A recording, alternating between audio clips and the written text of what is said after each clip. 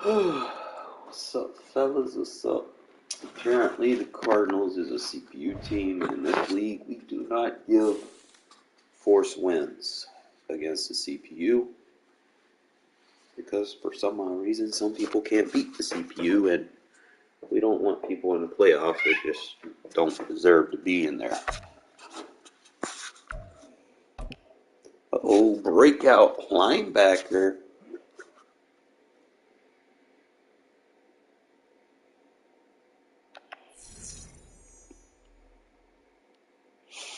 Force fumble, tackle, or sack. Bro, Diablo got to upgrade on them asses.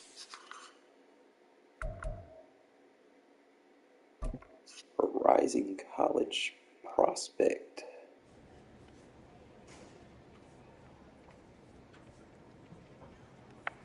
Right in Cole Hodge.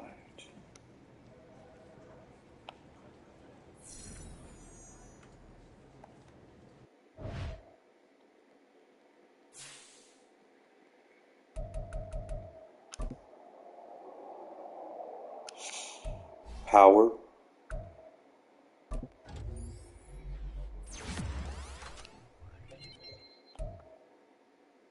Now I can give him his fucking shit. Give him edge threat elite now.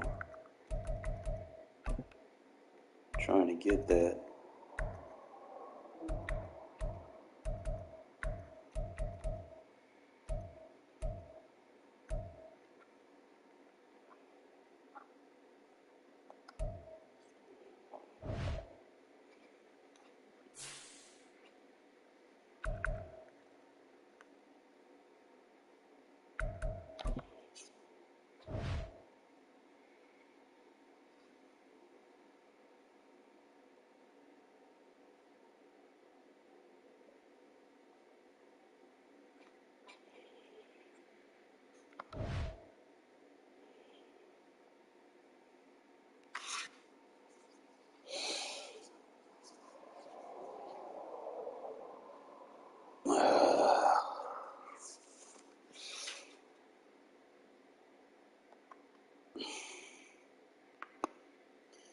I'm just gonna stick with what.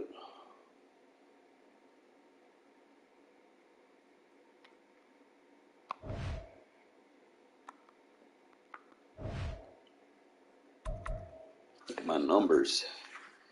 I have the number one total defense going into this game. All them greens. Just got to work on my offensive turnovers and offensive pass yards, and I'm good.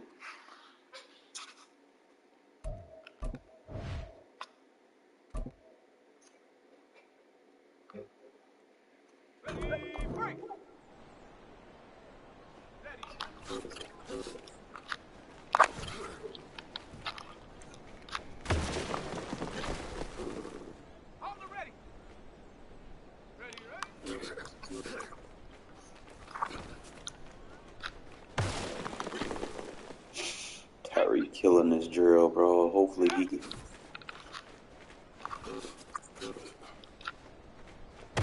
get another ability bucket pretty soon.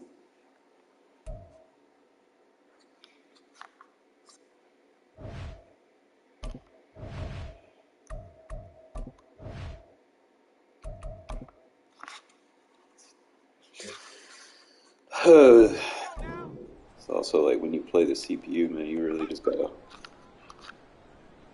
play smart. Oh no, can't do nothing like that.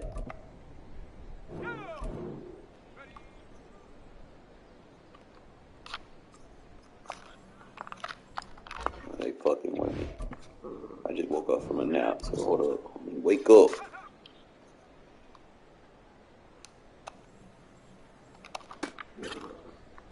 Oh, they didn't give me the bonus? Game chip tripping today, ain't it?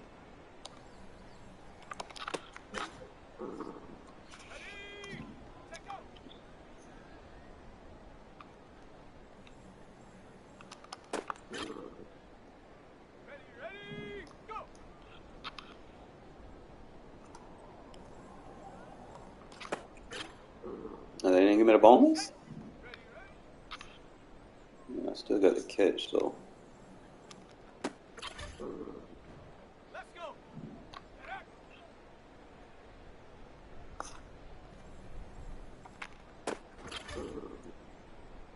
Here we go.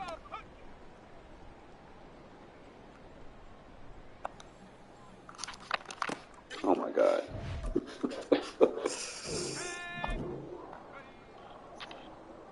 Oh, Rivera, just do right by me today. I just woke up.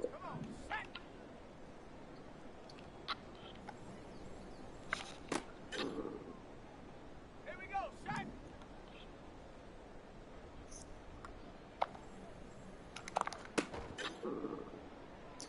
Do like that he doesn't drop balls much. Let's go now.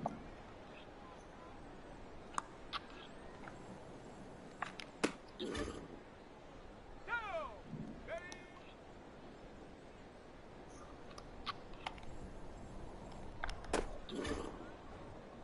Set up. Set go.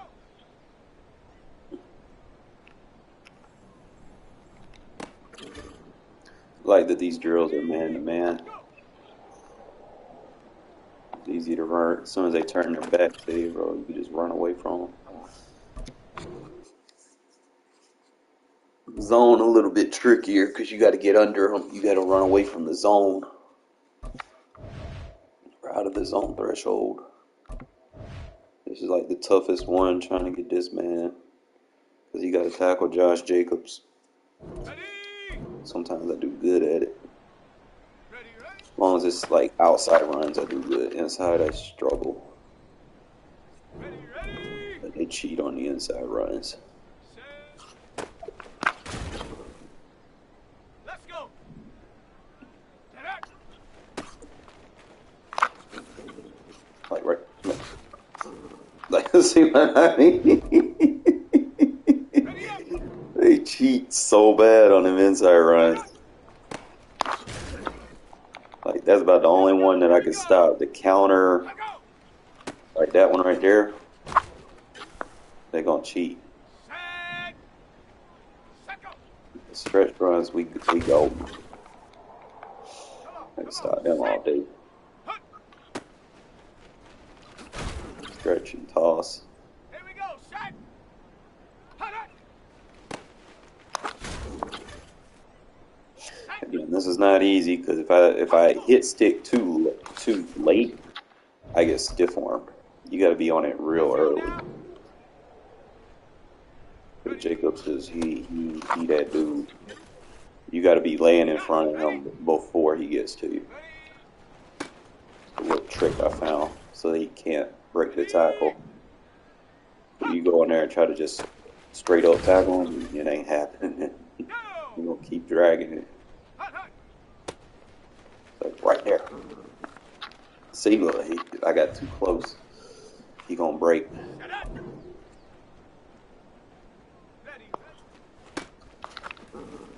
And he's like a bowling ball, bro.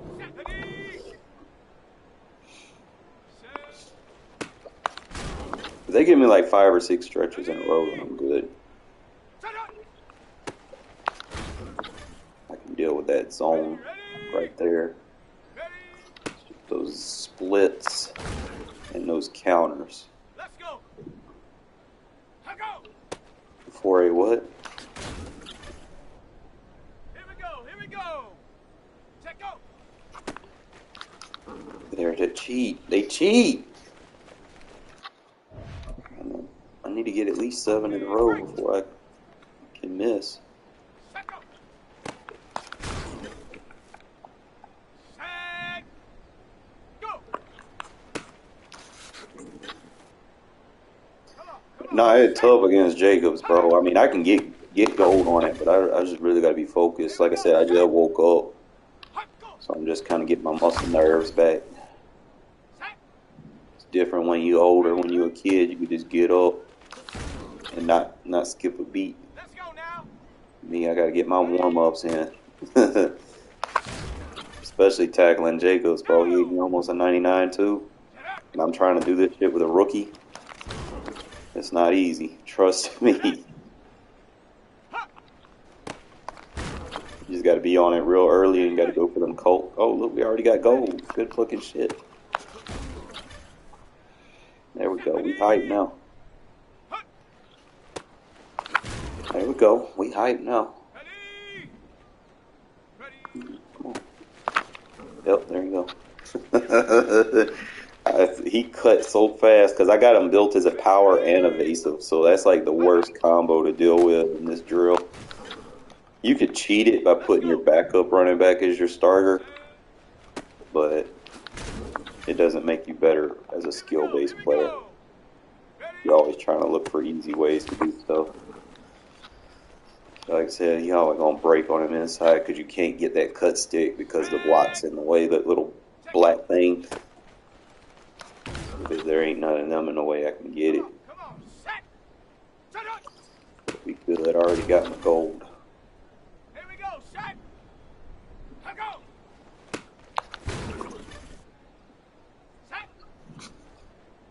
I think the most I got on it was like 140,000, and now I was just having my day that day.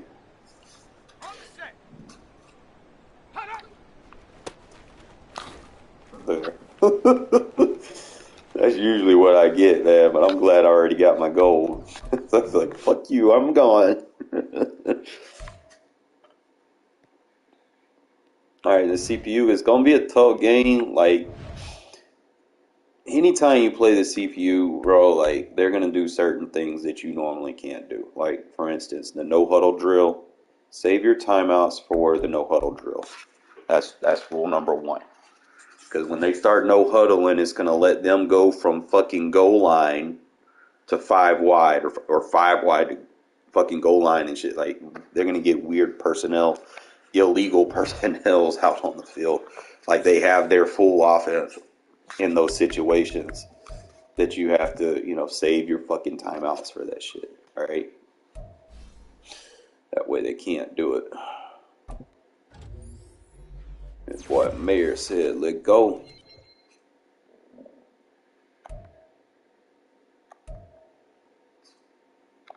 Well, receiver said let go.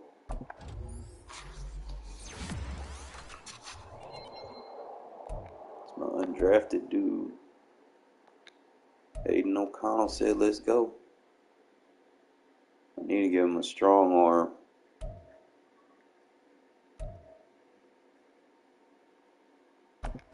We're going to work on his accuracy first.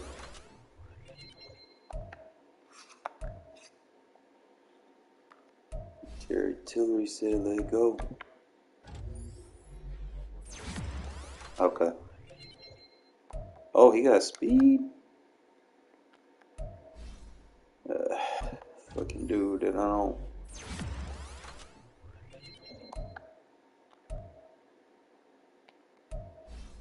I see Polar Mal. I've been trying to boost him as a run support so he could tackle, but go ahead and get that hybrid up so that he stays where he's supposed to be. And that's my other pass rusher.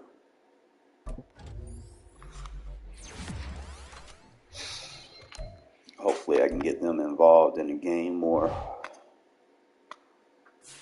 Here we go. Ooh, and then I get to play Kansas City again? What?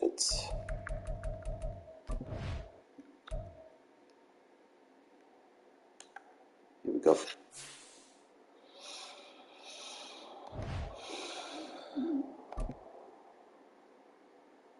Let's go! It's week 11 of the National Football League, and we'll be watching Aiden O'Connell. You can't ask for much more than his last game. Look at that last game. Touchdown effort. It's the Raiders and the Cardinals. All that and more coming up next on EA Sports. Those dudes look like they don't want to be there. They 1-8, but they come into my house. All we gotta do is just focus and control the pace of the game.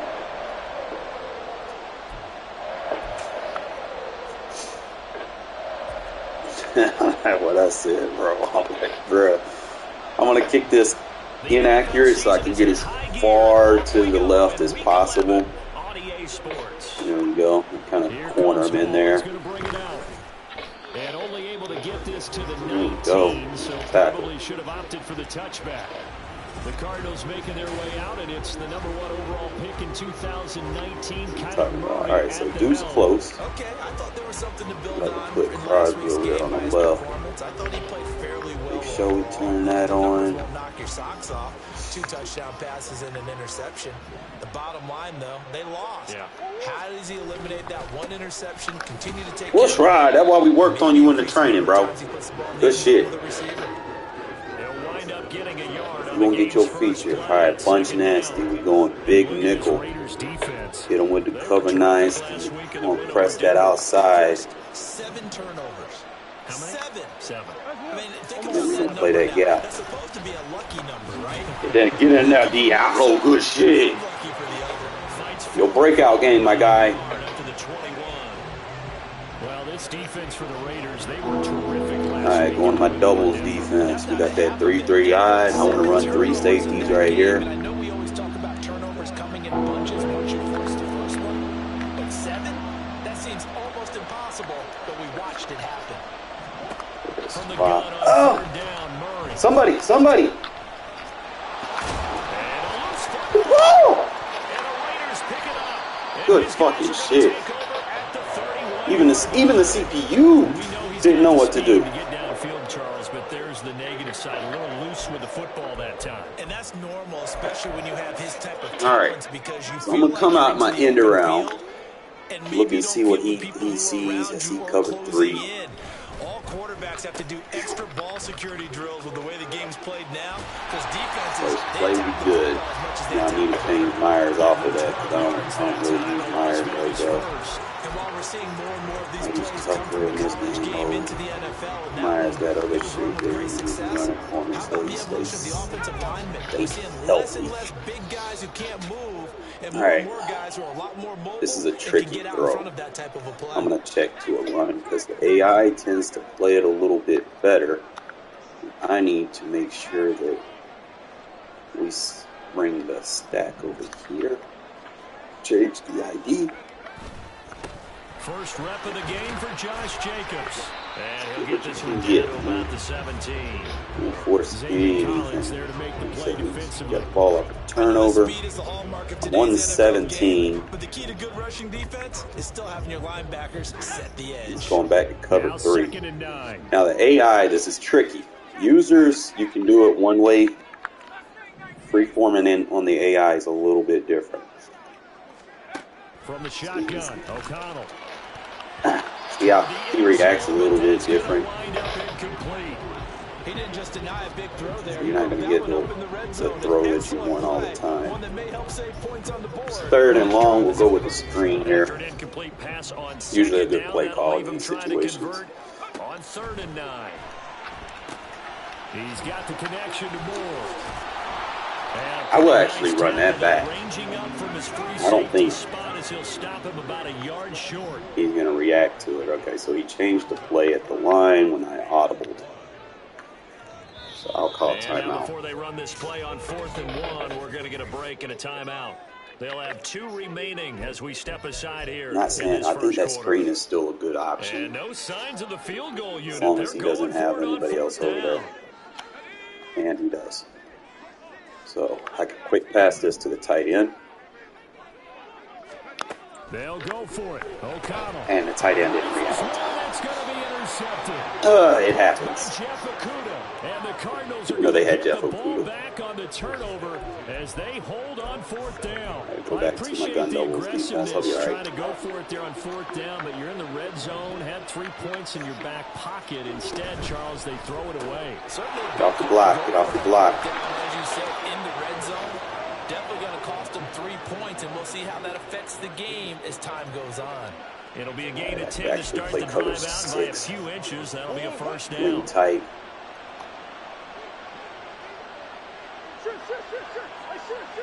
Show blitz with the run. On the counter, it's Connor.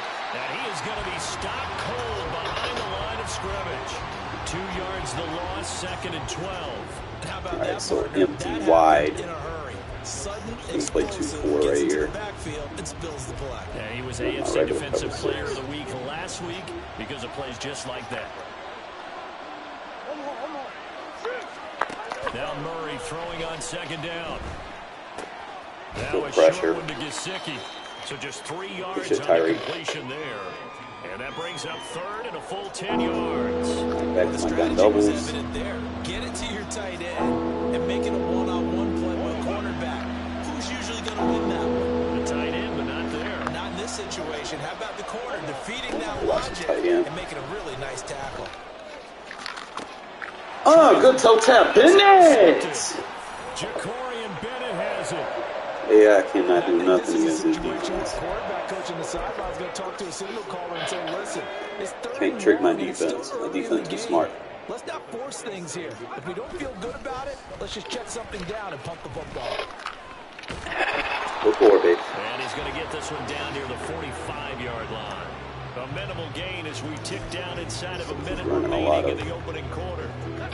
matches, so his guys are going to kind of block, freeze. Here's O'Connell. Underneath, caught by the tight end, Allen. And he'll go out of bounds after taking it. Tight end actually had a good game yesterday. I mean, not yesterday, but Let's not quibble during about this the game last there on week. 2nd down. That was a positive play because that was a take-what-you-can-get situation. Got out to the It's tight a end. situation where I Now just gives want a to much run better opportunity to convert on 3rd inside down. zone. I want to do a motion hike for a crack block because he has a wide 9 tech. So we're going to get the crack block right here. Trying to run for it with Jacobs. And he will have a 1st down as they get into the ground at the 37. You don't do that, though. The Raiders Talk you down from the 6-3 backside. on the year. And they come in playing pretty well, 6-3 in their last 9. And I thought that they played pretty well last week. Their execution, their discipline, their resilience, all on display in that victory. Line of scrimmage, the Tight 37 end on up 1st vertical. and 10. Hopefully he's not in a contain. Fakes the handoff. Now O'Connell to throw. And this is Tucker! Let's go! And he will Found the soft spot. touchdown Las Vegas. Trey Tucker, his 14th touchdown now on the year. And the Raiders use the early turnover to get on the board first here in this one. Now for the extra point, Daniel Carlson.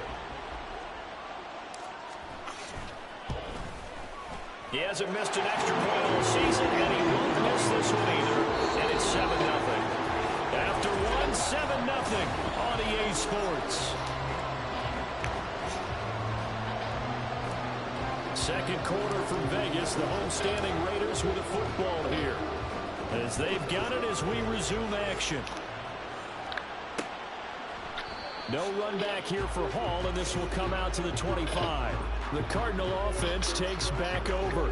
And job one here, Charles. Just All right, so single back, wing stack, any stack formation. I like to run these traps. Hippocratic oath. First, do no harm. And right now, they're harming themselves on offense. I like that. No one is mistaking me for a doctor, though. But thank you, Dr. Davis. Don't fall for anything. Don't fall for it. Stay right there. Good shit.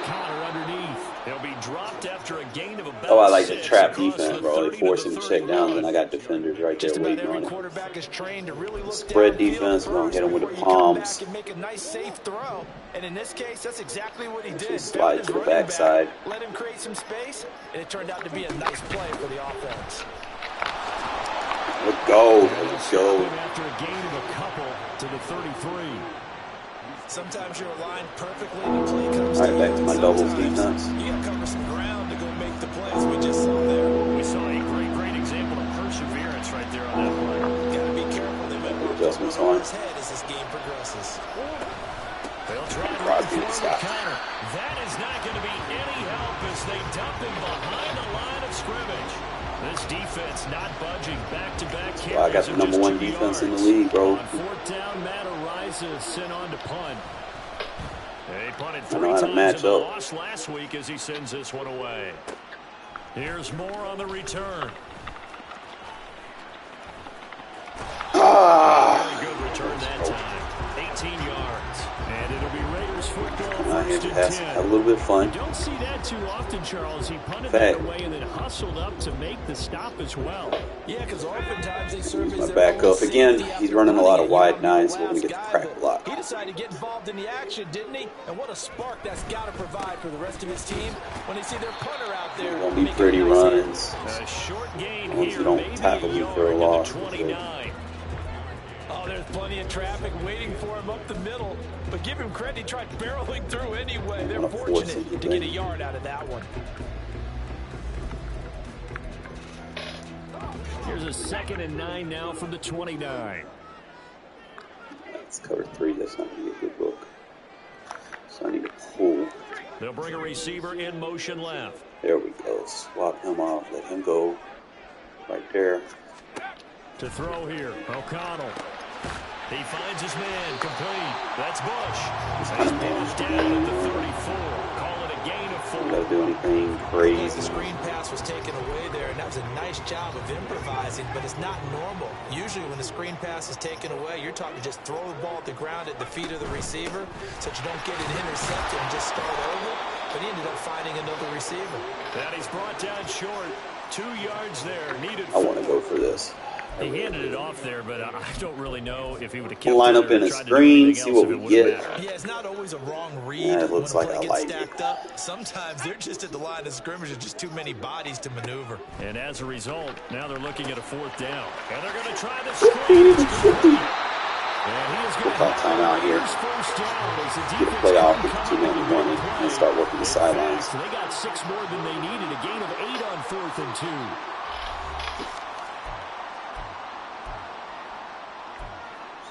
I really want to get Adams involved. Sitting low could be a cover 6. Take that fade, make it a vert. And O'Connell now to throw. And the pressure gets there. What I wanted. It's a It was sack. cover 6, so And it is going to bring us to the 2-minute warning. on the route I needed.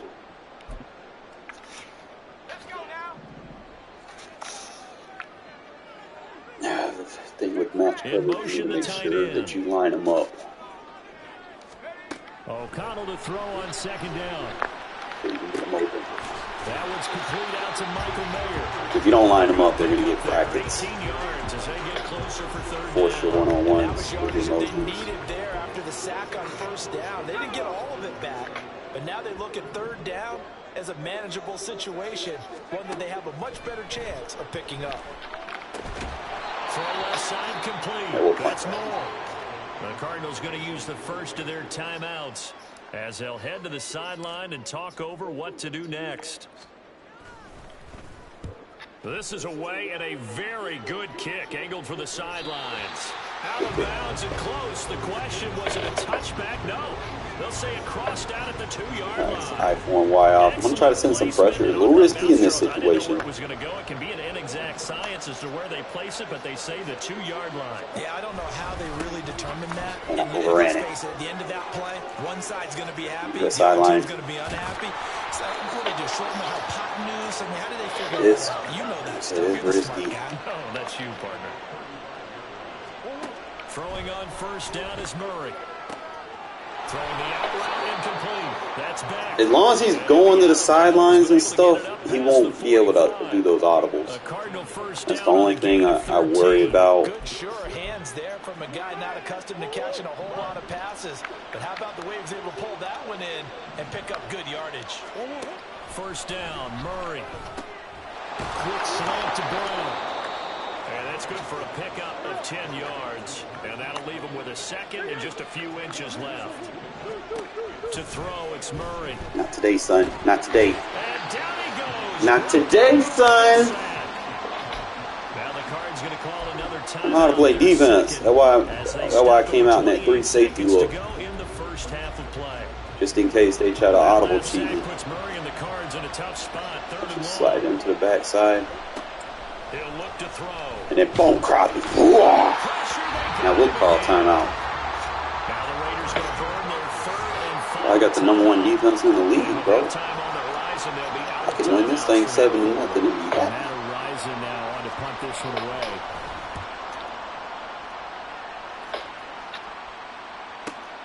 Returning it is Moore. And when it's said and done, it's a 58-yard punt. And control of the football. I really need to test them with some plays here. Really need to make something happen. The Raider offense set to get this drive The only started. thing that I have is they may be content to take this counter waggle. into the locker room. We'll see. And he'll just push his way forward for a few as the clock will roll. I get ball at halftime. We're good. We're not going to risk anyone getting fatigued. First half. So we've reached halftime over. No problem with us. We skip right to the third quarter and continue this midseason contest. Switch the game plan up a little bit. Welcome back. Halftime over. We are ready for quarter number 3. Alongside Charles Davis, I'm Brandon Gordon. The Raiders with the lead already, and they will get the football here as the second half is now underway. And he'll be brought down shy of the 20, so the decision to bring it out of the end zone, not a good one. The Raider offense ready to go here to start the third quarter. Their defense has pitched the shutout. Now they probably need to deliver a little breathing room, maybe make it a 2-score game as they've got it 1st and 10. And he'll get this one across the 20, but only up to about the 21. Give him 3 on 1st down. It'll set up a 2nd and 7. Not a big gain with that play, but what they're doing is they're spreading the defense out, probing a little bit, and what they're hoping probably is that later in the game, they can create a matchup that they can exploit for big yardage later. O'Connell. Tucker just gets open, bro. And he'll be brought down at the 45-yard line. An excellent gain, 35 yards.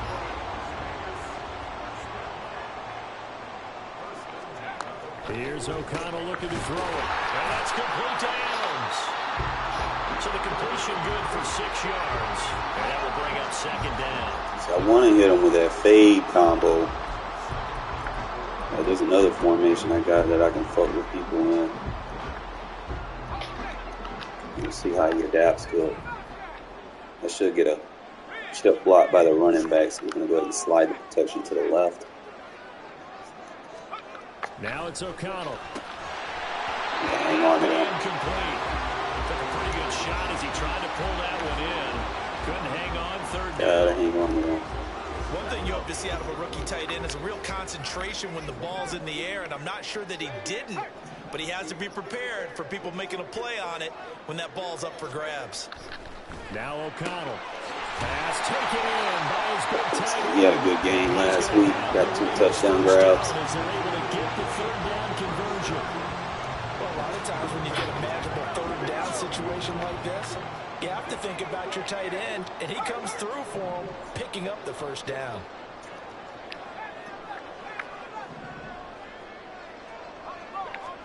O'Connell looking to throw on 1st. He finds his man, complete. That's Bush. And he'll go out of bounds in the red zone just inside the 20. So the completion results there in 9 yards. And that'll give him a short yardage situation here for 2nd down. He changes alignment. See how we push him out? A handoff. Jacobs running to the left. He can run. He can get downfield. Good fucking shit. Take it into the end zone for a Raider touchdown. Josh Jacobs with career touchdown number 60. And the Raiders take the opening kickoff of the 3rd quarter and drive right down the field to extend their lead. That's what you call a drive right there. Carlson up and good. And it's now 14-0. I should go out there and play for me. Like I said, just in clutch situations, the AI, like I said, they'll try to cheat, so you save your timeouts for anything inbound. Not going to bring this one out. The Cardinals offense now ready to get their first opportunity here. If I get another stop right here. Well, the opposition laid down the challenge at opening drive touchdown like here to start doubles. the second half. And Charles, now you feel like this group needs to get an answer because this all of a sudden is a 2-score game. Yeah, you're right about I'm going to go cover 6 for the doubles. Oh, he's running a quick route. Now, I think you're exactly right. Pressure is on because like RPO, you don't want them getting the ball back with a chance to really extend this lead out. Murray's throw complete here to his receiver Brown. And that's good for a pickup of 10 yards. And they'll be left with a 2nd and about a foot.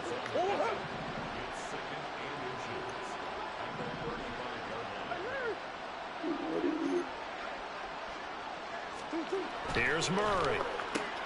Why are them corners so smart in match coverage? They'll get 3 as the drive continues. It's a 1st down.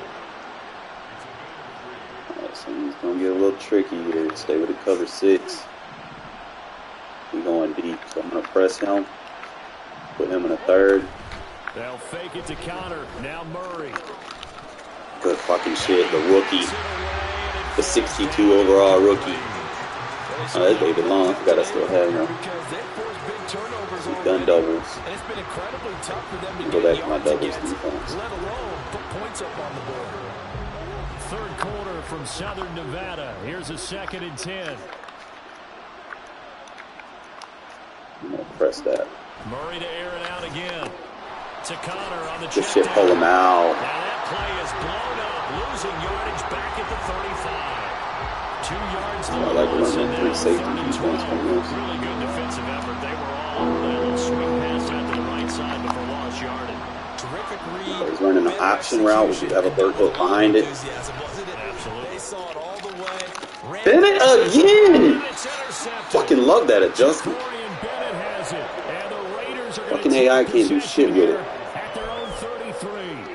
The thing's just kind of continuing to unravel for them here in this second half. They take the shot downfield, but this defense, once again, up to the task. Well, this is where you think about the old phrase, desperate times call for desperate measures, because they've got nothing on the Yeah, scoreboard. probably just going And they're just trying to get something, dose-to-dose with the anything to go Jacobs. their way. But in this case, Yeah, they here turned the with ball Dub. over. From the 37, they work on 2nd and 6. They'll stay on the ground with Jacobs. And a 5-yard gain gets him to the 42. Usually when I like to get it from his carries, once I got the lead. Despite that lack of production, they still have the lead. Yeah, and they've got to feel fortunate about that. Don't If need they to can force actually get anything. production from their lead horse, that would help open Probably up this go with a offense and quickie widen right this here. margin, too. Block Jacobs. Try to get a quick pass to Myers. On 3rd and 1, O'Connell able to find the Send him open ball. It's complete. And he is going to have the Raiders first down as they're able to convert, albeit not by much, on 3rd and a yard.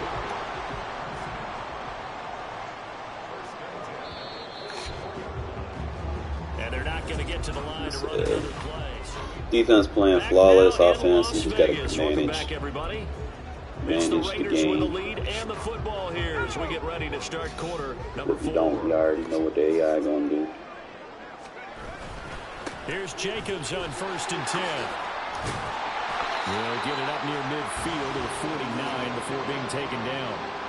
And I'm guessing you'd say this is kind of the key here. Grind out some yardage, work on that clock, see if you can continue to tick it down. Definitely, you want to bleed things out at this point, right? Continue to possess the football, gain some yardage, and put the onus on the defense.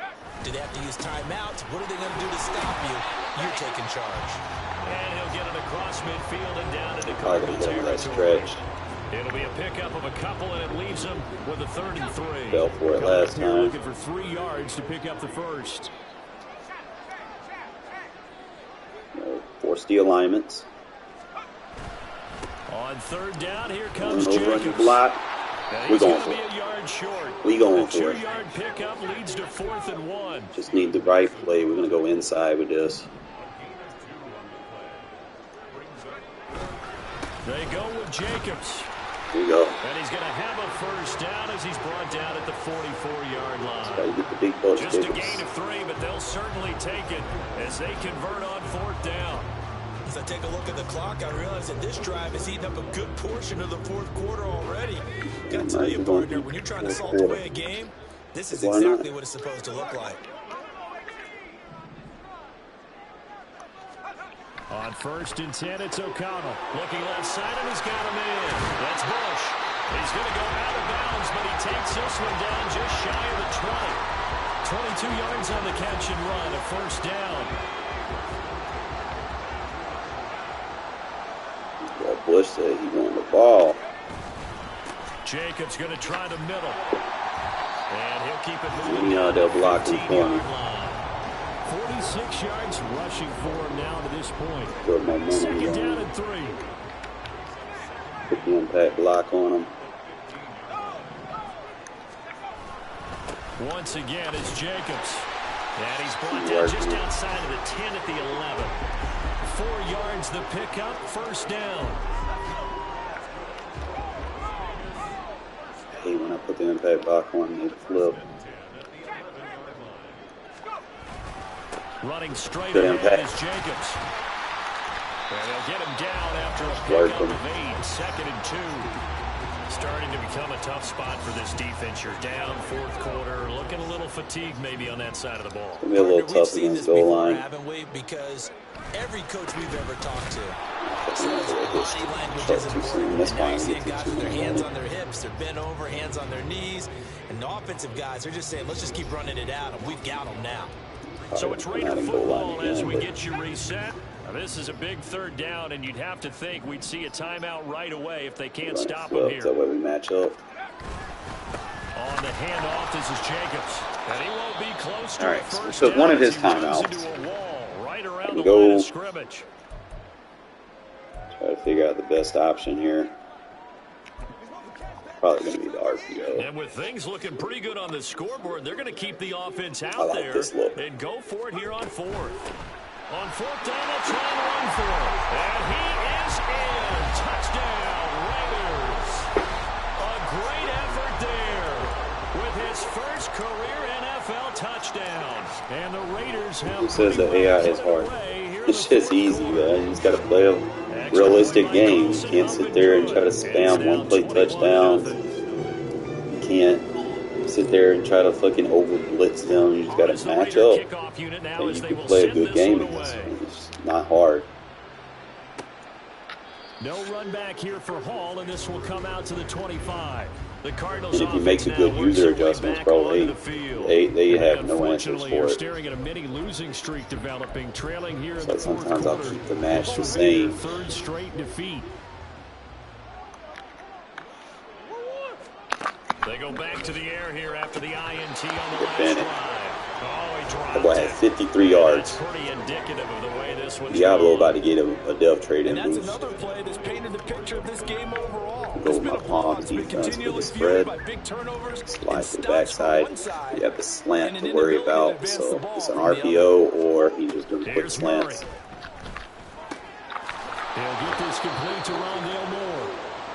And they get him down, but not Right on before that he takes it sharp. So across he's got the corner 40-yard route. line. On 1st and That's a 10, call here's for it. Murray. To the sideline, and that is a heck of a catch as he was we don't able get to get 200, we both good. feet in.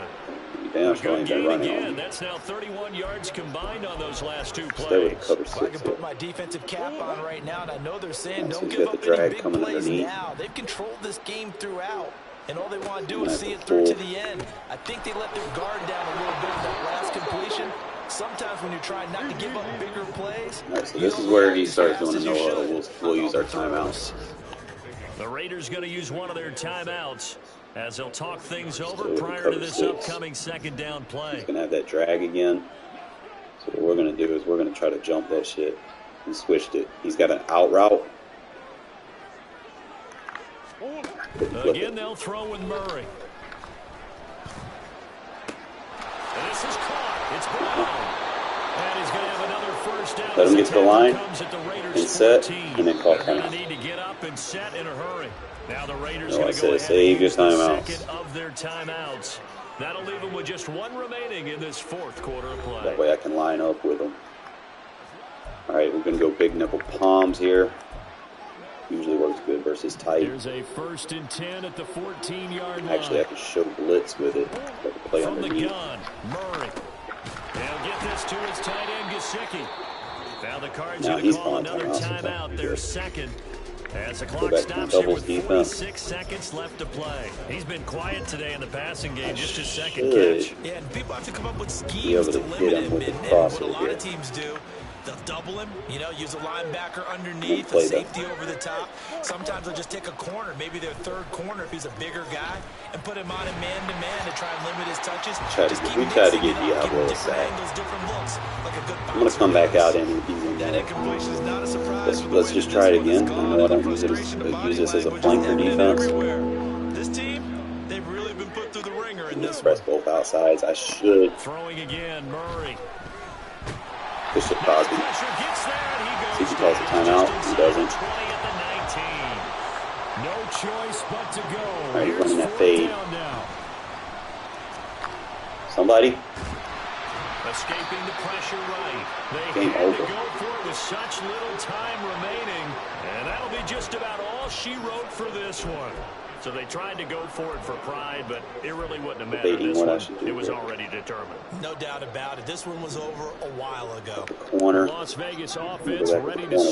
start this next A little drive. worried about him being Just all around a solid out wide, performance, and and now they've got contained. the 3-score lead here, Charles. So the final seconds of the fourth quarter. Yeah, in this one, they've been in control. Oh, Haven't looking at that they? tight end They've too earned long. this victory. No question who the better team was out there in this game. I'm gonna try one more And time. frankly, the score could have been a lot worse I than just it feel like was. he's gonna give Give it them to a him. lot of credit for how they played in this one. Now it looks like he'll throw here. And it's knocked away and incomplete. Ooh, they tried me, Nice man. back-to-back plays defensively. They're stacking Come on. momentum now. 1 incompletion, 2 incompletion. They're going for more. He's just got to give me that tight end And they route. go play action here with O'Connell. And it's incomplete. He tried to get him some plays. But take now this this out. game is over. They put up their goal at the beginning of the End of the season. game, they don't want you to run the score up, man. You try and get some And congratulations stats. to them for achieving their But goal. I think we do They good hope to right finish the there. season. Get our linebacker his depth trade increase. And I get to see what's up with the Chiefs, bro. It's already, we get to play the Chiefs again. We hit all of our season goals. We can live with that. 21-0. Breakout.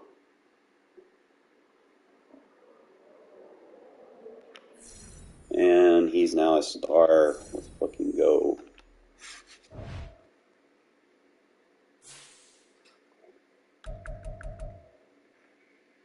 Alright, so view weekly rewards.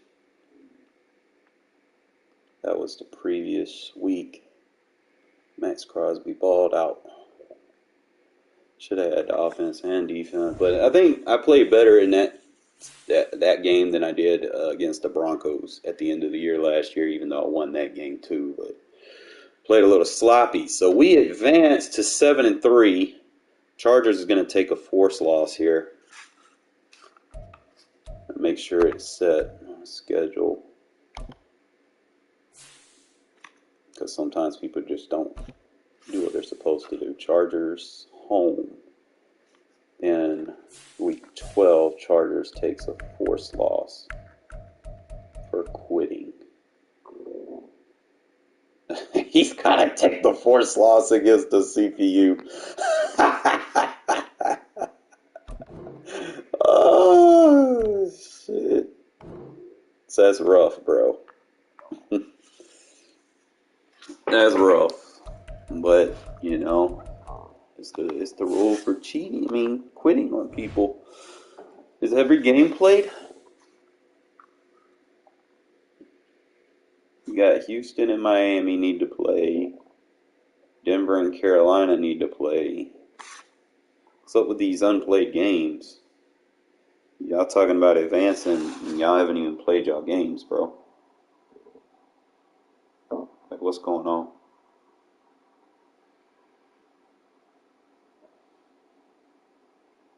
I mean, obviously the teams that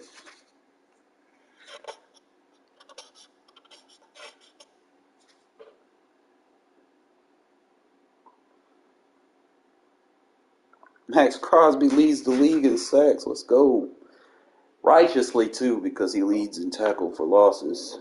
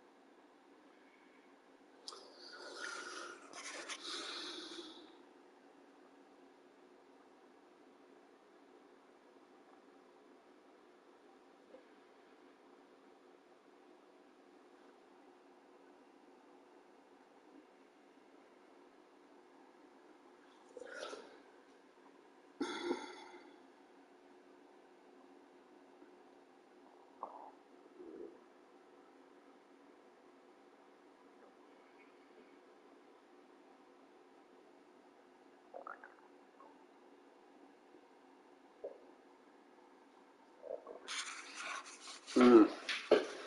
And guess what? Y'all want to know the best part about this? Look at my stats, bro. I'm top 5 in rush yards per game. Number 4 in defensive points per game. That might change after the advance. Number 3 in defensive pass yards per game. Top 5 rush. Bro, I'm like ridiculous on defense. Offense, I just got to work on them turnovers. I'm number 1 in the league in rushing touchdowns, even though I'm not much of a runner. Hayden's got to be able to get the ball down the field more. Look at those defensive ranks. And I got to play Chiefs. And I have numbers like that. That's wild. I guess you could say I'm more of a defensive-minded player.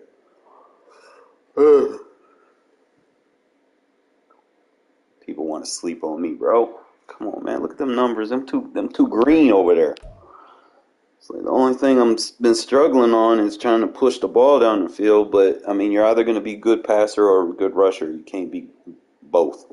So I'm content being, middle of the pack as a passer, top 5 rusher. But that defense is where we at. Oh, boy. Let's go look at it. The stats. Yeah, can't really do much on offense, especially when you're playing people that like to run over the score the entire season. I ain't trying to play, keep up with that shit. Like, I'm just trying to win my games. Had that game for Jacobs, bro. We gotta make a strong push to get him another 1,000. I mean, I'm still gonna use my other guys here and there, but that boy Tucker just been balling out for me. I can't deny him 1,000. That's crazy. I only got Devontae 1 touchdown.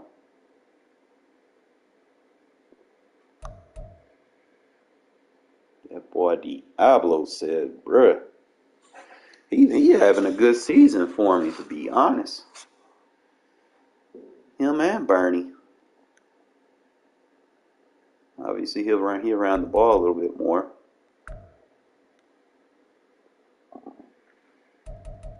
Crosby is just next level insane. Fucking 29 tackles for a loss. Like every time, damn near. He's got 37 tackles, 29 of them tackle for losses. It's like every time he get around the ball, man, he just bloop bloop.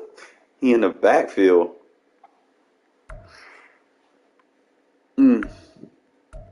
That boy Bennett with 7 picks. Can't sleep on him. Tyree been doing good on the inside for me, but I kind of want to talk to y'all fellas on additional stuff outside of the CFM. Like I said, I ain't gonna spend too much time in there. They advance when they want to advance, I guess. I ain't gonna force anything. Oh, they got a Jack Jones player of the week because of that pick. You mean to tell me we blow them out and that's the only player that gets a fucking reward? Are you serious?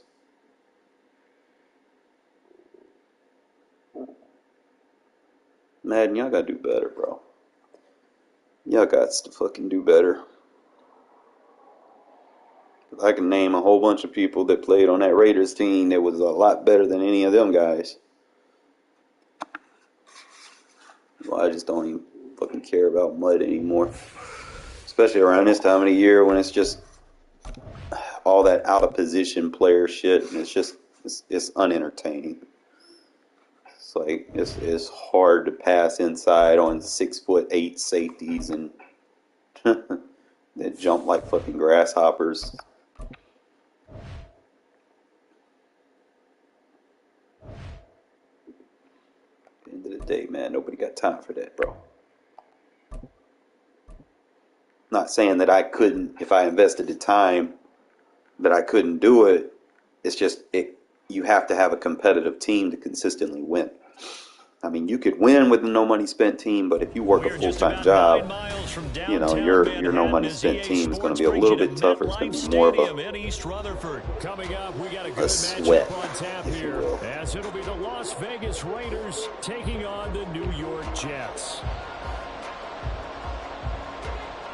Here's a punter, Thomas Morstead, to get this one started. And off we go from MetLife Stadium. This taken in at the goal line. And they'll be backed up to start this drive as he's taken down right around the 15. I'm actually going to do this. I know he only has 79 stamina. So if he takes his few hits, I know my auto subs are already going to kick in. I'd rather it be him than, you know, I have my number 2 guy. That's going to be your first fuck up right there, bro. On the ground, it's Tucker. And he'll take this up only to about his 18-yard line. Give him 3 there on the first play of the game, and it's second down. Well, certainly that way Jacoby fresh on the second play. Look at this. And that's going to be a fuck up for you, bro. Throwing, O'Connell. That's caught left side. Myers. You cannot show blitz or press against me. I'm going to get that quick step on you. That one good for 13 and a Raider first down. Well, that certainly has to feel good. It's not all the time that the play caller should get all the credit. Sometimes I think you're going to keep doing it, bro? You're a fucking dumbass. Who's going to make a play for me? I just need something right here. And the end result there, nice first down. Drive keeps moving. A gain of 3. Kind of working a little bit with that. I'm not sure that you'd call it a trick play, but it definitely showed some imagination there. I wouldn't be surprised if they want to come back and he's going to keep doing it. I'm not very bright. This one is over. And O'Connell now to throw. That's told you cannot show blitz or press against me, bro. And he gets this one to midfield before he's brought down. It'll be a gain of 16 for number 16. But one of the ways that quarterbacks keep all the receivers alive in a play, never show blitz or press, you're going to have to deal with a quick pass. And it's not going to be fun. And here he finds the open guy for a nice pickup. From the midfield stripe, they'll look to throw. You're not going to be able to react to it. And he is tackled inside the 40, not quite to the 35. Another nice gain. That's now 30 yards between those last 2 plays. Show blitz or press, you're going to fuck up. You already fucked up.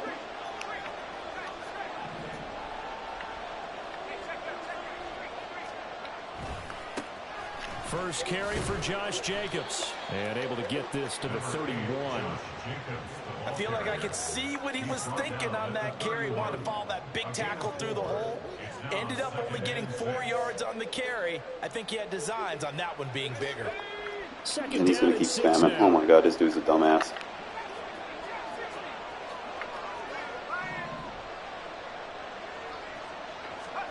Back to throw, O'Connell. He's got Hooper on the short connection. He's going to go out of bounds, but he you're not going to be able to stop it if you keep doing that adjustment, bro. Give him 10 yards. It exploits it every single time. And there you go, spamming again.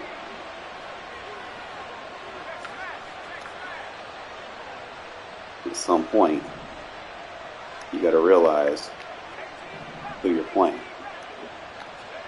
Throwing on first down, O'Connell. I'm too smart. I'm going to attack your alignments. Able to get him down, but he does reach the 5.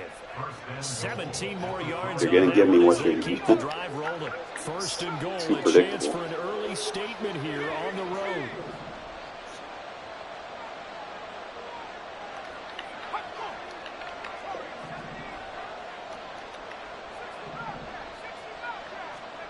Now it's O'Connell.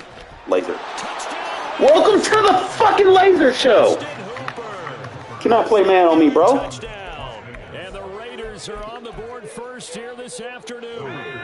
Josh McDaniels, he's got faith in his offense. And he's I told you about that pressing. Got him.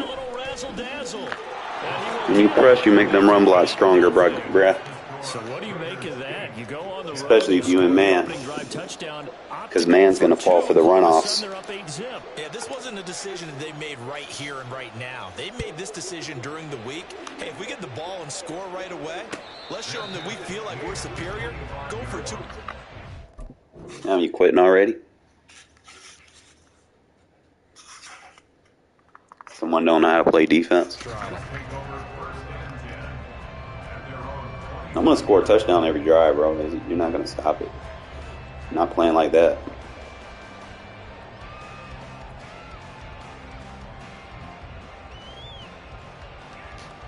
That's the difference between PlayStation and Xbox right there.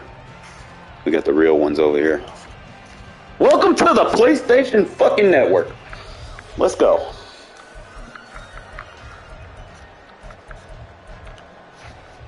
Rodgers and the Jets now with a 1st and 10 at their own 25-yard line. They'll try and start this drive in the air. Oh, that should have been a pick. That should have been a pick. Oh, come on, man. Not a great start dropping his first target, but let's face it, it won't be his last chance because he'll get opportunities to make up for that one throughout this game. Rodgers again here on 2nd and 10. Boom! Boom! And the Raiders have got him. Multiple players combined for their team's first sack of the game. Now on 3rd and long, they'll look to throw.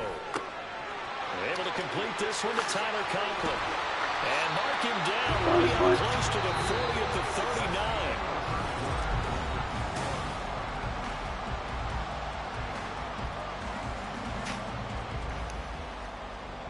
So from the 39 now, they'll come up on a 1st and 10.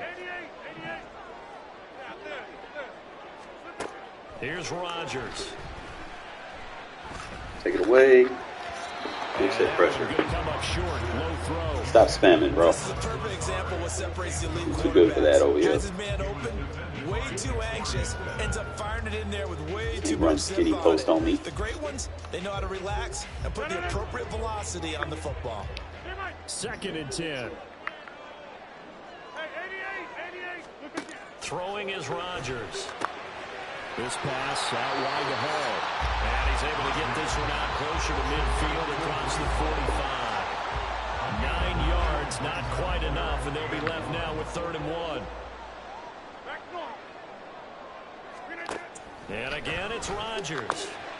He's going to get that to his running back out of the backfield. And he'll be out of bounds just shy of the 40. They only needed 1 yard on 3rd down. They get 10 instead by going to the air. So here's a 1st and 10 now in Raider territory at the 42-yard line. Play action. It's now just sweet. Rodgers. I'm tired of getting him to get his ass next time.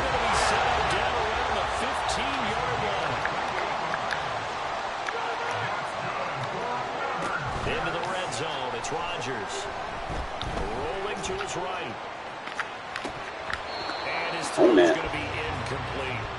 Well, he certainly did a nice job improvising there, extending the play, hoping someone would come open downfield, but they never did. Rodgers will try again on 2nd down. Quick slant, Ruckert's got Oh, they let him fall forward this time. Jeremy Ruckert, 15-yard touchdown ground. And the Jets have cut the lead back down to 2. Rodgers will throw for it. Complete at the 1. And he'll get in to Bernie. tie this game at 8. They're a little bit tighter. So 8-8 our score now as he'll send this one away. You gonna kick it to Josh Jacobs? And able to take it past the 25 and up to the 28-yard line.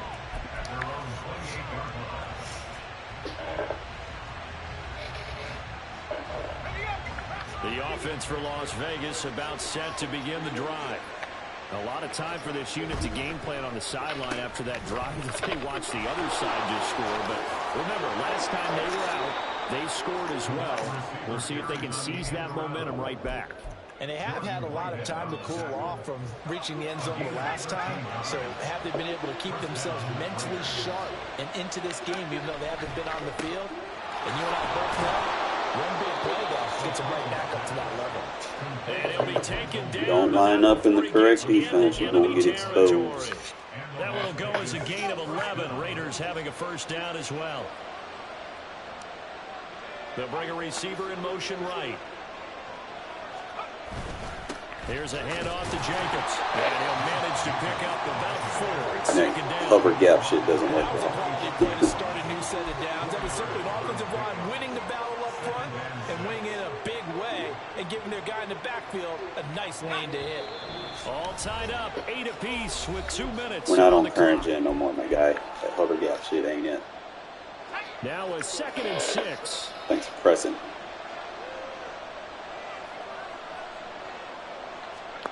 Here's O'Connell looking to throw it. Oh, he got lucky. I love that. That's an easy one-play touchdown. So I know he's going to spam that, so I got something for that too.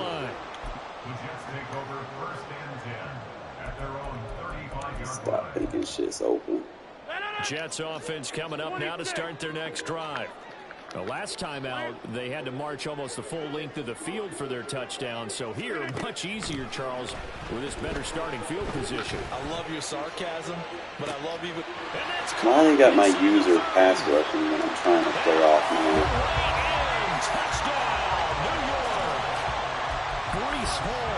That's the stuff I hate about the AI. And the Jets have taken the lead.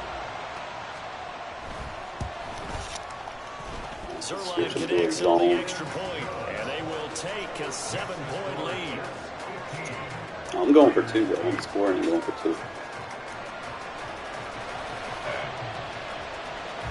Morstead out now. At the end of the day, I have my plays that I can use in my situations. The dink and dunk shit just to get you out your game. And it's a pretty good return here as he'll get this up to the 29. The Raider offense set to get this drive started. Thanks for pressing. And we'll see if they can bounce back from that last drive. In particular, if they can bounce back at the quarterback position, Charles, after throwing their first interception of the ball game. Yeah, some guys, you know they're going to want to try and get a... Oh, come on, Devontae! Oh, come on now. But for the defense, that goal's not... What is up with that? They want another pick. You're exactly right about that. In fact, it's a touchdown. Watch them a little bit because in coverage, they may cut down their gaps a little bit. Thanks for pressing. Maybe their splits a little bit in order to try Even and better, I get got Gardner on him. Let's fucking go. Here's O'Connell again on 2nd and 10. I love throwing on Gardner. Take advantage of his lurking. He's going to be too aggressive on the ball to adjust to where it's going. Thanks for pressing. Love when they press. Makes it easier to get these throws. Now O'Connell. I'm not going to be able to touch it, bro. But it's incomplete.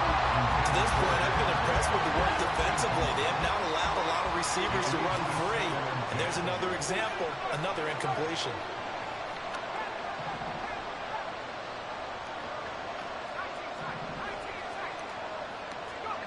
And once again, O'Connell back to throw. He finds They're take advantage of it. He's going to run him down the field. Expose his area of the field. The Raiders going to use one of their timeouts as the stoppage will come with a little under a minute to go in this first playing, bro. Stop pressing me. You're going to fuck around and find out. First down throw, O'Connell. You really feel that way? You really feel that way to leave Jacobs wide open? You really feel that way? And the result here, a pickup of 8. Leaves him with 2 to go Man, on second down. He trying to double the Second and a couple. That's fine. You pressing him, he fucked up.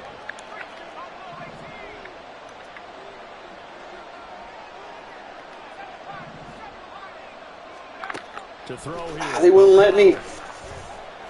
And I still got to throw off.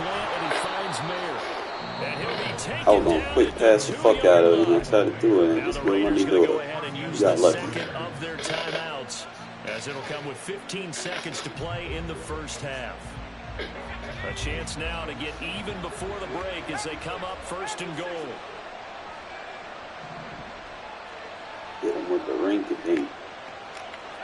Dink. Sticking to the air with Who's O'Connell. covering the flat? Nobody. Austin Hooper, as the first half is winding down. And the Raiders have a chance to tie the game here in the final seconds of the half. I don't think it's any state secret to know what they were saying before the start of this drive. Let's go and punch one in the end zone and go into the halftime feeling a heck of a lot better about ourselves. Let's go get this my done. two. Tie things up, and then you get a Well, I didn't worry about that last one. into the end zone as they will indeed claim a You got a one-point defense. lead.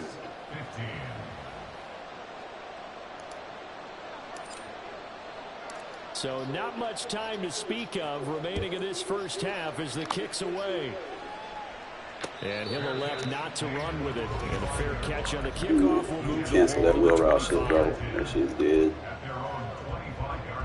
You better be on that like white on rice.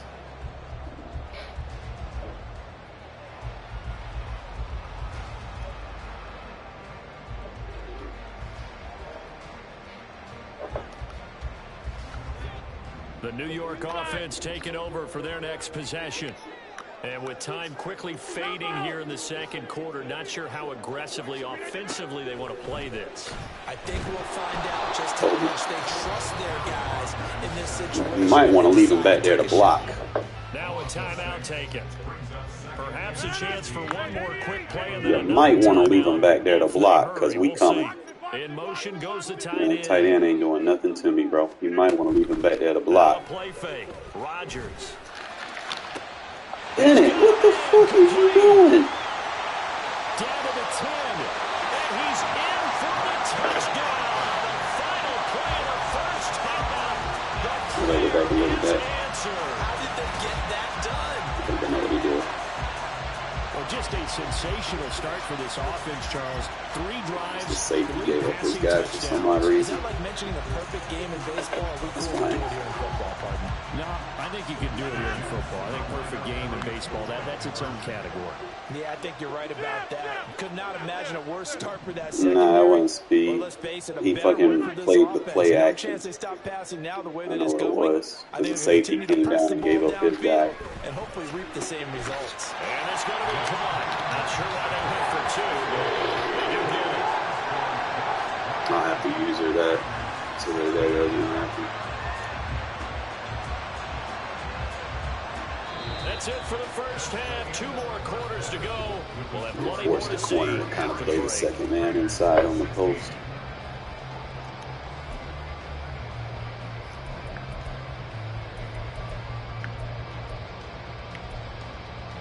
Just stay on that.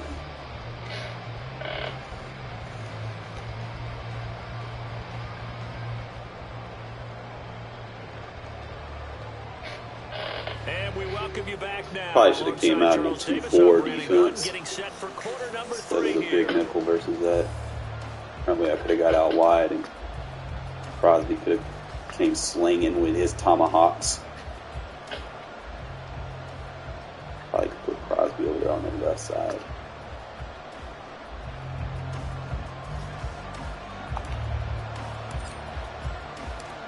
And the Jets set to receive this third quarter kickoff, and they have the lead as well as we are underway in the second half. Xavier Gibson now from his end zone. And he'll be How's that brought not a down fumble? shy of the 20, so the decision to bring it out of the end zone, not a good one. So I'm going to have to run 3 corners if I run big nickel.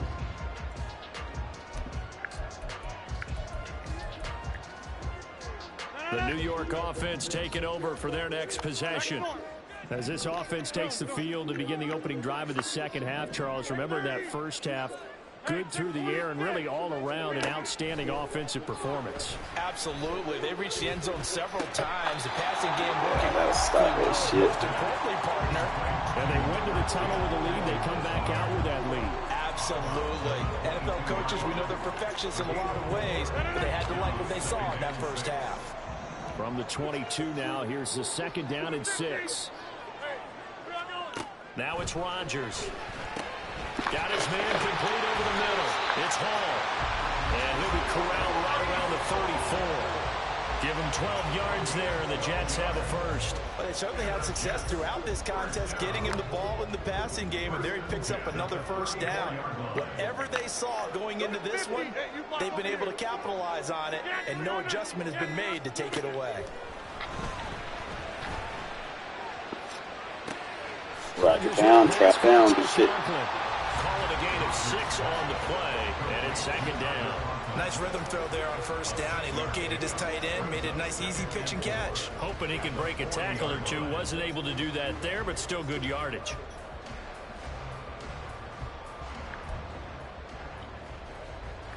They'll come up on a 2nd and 4 now from the 40-yard line. 26. Throwing now is Rodgers. Open man here is Conklin.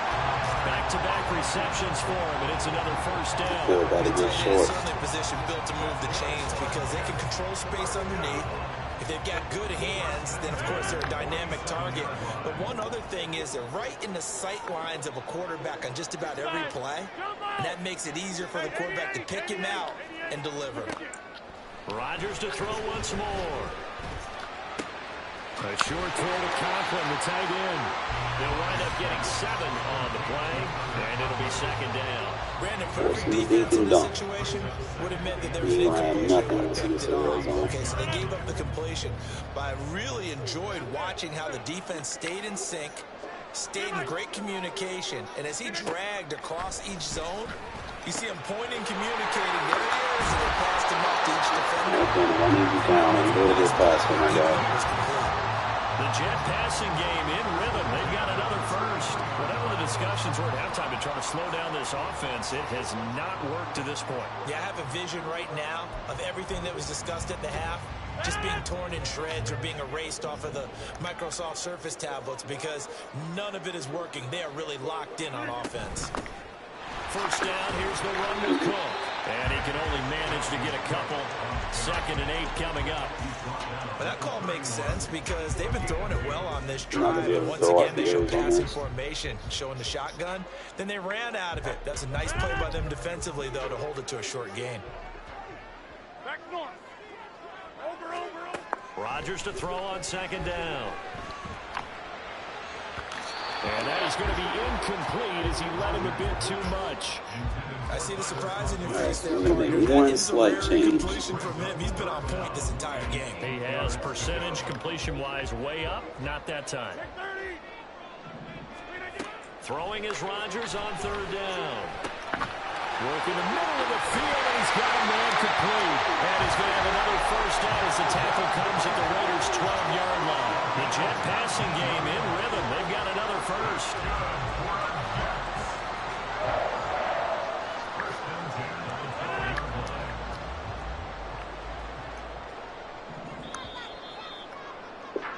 And as they come to the line, they will not be able to get off another. Back now here at MetLife Stadium. It's Jet football as they've got the lead here, and we get set to begin quarter number 4. We couldn't ask for much more to this point in the second half. A gorgeous day, one-score game. 1st and 10 here. And a pickup of about 4 down inside the 10 to the 8-yard line. Not a run that you're going to write home about, but still a good first down run. That's what an offense calls staying on schedule. 3 to 4 yards on first down. You're set up very well for the rest of the drive. Hey, check 26. Go to 50. Hey, you block over here. Easy. Ball again on 2nd down. Sometimes they make their adjustments, don't do what they're supposed to do. Linebacker not supposed to go to the other side of the field. Touchdown of the afternoon. Dude, you're not good. Please just opened up a 2-touchdown lead here in this 4th quarter. Zerline now for the PAT. Dude, you're horrible. And the lead is up to 14. Dude, you're terrible. What is you talking about? Dude, this game is not over. Touchdown to kick. I don't run stick routes. What the fuck? Shows how much you know. And he is out of bounds. Obviously, you can't read what I'm doing. Because if you think I'm running stick routes. The Las Vegas offense ready to start this next drive. As this offense comes back out here, Charles, they're trailing in this ball game. And they've been on the sideline for a while. They did score their last time out, but they just had to watch that long, sustained drive, so we'll see if they can shake the rust off. Yeah, and that's always a question that you have when you have to come off the bench after having sat there for a long time. Are you ready to go? Are you loosened up? But even more so, are you mentally alert and ready to put your best product out there? Throwing on first down, O'Connell. He'll be taken down. The Jets get in there for the sack. And they're going to hurry back to the line now.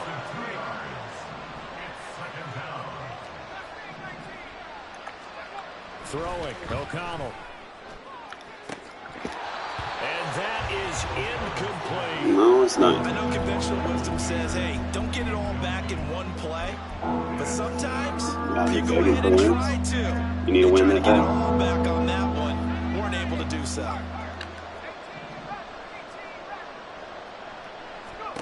Now it's O'Connell.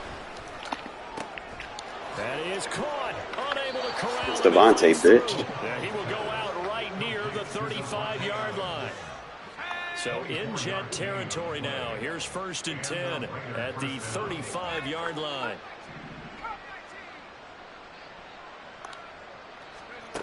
Back to throw, O'Connell. All right, rifles one, and that's going to be intercepted.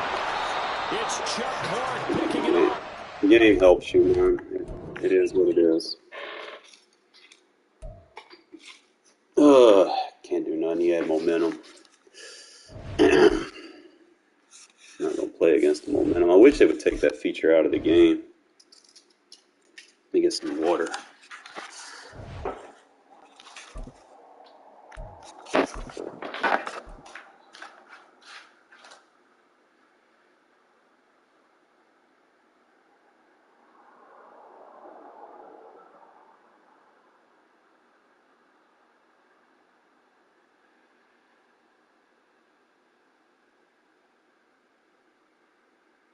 It's the NFL on EA Sports, and we are a mile high at Broncos Stadium in Denver, Colorado. But today, 2 AFC teams set to do well.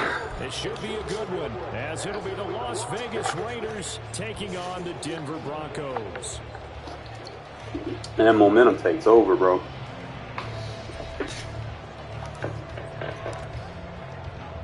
Just no point playing it at that point. From Denver.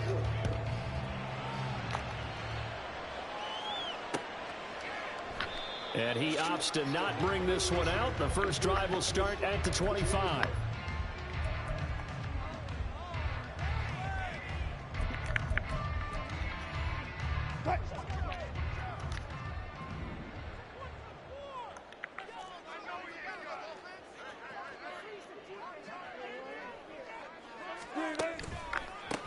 They start the drive on the ground. It's Williams. And he gets this up to the 34 out of bounds there. A nice run there, 9 yards, and it'll be 2nd down.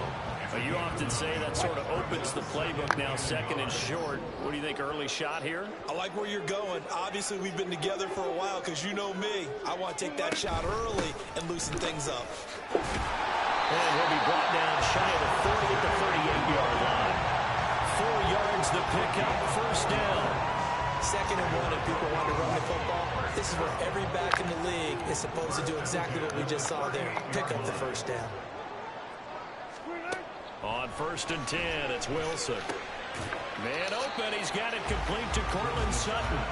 And he's going to get a solid gain of 9 before being brought down. 2nd and right at a yard.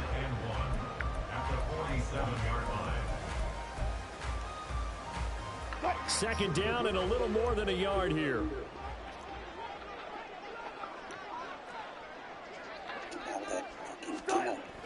They go play action now. Wilson.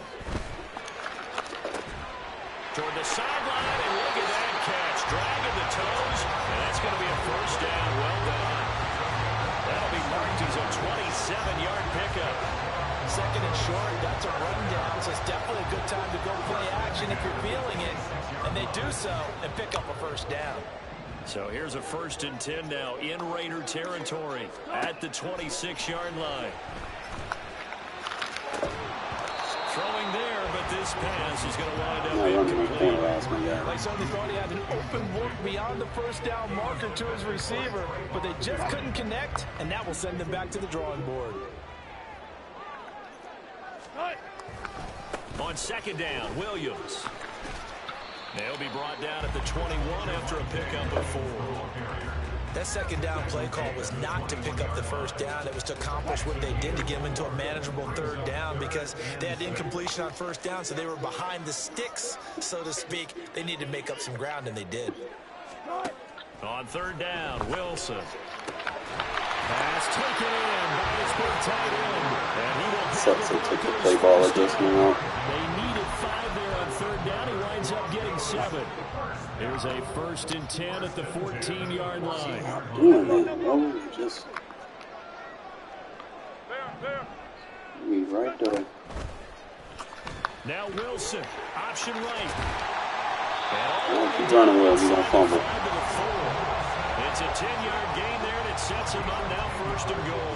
The impressive opening drive continues, and just space being created by those guys up front. We're seeing this the same way, aren't we? We are seeing an offensive line, as this game gets started, as it starts to unfold, that they are dominating the line of scrimmage.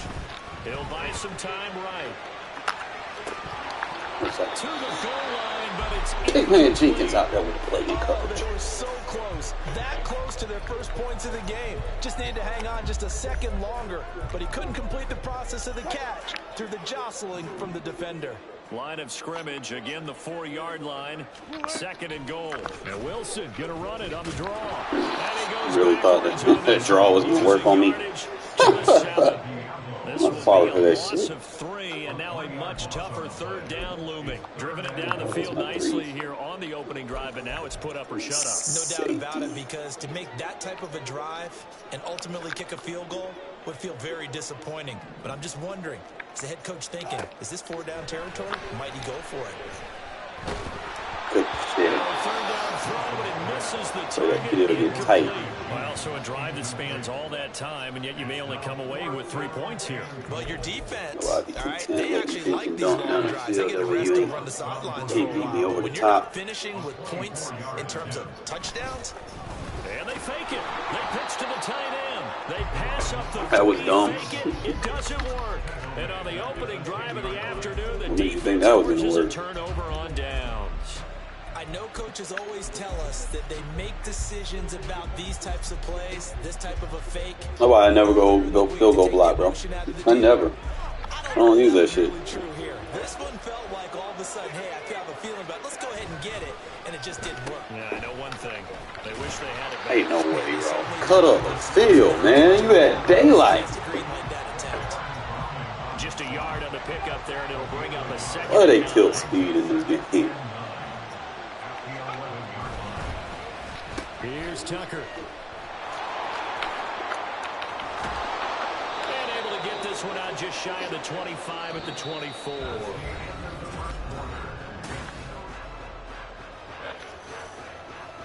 Get the audible check.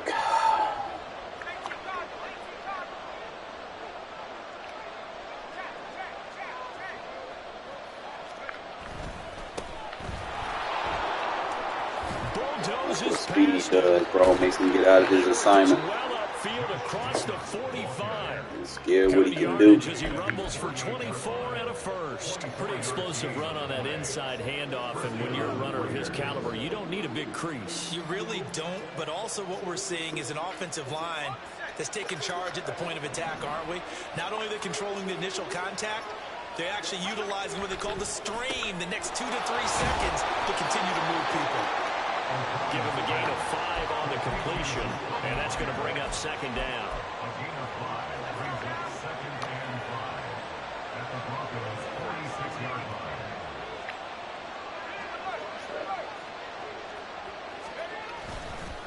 Here's Jacobs. And he's dropped just before the line to gain. 4-yard pickup leaves him with 3rd and 1. When you find that kind of yardage, you couldn't be more confident as a ball carrier. And guess what? You're going to go back and tell your offensive coordinator, I'd like to keep carrying it, thank you. Trying to run for it with Jacobs. And he will have first down yardage as he's brought down at the 41. I like this focus there because he wasn't thinking about breaking that one big. All he thought about was, I need one. Let's go get that. Ended up picking up two.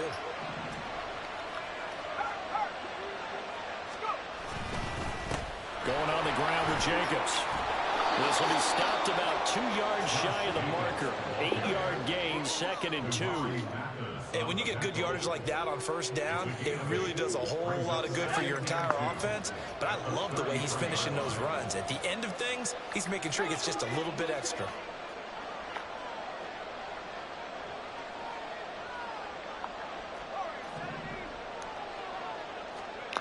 On 2nd down, O'Connell. Ah, come on. Who did that? Drive killer there.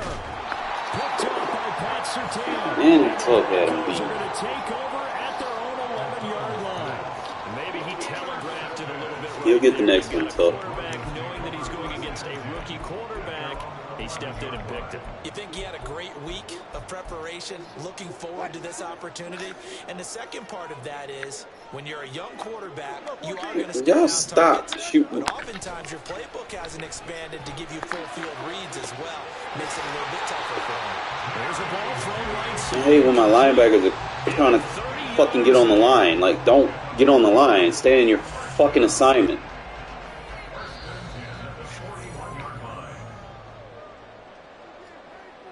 Doing this shit for no reason.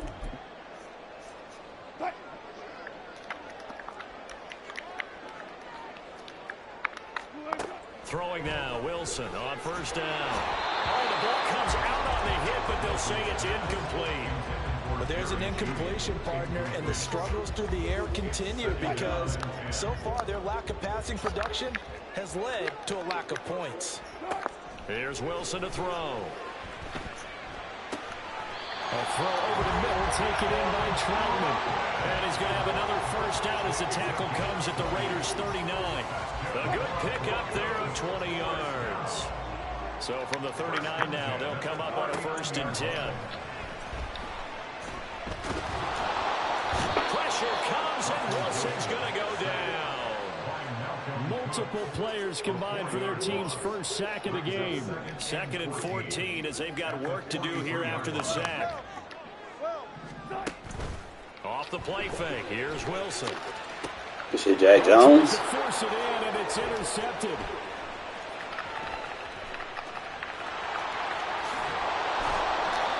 So consecutive interceptions here early on in this one, and maybe setting the tone, Charles, for a game where the defense really takes center stage. And don't you think that both offenses are really catching a bit from their coaching staff about avoiding these turnovers that we've seen early? I think both teams are trying to find an advantage. We know that. Can one of them break away and take control of this game?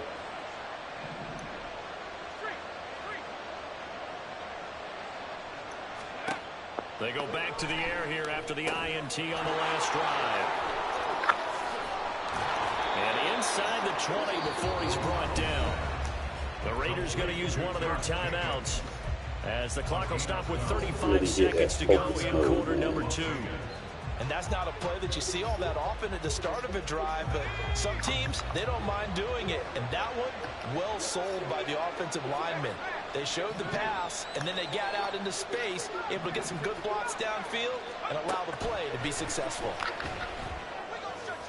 That is caught. Touchdown, Raiders. User safety stuff. Easily hit him over the top. An 18-yard touchdown grab. And the Raiders post the first points of the ball game as they take the lead here in this second quarter. Josh McDaniels, he's got faith in his offense, and he's going to have them go for 2. And they'll try a little razzle-dazzle. And that would cover beautifully. Taking all like I want Defenders to. stayed home, Man. and they'll stop him behind the line. Set now to kick this one away, and off it goes.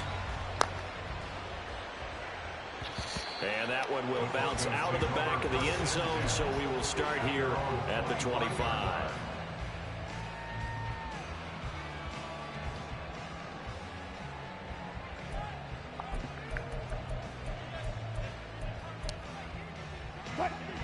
Denver offense at the line, ready to go. A slim deficit here in a one-possession game. Not much time left, obviously. We'll see if they can march this down the field, at least get 3 and take some momentum into the locker room. Appreciate Jack Jones. Pass on first down. It's knocked away and incomplete. Well, this is a half where not just the coverage, but the entire defense is setting the tone in this game. 2nd and 10. It's Wilson again. Oh, good shit, Jack Jones. Incomplete.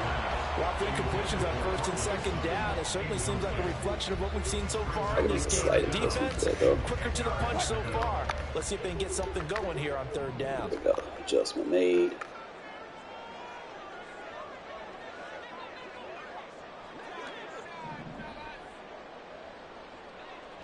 They'll bring the tight end in motion right. Yeah, he can't block Crosby. Here's Wilson. He'll air this one out. Right, covered. Oh, his early struggles continue. Here's another one intercepted. Ja'Cory Bennett has it. And the Raiders are going to take over once again at their own 37-yard line. Yeah, tight end ain't going to do shit to Crosby. Rookie coming up with the INT. And that's a late-round pick right there, making a first-round impact. And a lot of these day 3 corners end up winding up on special teams and sub-packages. You sure you want to play press man and I got Devontae? Really made an impact on this defense. You sure you want to play press man and I got Devontae, bro? You sure you about that life? Timeout with 3 seconds left in the first half. Get their guaranteed points, make it 2 possession, man. So I 3 would seconds here go remain in for the it, half. but It's the like I field said, goal game, unit to see about I'm getting the away 3 team. points. Probably won't go well. The kick by Carlson is good, and that will do it for Get the this full first momentum half. door. First half in the books. You're watching the NFL on EA Sports. It's like all these people, man, out of the blue want to play with the Broncos because they have playoff seed, And we but they welcome you forget. back live now inside the booth. Them alongside boys that Charles gave up Davis on the way. 70. Go ahead, set and ready to rock. Gave us 70 to the The Raiders Dolphins. with the lead already, and they will get the football here as the second half is now underway. It is a little tough This playing field right at at the Denver goal because line. of the fatigue. And some good special teams This coverage damn as they nigga's bring drained. them Let down them just get outside momentum. of the 15.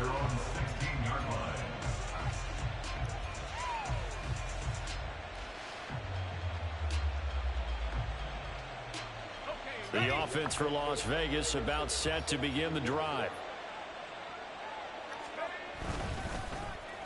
They'll start the drive here with an end around. Yeah, we'll go stuff. You better not get chased down. Now he's You better not get midfield. chased down, bro. Jesus, bro. And What's finally up? brought down at the 31-yard You line. disappoint me today. It's a big play there for Vegas. Give But I it. gotta use you. Damn, he quit. He ain't want to stick around for the after party. I gotta use him so that Myers is fresh.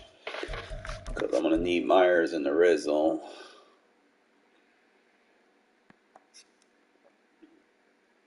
I need to take me a little intermittent. I need to stream on. Take me a little bathroom break real quick.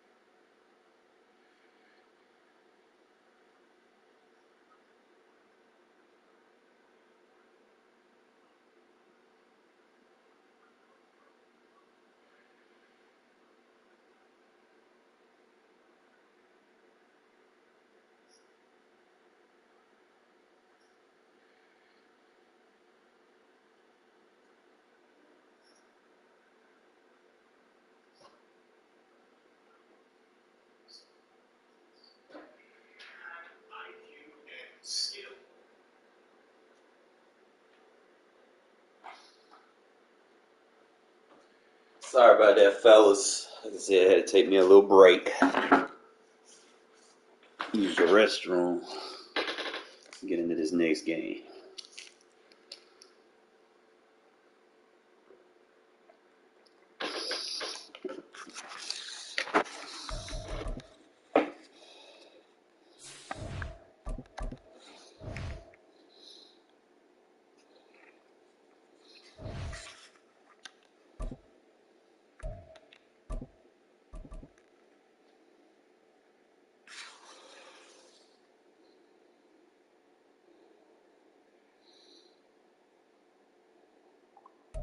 EA Sports coverage of the National Football League is on the air. Straight ahead, we've got a pretty good one on tap here, as it'll be the Philadelphia Eagles taking on the Las Vegas Raiders.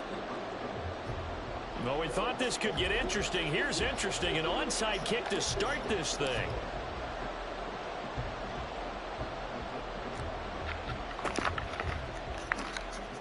Man, y'all gotta act The like Eagles y'all want dodge the a ball, bullet. man. They cover it up. Well, they tried to give this home crowd something to cheer about early, but it failed. I don't know. Maybe you try that on the road to get some momentum. What about here at home? Would agree with you totally on that. I think at home, you don't ever want to put your fans in a position where they're questioning what you're doing.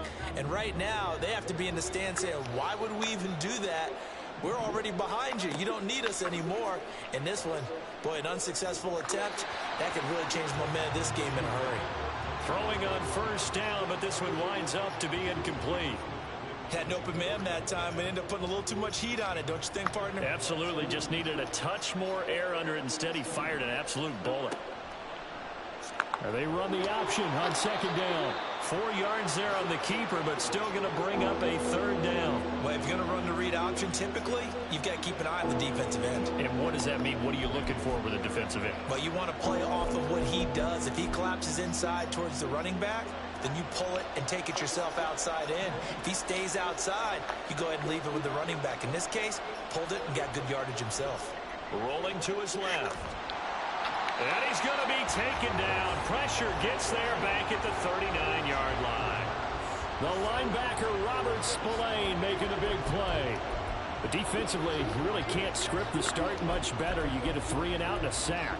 Yeah, you're exactly right about that. They kept him short of a first down on first and second down. And then on third down, they pick up a sack. What tremendous momentum for them to start this game. They'll try it now with Swift. Man. Good, dude. And he's able to get it to the 33. Good enough. That's not a first down! Bruh. Hurts sets up to throw it. And down he goes. Brought down a Raider sack.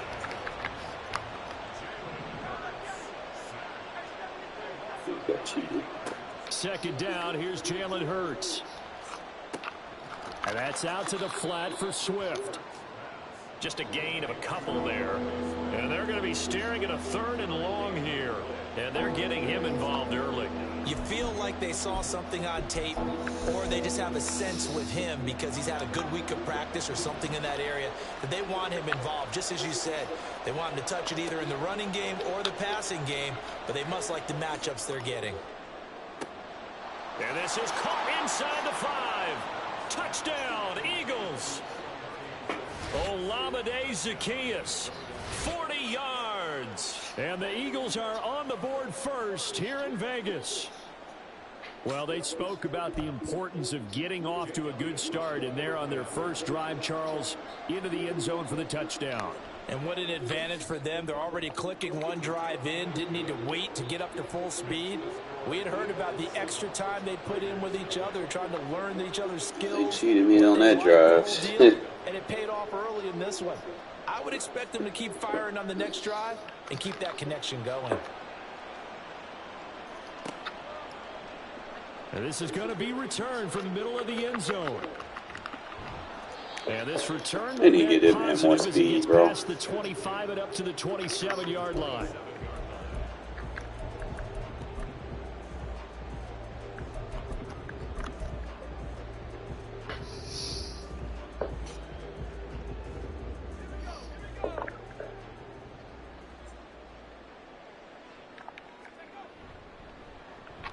They run. It's Tucker. And he's tackled a yard short of the marker. Good gain of 9 on first down. Brandon, to me, what's important right here on this drive is for them to get at least 2 first downs. They've got to give their defense a chance to settle down, catch their breath a little bit after they give up a touchdown on the opening drive. Here's a throw right side, taken in by his tight end. 6 yards to pick up, and that's a first down. We'll see what kind of mindset they have here offensively after giving up the touchdown on the opening drive. And based on our time with them, prior to this game, I feel like they've got a good mindset going in. In fact, the discussion that we had with the coaching staff was, we may give up some points in this game, so our offense has to be ready each and every time to either equal or try and get us ahead and try and keep us ahead. This is their chance to respond to that first touchdown given up. Credit him with a 1-yard gain there to make it 2nd and 9.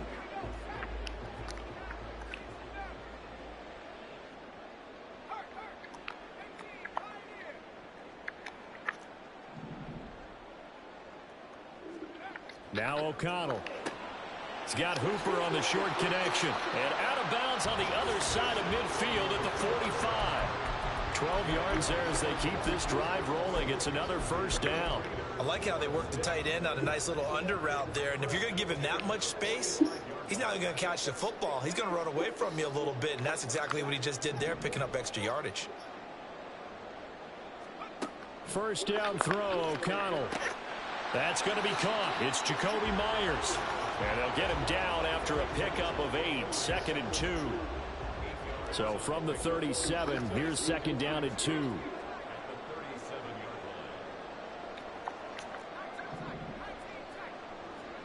From the shotgun, O'Connell. And that will fall incomplete. Oh, they took a shot there on what will turn out to be the final play.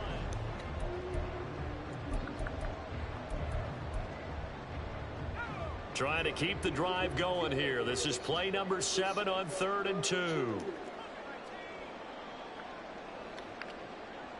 In motion left goes Myers. They'll run here. Abdullah.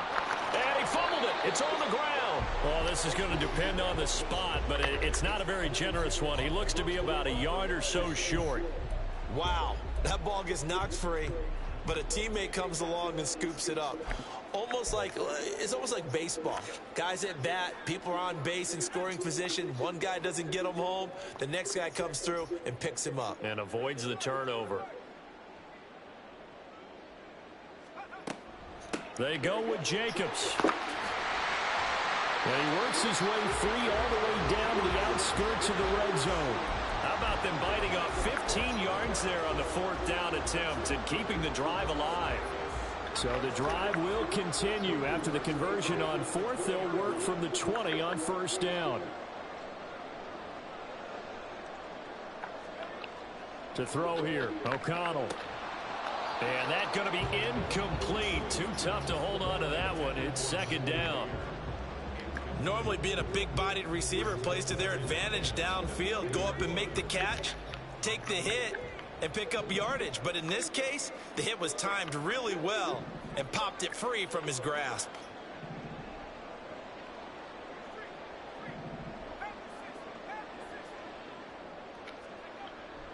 Off the play fake, here's O'Connell. Touchdown Raiders. Devontae Adams. A 20-yard touchdown. And the Raiders are an extra point away from evening this one up. Well, Charles, here in their opening series, they said they had certain plays scripted for certain players. That looked like a well-designed play to get one of their top targets involved. Yeah, let's face it, Brandon. A player of his talent is a problem for any opponent to defend, and we saw it right there. They tried to deny an open lane to him. He still outplayed the coverage and scored the early touchdown. Good luck trying to figure out how to defend him as this game moves on. On as the Raider kickoff unit now as they will send this one away. Boston Scott on the return from his end zone. Oh, a good-looking return set up here. And able to return this one all the way out to the other side of the field across the 50. Now that's the kind of return that warms the heart of a special teams coach. He'll be pushing us next time, Brandon, to make sure his guys are introduced in the starting lineups. These guys have such an influence on every game. The unsung heroes, remember, they have their own meetings, their own practice time, heck, their own spot on the bench in order to be ready to play each and every week. And they're going to stop him right at the line of scrimmage. Just no cutback lane to be found whatsoever. 2nd and 10. Throwing is Hurts. Eluding the pressure right. Julio Jones. And down right around the 37. First catch so far for Julio. He's got a first down. He was out there waving his arms, and when you got a quarterback out of the pocket looking for any help, I guess waving the arms is helpful. It certainly is, because you got to get his attention, because now you're in scramble drill. So everyone's adjusting their routes, finding open space, and he found the right spot for the completion. And he's got this down almost to the 20 before he's dropped.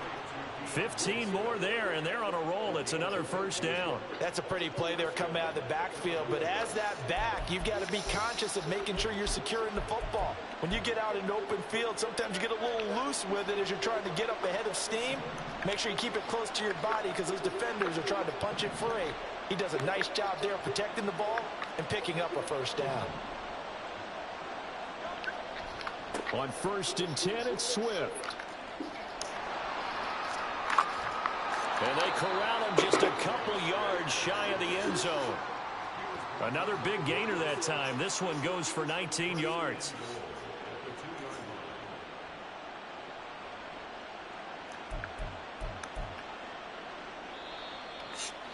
They got to do better on these click-ons.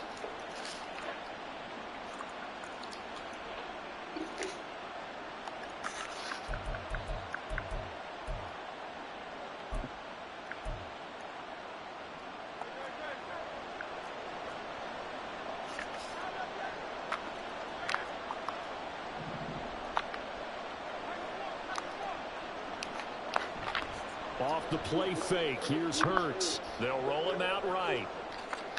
And this throw a bit late as he couldn't reach back for it. I'm really liking what I'm seeing from this defense because their coverage has been playing at a shutdown level so far. Even backed up late, they're forcing incompletions and fighting to keep them out of the end zone as the first half winds down. 2nd and goal, and they will try again from the 2-yard line. Swift is into the end zone for an Eagle touchdown. That almost looked too easy, and I think thanks goes to the offensive line for making it look easy. Yeah, I agree with you totally on that one. I'm not sure how much everyone understands the preparations that go into a game for an offensive line, because there's a reason that running backs and quarterbacks give them big gifts at the end of a season after a big year. The consistency and the continuity it takes to know each other and execute their blocks is pretty impressive. Eagles offense staying out there. Of course, Hurts always a threat to run. They'll go for 2. They'll look to throw. It's caught at the 1. And he will get into the end zone again. And he seems to have a nose for it as he gets both the touchdown and the 2-point conversion.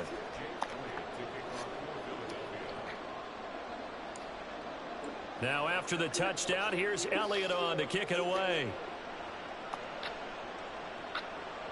And that one will bounce out of the back of the end zone, so we will start here at the 25.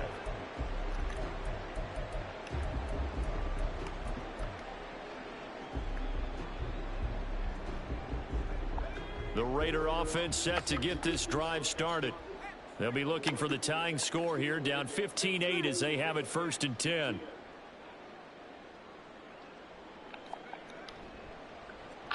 And they'll run with Tucker. And a great job there to read that one defensively. They strung him out, would not allow him to cut upfield. Give him 5 on the carry there, and it'll be 2nd down. Anytime the offense shows what they call a shot play or a chunk play where they're trying to get big yardage, sometimes people just call it gadget plays, and you hold it to a gain that we just saw there, you feel pretty good about yourself as a defense. The Raiders going to use one of their timeouts as they'll get a chance to talk it over after picking up the first down. Many different ways to create space, but on that play, he did it with that big, wide body of his. Didn't get a whole lot of yardage on the play, but it did what it was supposed to. Pick up a first down. Here's Jacobs on 1st and 10. And able to get this one across the 45 before he's brought down. They picked up 5 yards last time. Now they double it and get 10 here. Creeping up on a minute to play in this first half.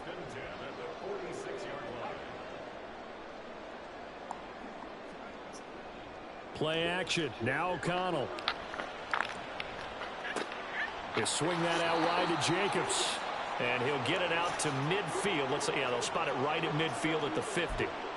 Okay, so he stepped foot out of bounds. Charles came back in first to touch it, and they got him for illegal touching. Yeah, and you know it doesn't matter either, Brandon. Catch it, don't catch it. If you're the first to touch it, that's going to draw a flag.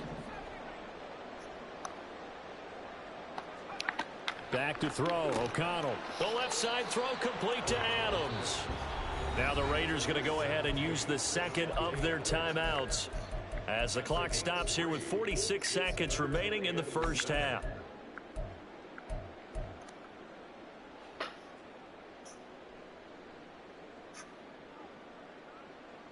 Here comes 3rd down and 7.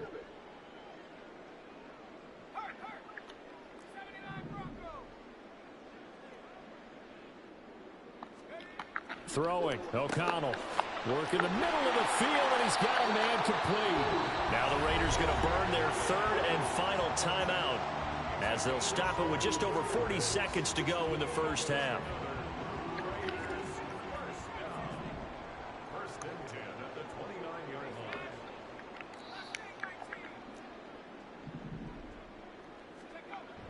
Fakes the handoff. Now O'Connell to throw. And his throw's going to be incomplete. Well, a momentary speed bump there with that throw, partner. The defense had other ideas, and they're trying to mount a small stand before this drive reaches the end zone.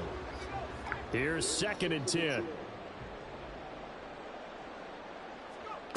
Now it's O'Connell. That's caught by Myers. And he has another first down as they'll get the ball down to the Eagles' 12-yard line. They've got another first down. The Raider passing game clicking on all cylinders right now. Now it's 2nd and 10.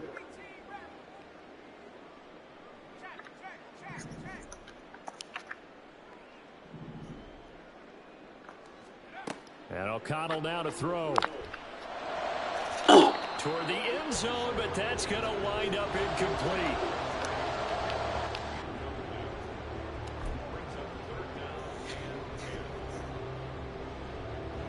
This offense was on the move. Now 2 straight incompletions have them looking at 3rd and 10.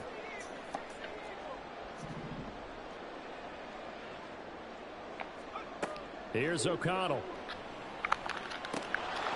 And that will be in. Bro, you gotta hang on to them, bro. You a fucking tight end. 13 seconds. Like what I see so far out of this defense, because they've been showing their best Oh, coverages you gotta on place the 3rd ball down. better, man. I So had a far, touchdown on they that allowed corner, one bro. conversion on a handful of attempts. One area of their game plan that they've executed to perfection. So they're able to end that drive with 3 points in this one-possession ball game. And ideally, you want to end every drive with points. Most quarterbacks will tell you, let's end it with a kick, right? A PAT, that's number 1. Field goal you'll take.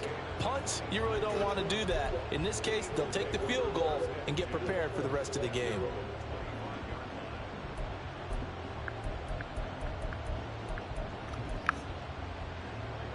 The Eagles offense set to begin their next drive. And with 10 seconds left, not really enough time to put something together. Oh, and Hurts is going to be hit and taken down to the ground. Now a timeout taken.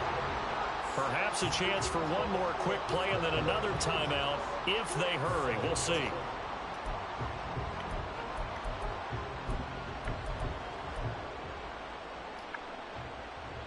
Sacks, a growing theme in this first half. This is 2nd and long. They'll throw now on the final play. And that will be incomplete. Trying to dial up the long one way out there, but it'll be 3rd down. That's some good closing speed there defensively because that looked open for a minute. But that's great work with the ball in the air. Never gave up, converged on his man, and broke the play up. He's going to take another shot here. Oh, and that is incomplete. Time for a break. We've hit halftime. 2 quarters down, 2 still remain. We step aside. This is the NFL on EA Sports. Welcome back. Charles and I settled into the booth, ready for quarter number 3. The Raiders are going to have it first, and they trail here as we get back to it in this 3rd quarter of action. And here comes a return from the middle of the end zone. And he'll be dropped at the 21-yard line, so bringing it out of the end zone proves not a good decision, loses him about 4 yards. The Las Vegas offense ready to start this next drive. Well, Charles, we saw a pretty entertaining first half, close ball game. Remember there toward the end of the 2nd quarter, the opposition scored to take the lead. Now we'll see if these guys can get a score of their own to regain that lead. Yeah, they want to have that type of a response, don't they? Because they want to find a way to take control of this ball game one more time. Gauntlet's been thrown down. They want to see if they're what happened when you play that defensive end? And down he goes, but he takes it up to the 40. Take him out of the plate. 45 yards rushing for him now, and he's only carried the ball 4 times.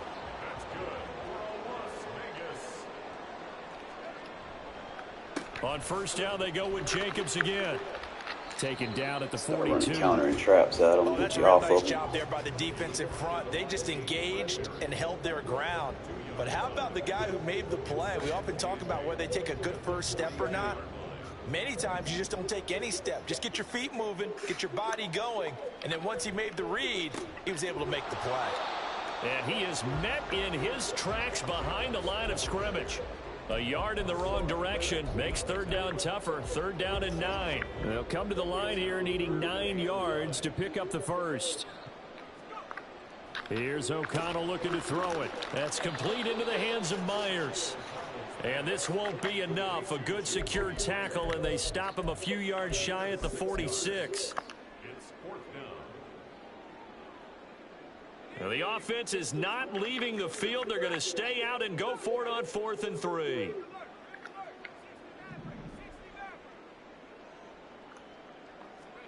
They'll go for it. O'Connell. It's Myers again with another catch. And he is going to have a Raiders first down. They needed 4, they got 8, and it results in a conversion on 4th down. Boy, that's some kind of effort. When he caught it, I doubted if he could get there. Knew it was going to be close, but credit him. Really good effort. How about the rack on that play, the run after catch? But most of the time we think of it as just being an open field and picking up yardage. Sometimes you have to be real physical in order to gain the yardage you need for a first down. And he's taken down inside the 30. They've got another first down. The Raider passing game clicking on all cylinders right now. I love the drive they're working on here because they know they can take the lead with a touchdown. And so far on this drive, so good. They moved the ball down the field with very little resistance defensively. But they better be prepared for some adjustments to come their way now. And inside the 20 before he's brought down. 11 more yards that go around. A first down as well. We don't talk about it very often, but sometimes there's a dip in intensity when you start the second half, which can manifest itself in some sloppy tackling. And how about right there? He ran right through that weak tackle attempt. Now a throw to the end zone on first down, but it winds up incomplete. A lot of times it's that first read that you have. Maybe you get it in pre-snap, and he locked in on his target, but he was covered quite well, and that one's incomplete.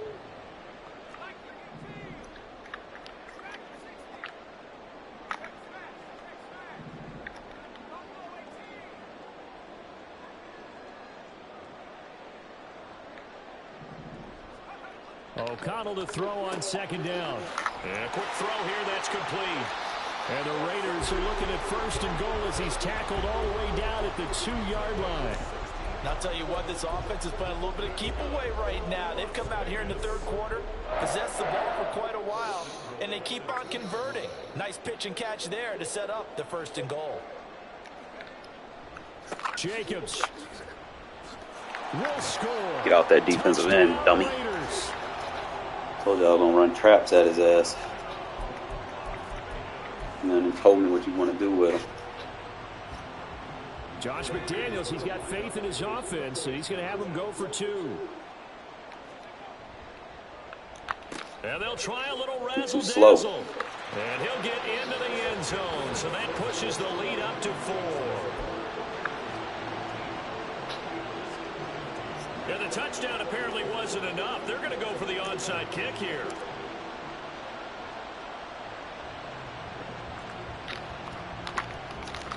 Oh, it's loose. You don't want it, I'll take it. Well, they just scored, they got the lead, and they decide to keep their foot on the accelerator, so to speak. Scouting, scouting, scouting. They had to have seen something in their preparation for this game that told them in this situation, if they get the look they like, let's go ahead and go for it anyway. They like being bold. Room for Jacobs. Playing contain, bro. I'm going to run all over that shit. Forward for a pickup of about 7. An opportunity to get a drive started here at the end of the third quarter. What you're trying to do is break the game down a little bit. Don't let your guys see too deep into the game, into the future, and say, oh, we got to get here. No, right here, right in front of them. Melt the clock down, get to the fourth quarter, try and keep going. And try to keep that lead. Exactly. Man, not going to make no plays in this game, bro. I'm telling you. Time to come up with his third down play as we play. Wasting your fucking time with him.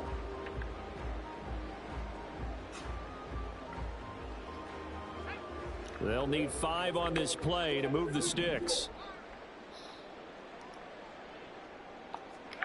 Back to throw. O'Connell. And that's going to be incomplete. The contact there enough to jar that ball free. And it brings up 4th down.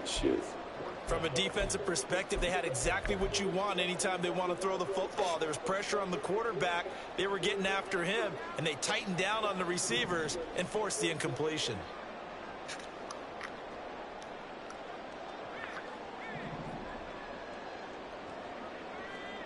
O'Connell here on 4th down. And they're going to try the Man, screen. come on, man. And unable to break away. They stop him a few yards shy. Hold your the fucking block, bro. Down, but to no avail. And the Eagles defense able to hold. Already at the line, this Philly offense set to go. On the ground, it's Swift to start the drive. And he stopped immediately there. No gain on the play. It'll be 2nd down. It shows you right there, he can do more than just cover in the secondary from that free safety position. Yeah, the evolution of position has really been significant, hasn't it? Because a lot of teams no longer have a free safety, strong safety designation. They just have safeties. So wherever the ball is, one can be close to the line of scrimmage, one can be deep, and vice versa. On that play, how about that tackle we just saw? Pretty nice. So 5 yards here, 5 on the play. And they're going to face a 3rd down. And just in general, Charles, on a play like that, how tough is it for the defense to account for a running back essentially being a receiver downfield? It's very difficult, especially if the running back has skills like a receiver, and you're aware of that before the game even begins. So throughout your practice sessions, you're going to want to be aware of him. Where is he lining up? What can he do? What kind of damage can he do to us downfield? And who can match up with him without weakening our overall defense? You're exactly right. It's a tough task to match up to him. This is certainly a team that has proven it likes to target its backs through the air, and defensively, they were aware of that and certainly were prepared on that throw. 1 score down. Here we go. They're going to go for it here on 4th down.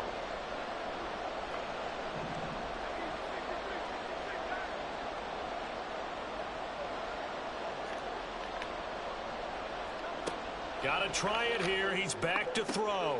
Complete to Zacchaeus. That's not a first, bro. Knee went on the ground. Down, but he does have 1st down yardage.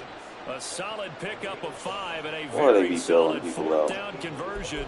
And defensively, pure frustration.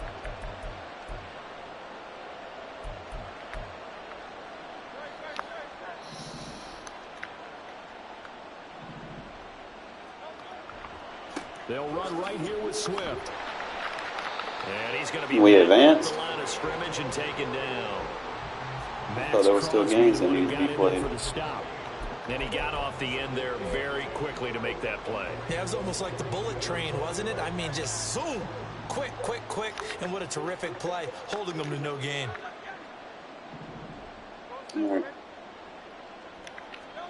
Hurts. Blitz coming, and down he goes. So after that sack, Hurts and the Eagles, tough spot here. 3rd and long. They'll look to throw. He's got his target. That's complete. Touchdown, Philadelphia. He gave up on that. Devontae Smith, 47 yards. And the Eagles have moved out in front. Well, I got to do my training and stuff, so he's going to have to wait.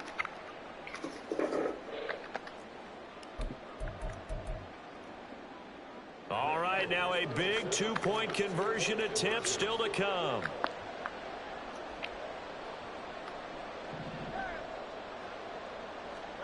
Hurts will throw. And he's got it.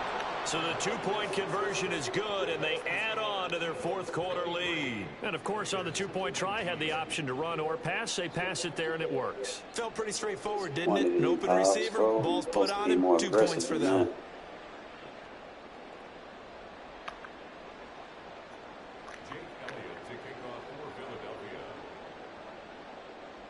Now, after the touchdown, here's Elliott on to kick it away. Defensive adjustments are more responsive to what you do.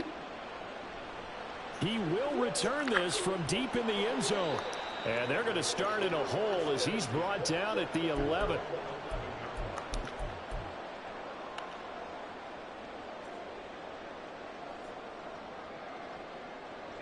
This is 1st and 10.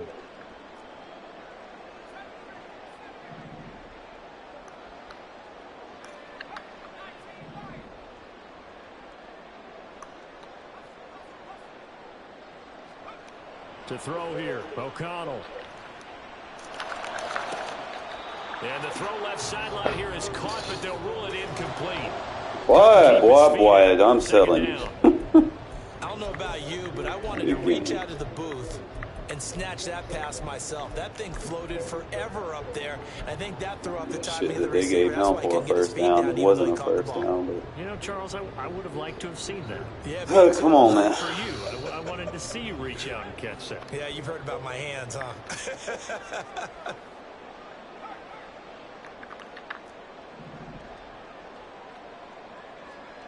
O'Connell now on 2nd and 10. It's incomplete. Took a shot, couldn't connect. Tough series for the passing game. Things just the game is come through on this play maybe and get the series back on track with a completion for enough yardage for a first down. And now a tough spot here. This is 3rd and 10.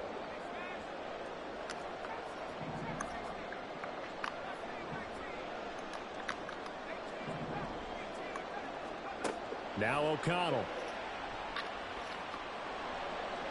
Oh my God, EA. Come on, man. We're not doing this today. Frustration there. Back-to-back incompletions. Receivers blanketed on both attempts. This time on 3rd down. Here we go. This is 4th down.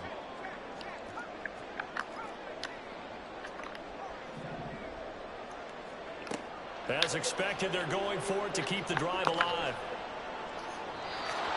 You got it, man. EA cheating too much, bro. I can't deal with it. That's just BS.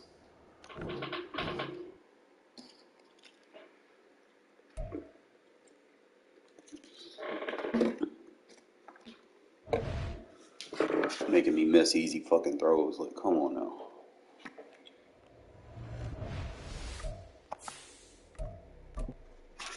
Well, let me do my training.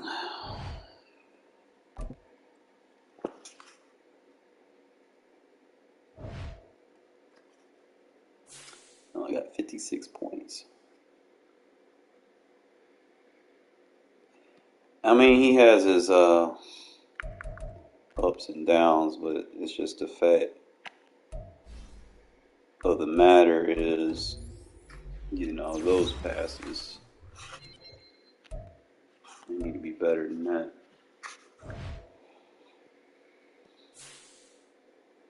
Let me see what my ranks are.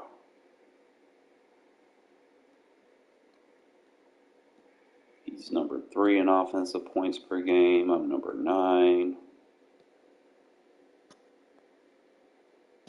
He's a passer. I'm more balanced. He's bottom in rushing. 2 of the top 5 defenses. But the thing is, I've got a better pass defense than him. He has a better rush defense, but I'm still a top 5 rush defense. Obviously, he has to rely on abilities for his to work. Mine is common knowledge and understanding actual football. So that's the difference between me and him. Let me get this. I hate these fucking scenarios that pop. Just be confident. I ain't gonna insult nobody.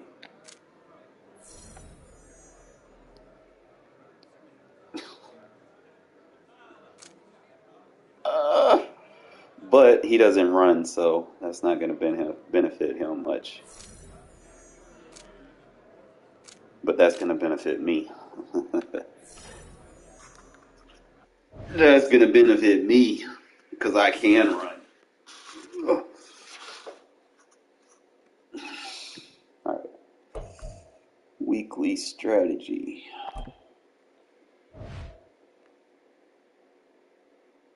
Obviously, stick it to where it is, man. Just go that.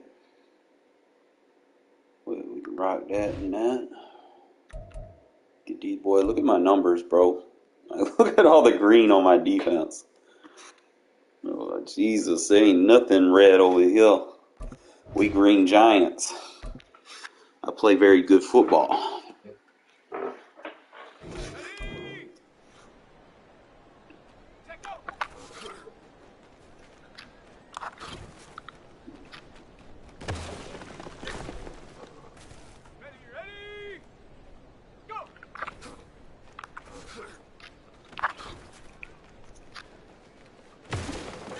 Y'all make sure y'all time the video that the game starts and stuff, because this dude likes to say that I cheat for some odd reason. I don't know what the fuck he thinking I be injuring his players and stuff. Like, bro, I don't touch that shit.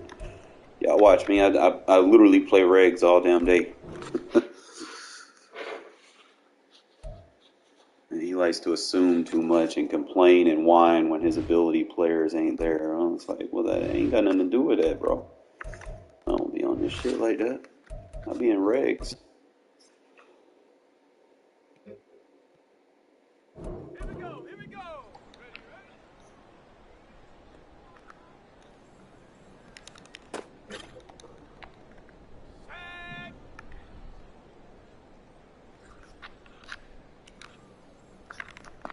Gotta make a catch.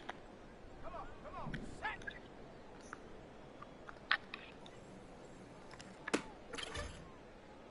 Here we go, set.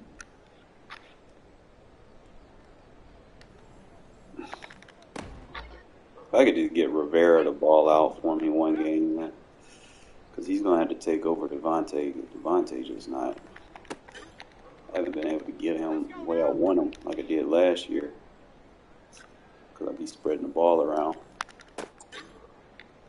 Well, I got to get my fucking training done, bro. Like, what the fuck? Y'all want me to go in there naked?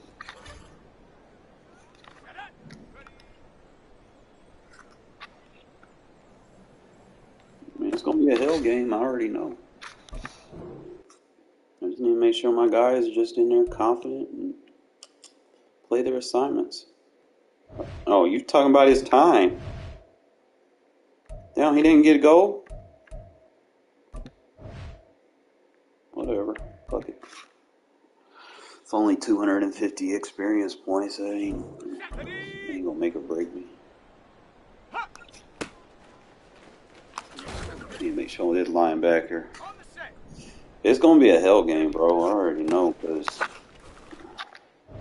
like I said, I don't have an elite quarterback. Y'all do. A lot of what I do kind of me trying to rely on the run game to open things up. It's gonna be tough running on someone that has, jacked abilities on the line. That's the thing. So Aiden's just gonna have to ball out for him. It's gonna be tough, but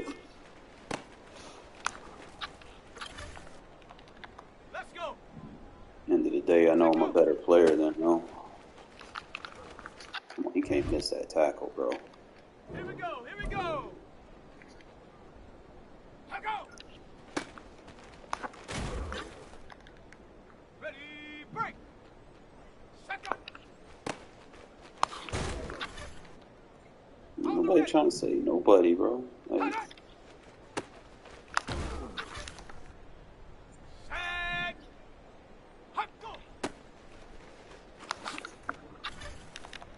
he's only good because he got the Chiefs, and he got somehow he managed to get Michael Parsons, and he put abilities and shit on him. Like, I mean, it is what it is. I mean, I hate when they do these inside runs on this game mode. I just need to get gold, bro. Just get gold.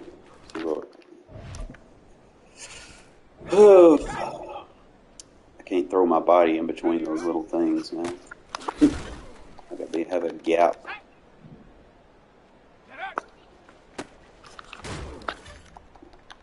Let's go now. This is very tough to do against Jacobs. Like right there, if I don't hit it soon enough, I gotta be able to do at least 6 of them in a row for it to be a GG. Nope. And I built Jacobs like crazy. He's an evasive power back. It's like he's just gonna truck you and stiff arm you and juke you, and it's like, ugh.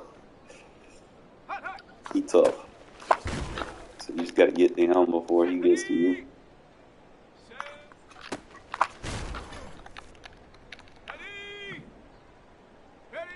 Can't go with conservative tackles. If you get too close and try to do any tackle animation, you automatically break him.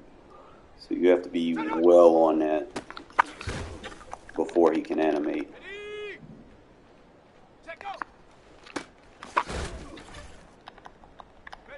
So just get my confidence.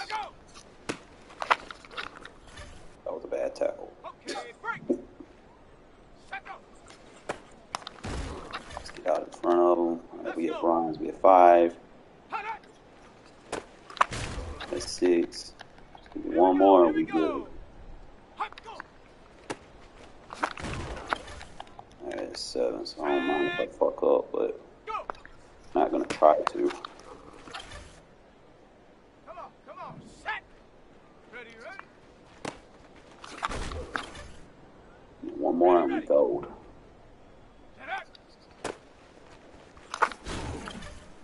Now let's see if we can break a record. I can get a perfect tackle in every attempt. I think 18 was my record. 18 in a row. Let's go now. Ready. As long as he don't go inside. Yep. They tackle him!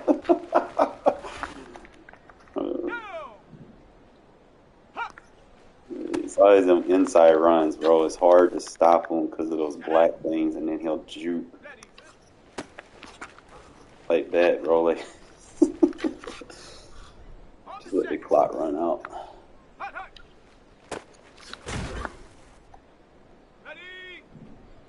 Only good thing is, like, they only take 50 points if you don't get it. Like, he scores a touchdown. Only thing is, it runs clock and it takes 50 points. That's not too bad. You get more points for making plays. So that part is easy. It's just tackling Josh Jacobs, and this shit is hard as fuck. And you just gotta be real quick on it. Let's go. Especially if you're trying to do this shit with a rookie. Here we go. Check go. Every time they go inside, bro. We'll live with it. Tell him to, sir, I gotta unblock him because he be talking stupid shit in Discord, and I don't be trying to hear that shit.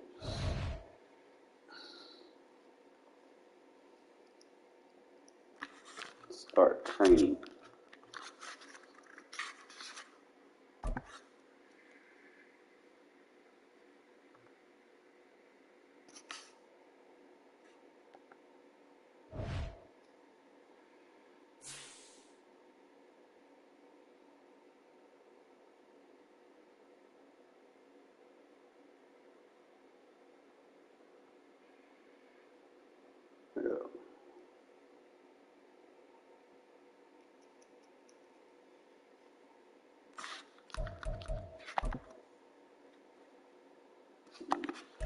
upgrade these guys.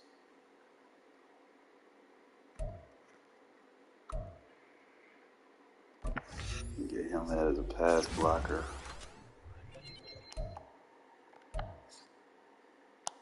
Tyree balling out. Give him a run stopper ability. Ooh, we got speed. Uh-oh, let me find out.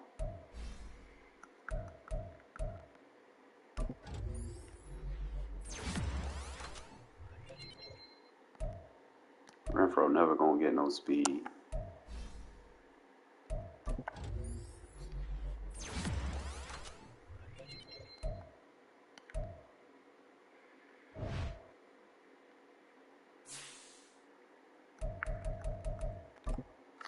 No search.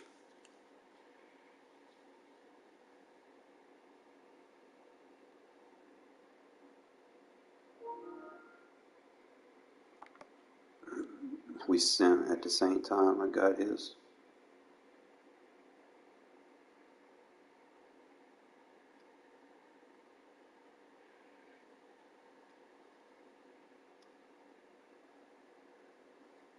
Talk about being man. No fuck. I always stream my shit.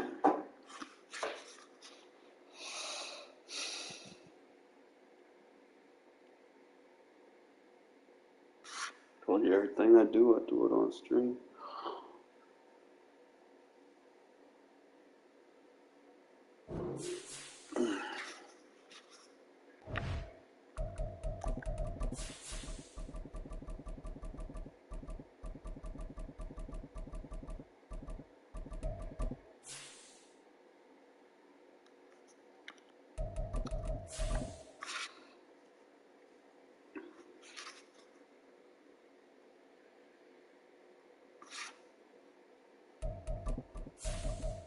Oh, why'd he go back to the playbook? Y'all seen that? Yo, what playbook did he go to? Cause why?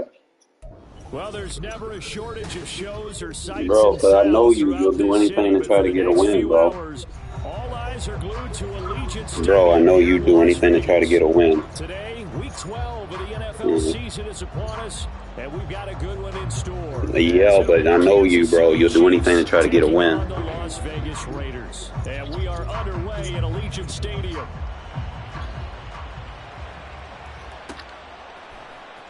Returning from his end zone is Barner. I ain't switching the playbook. I'm just trying to make sure you're not running custom. So a net negative there of 4 yards.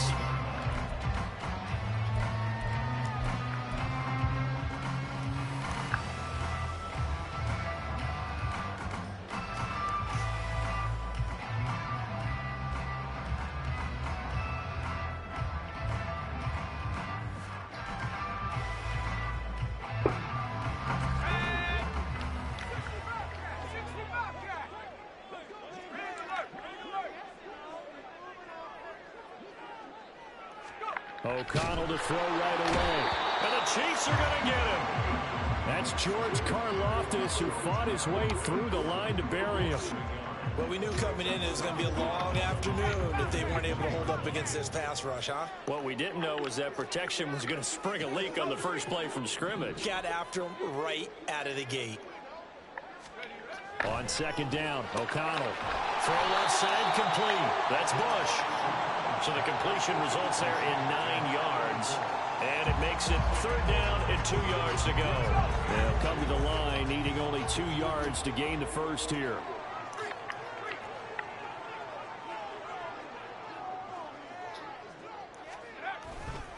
On third down, here comes Jacobs. And he won't be close to a first down as he runs into a wall right around the line of scrimmage. No gain on the play there, and it'll bring up fourth down. Strong start by this defense. Third and short, they go with a run. Stonewalled for no gain. I played for a guy who always talked about setting tones and meeting force with force. That felt like it on that play, didn't it? And they met it in a big way and won. What a great job by the defense. A curious decision to go for it, but it pays off with a first down.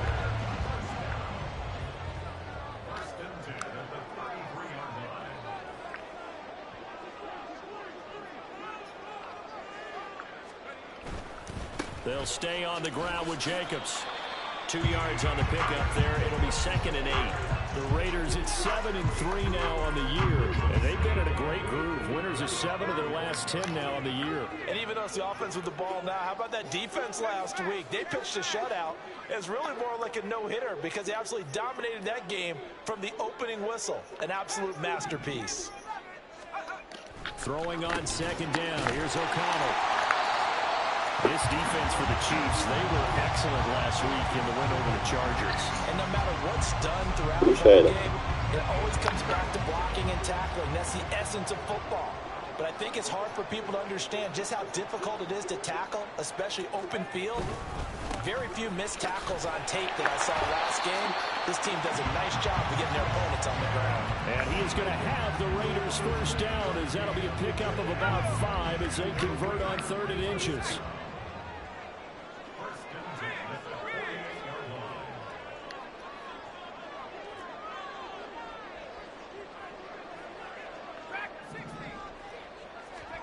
First down throw, O'Connell. And that one going to be off target and incomplete.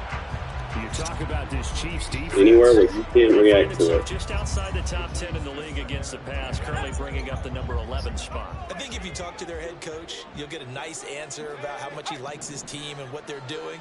But at the end of it, he would admit there's definitely room to improve. Back to throw, O'Connell. Under pressure here, and down he goes.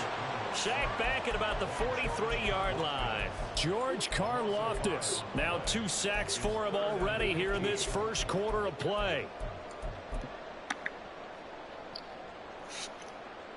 A tough spot here. 3rd and 15.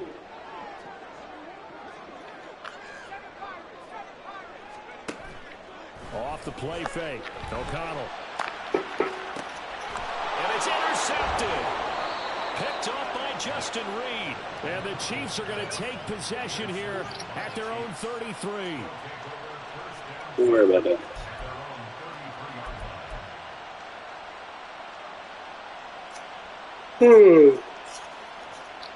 Play ball, man.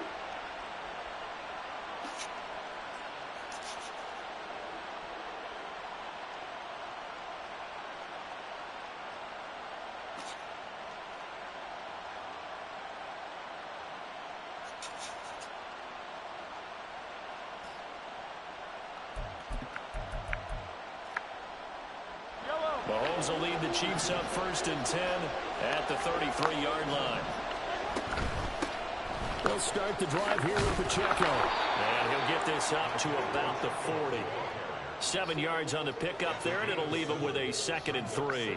So, Charles, you talk about this offense, how well they've played. I mean, the defense, too, really. But they're sitting at 10-0 now on the year. 4-0, 5-0, that's nice. But once you start hitting double digits with these wins and no losses, I think the seriousness of the situation, it just has to ramp up. Yeah, and when you do say 10-0, it can't scare you as a team. Just think about it this way. For most of the year, they've been playing to win their division and get to the playoffs. Now the points are just about a foregone conclusion.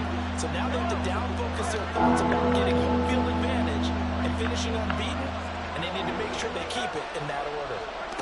Mahomes looks to throw on 3rd down. He'll check this one down to Pacheco. And he'll be tackled about 2 yards shy of the line to gain. A 1-yard pickup leads to 4th down. They'll go for it. It's Mahomes.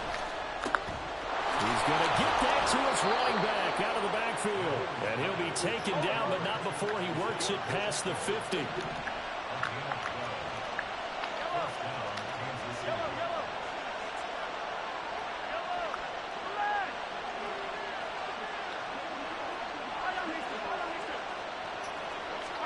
And again, it's Mahomes. He'll fire deep, looking for more. And he's got it inside the 10. And he'll head out of bounds inside the 10. Mark it down at the 9. 1st and goal, a chance to convert that early turnover into points. They'll run here with Pacheco. And he'll work his way closer to the goal line as he's got 5 down to the 3. It's largely been the air attack that's gotten them down here, but now's where you start to lean on that running game. That's a good pickup there on 1st and goal. That's caught left side by Hardman. And in for the Chiefs touchdown. Mecole Hardman, his 9th touchdown of the season. And the Chiefs post the first points of the ball game as they take the lead here in this 2nd quarter. Extra point by Butker is on target, and it's now a 7-0 game. Now after the touchdown, here's Butker on to kick it away. Returning from his end zone is Barner. And the decision to bring it out, not a good one, as he's tackled at the 15.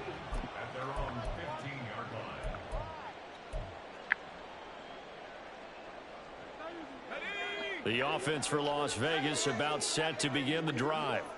They threw an interception the first time they had the football, wound up leading to a touchdown the other way. How do you approach drive number 2? Going back to your game plan coming in, everyone has matchups that they like better than others, where they think they have an advantage. Dial up some of those plays. Try and go to those spots and get your offense moving. An incomplete pass on 1st down. That leads to a 2nd and 10. Here's O'Connell. Open man is Myers. They get 7 out of that, so they're left with a 3rd and 3.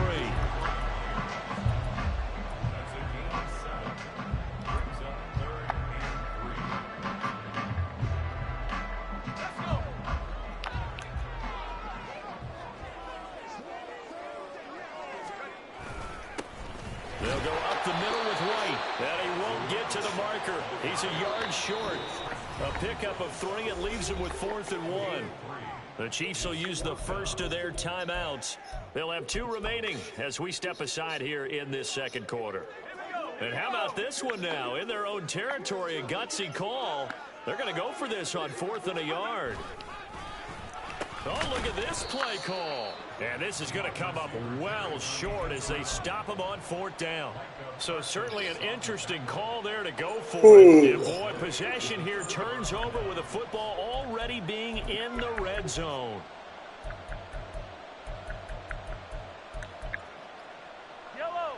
So from the 17 now, here's a 1st and 10. Mahomes going to throw. Open on the left side. This is Valdez-Scantling. And he'll get 7 yards from the 17 to the 10 before he's taken down.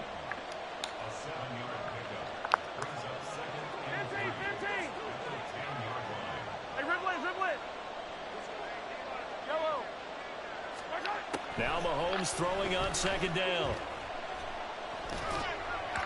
And that went too far in front. He couldn't reel it in. It's incomplete. Not too many things get to a quarterback of this magnitude, but I think it's safe to say that pressure can get to any quarterback. And he's obviously a great franchise quarterback, but felt the pressure, threw it incomplete. They'll try for the first with Pacheco. And he takes this into the end zone for a Chiefs touchdown. Isaiah Pacheco, his 12th rushing touchdown on the year. And the Chiefs have taken a 2-touchdown lead now. We still got 3 quarters. Extra point by Butker is on target. And that'll make the score 14-0. Now after the touchdown, here's Butker on to kick it away. Returning from his end zone is Barner. And ultimately cannot get this out to the 25-yard line as he's dropped at the 23.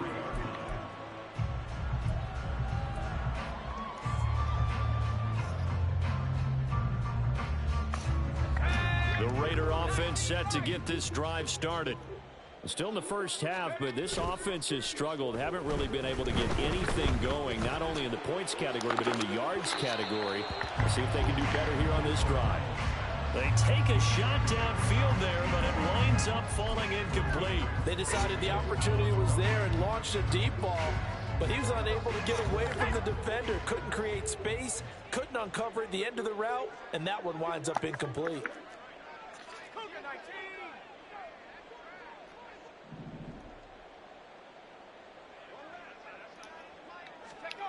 O'Connell to throw on second down. That's caught by Myers.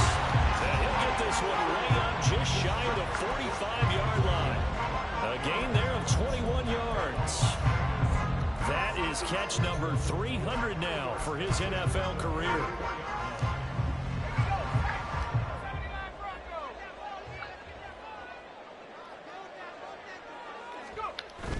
Play action. Now O'Connell.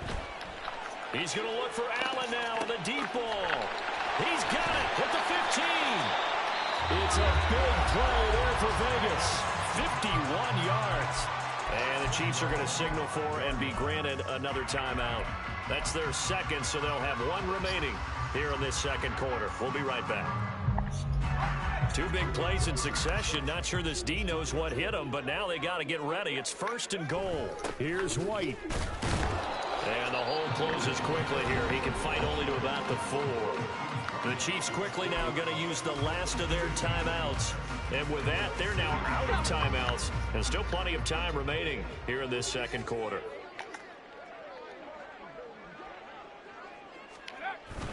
They go back to the ground, this time Jacobs. And he's going to get this back to the 3-yard line and no further.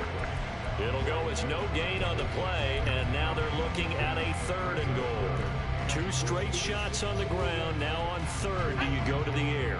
I think the possibility exists, and if you're doing it, you're probably going play action since you ran it twice. But I often think that second down is a time you go play action and throw the ball. I say commit to the run and think about it being 4-down territory. And he'll keep working toward that end zone as he's down to about the 2-yard line. Only a yard that time, so now a decision to be made here on 4th and goal. Let's go now.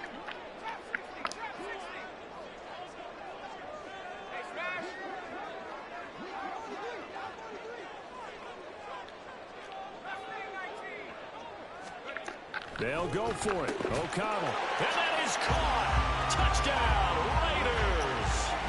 A great play there with his first career NFL touchdown. And the Raiders' decision to go for it pays off with 6 points. Now for the extra point, Daniel Carlson.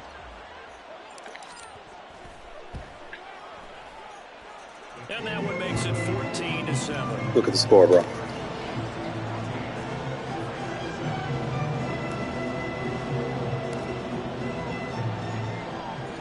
The kickoff team on the field now as they will send this one away. And that one will bounce out of the back of the end zone, so we will start here at the 25.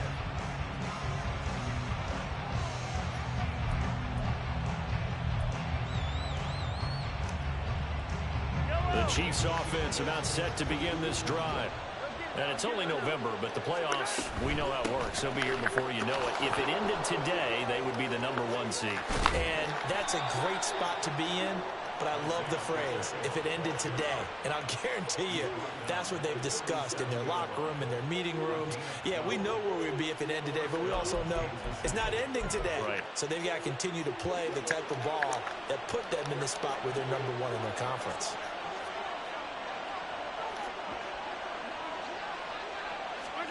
Mahomes now on first down. On the move to his left. Now he'll let it go on the run. Deep left side. And all the way in for a Kansas City touchdown. Marquez Valdez-Scantling. 63 yards. And the Chiefs are able to strike quickly to add on to their lead. Extra point by Butker is on target. And it's now 21-7. Now after the touchdown, here's Butker on to kick it away. Now it's Barner. Now it's Barner. And he'll be stopped up at the 25.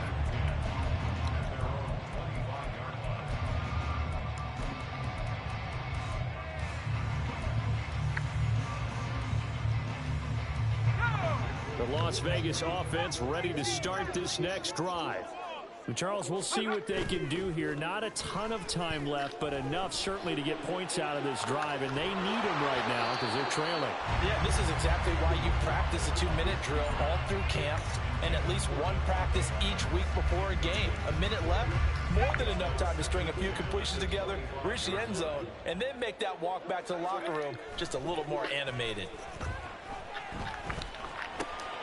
Here's a throw to his running back. It's complete. And he's going to get a good gain of 9 here up to the 34.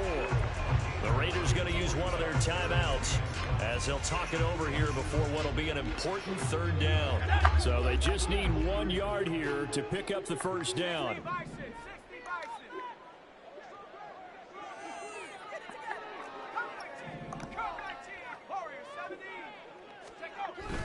Off the play fake, here's O'Connell.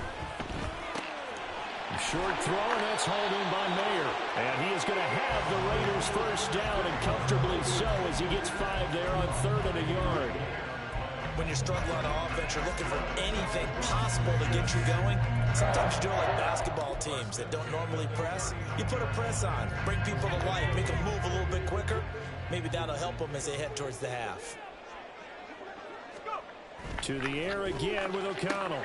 It gets it right back to Mayer. And he gets this to the other side of midfield across the 45 before going out. He's been a one-man wrecking crew these last couple of plays. This time 18 more and a first down.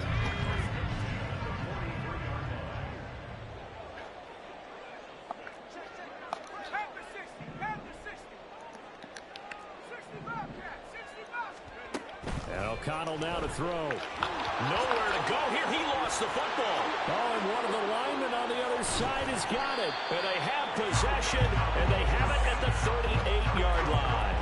The defense, they were swarming that time and ultimately got to him before he could get rid of the football and knocked it free. And don't you feel just a little bit of sympathy for him back there, though? So much going on, so much swirling around. He's trying to find someone downfield. He's trying to move around to find an open target. Sometimes you forget the number one thing, take care of the football.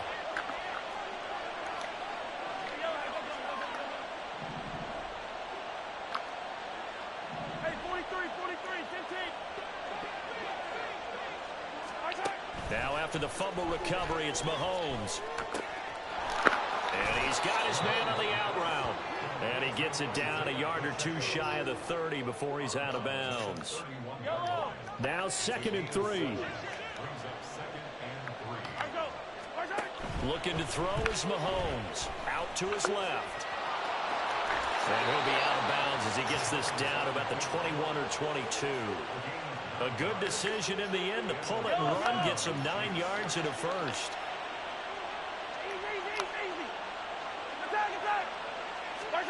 Now here's Mahomes.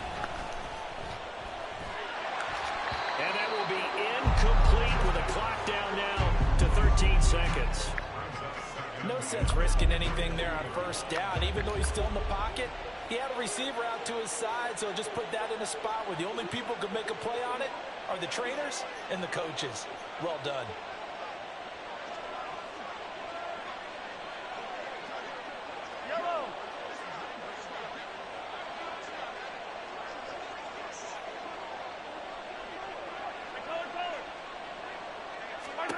Back to the air on 2nd down. It's Mahomes. And he's got Hardman in the end zone. Touchdown, Kansas City. A great effort there in the final seconds of the first half. And the Chiefs will extend their lead here just before halftime. Extra point by Butker is on target. And the lead now to 3 touchdowns at 21.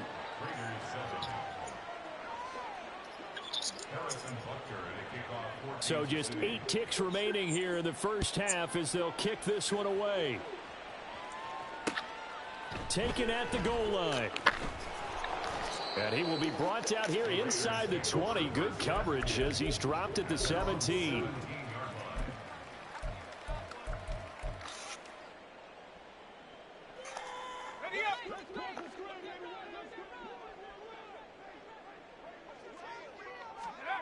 A final final shot before break. O'Connell. And this is incomplete with a clock showing just 3 seconds left. Well, this defense is certainly organized and playing off of each other because the rush is providing pressure and the coverage is forcing incompletions and capitalizing on mistakes. When you get every level on defense hitting at once, you get first half scores just like this one. A final shot before break. O'Connell throwing middle, but it's incomplete.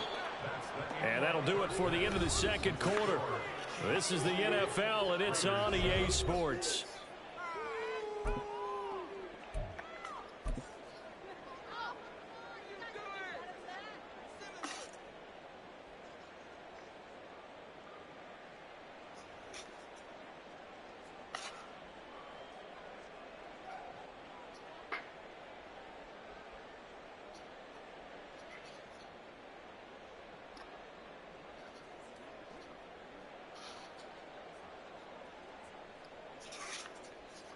Welcome back. Halftime over. We are ready for quarter number 3. Alongside Charles Davis, I'm Brandon Gordon. And how about this right out of the locker room? An onside kick attempt. Ready for the start of the third quarter. The Chiefs have the lead and set to receive the football. And the Chiefs are going to make the recovery. A very interesting call and one that backfires. I know they're losing, Charles, but boy, to start the second half with the onside kick, risky. Felt like a sense of urgency from their side, coupled with, you and I both know the special teams coordinators. They sell their key plays each and every week to the head coach, don't they? And I'll guarantee he's been selling this one. We can get it, coach. We can get it. And that came together with that sense of urgency you talked about. Let's go, baby. On first down, Mahomes. Oh, hit as he throws there, incomplete. Well, that's a good piece of quarterbacking right there because he certainly felt the pressure coming. The alternative, getting sacked for the first time. He didn't like that option at all. Did a nice job saving yardage by throwing that one away. Another throw on second down, and this one incomplete as well. Well, they approached this drive with a lot of confidence after the last one ended up as a touchdown. But incompletions on their first 2 throws has them huddling up and trying to figure out a big play here on third down to get their momentum going again.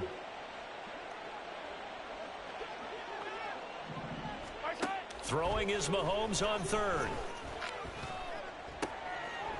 And he's going to find his man out of the backfield. That's complete.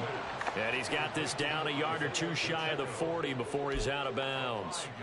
Mahomes and the offense staying out there. They'll go for it on 4th.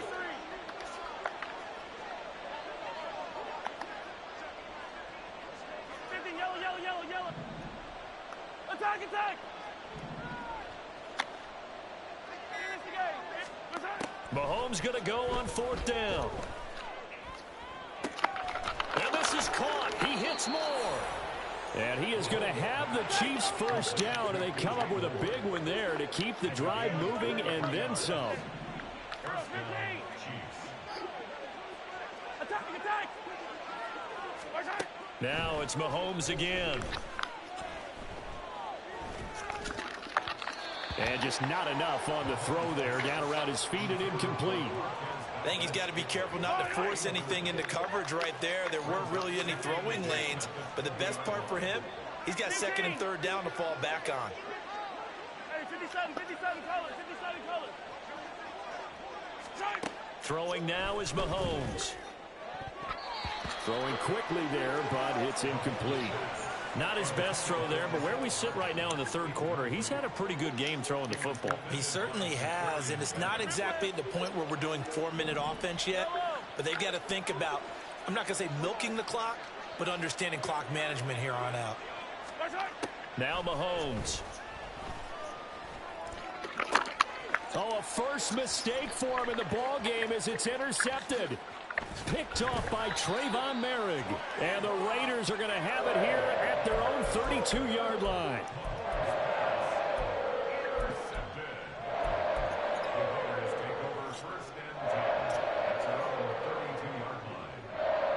The offense for Las Vegas about set to begin the drive. I kind of feel like they've reached a do-or-die point in this game, Charles. If they're going to try to pull off an impressive comeback, it has to start right here, right now. Yeah, now they've got a final chance to get out of this situation, but they also understand they've got to move the ball and move it fast. In addition, they need to save as much time so they can get 2 more possessions. And there's another stop. One of the league's best defenses is certainly bringing it again this week.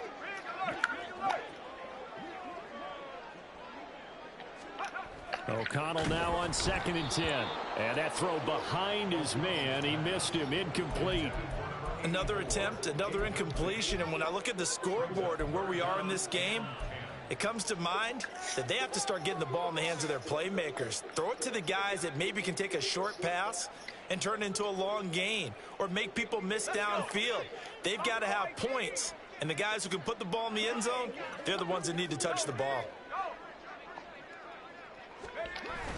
Fakes the handoff. Now O'Connell to throw. Flushed out right.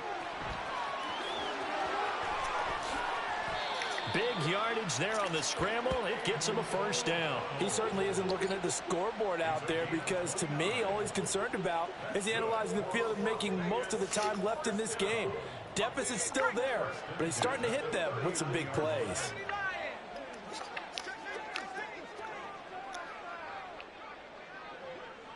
In motion left goes Myers. Jacobs going to try the middle. And he'll take this ahead for about 4. 2nd down coming up.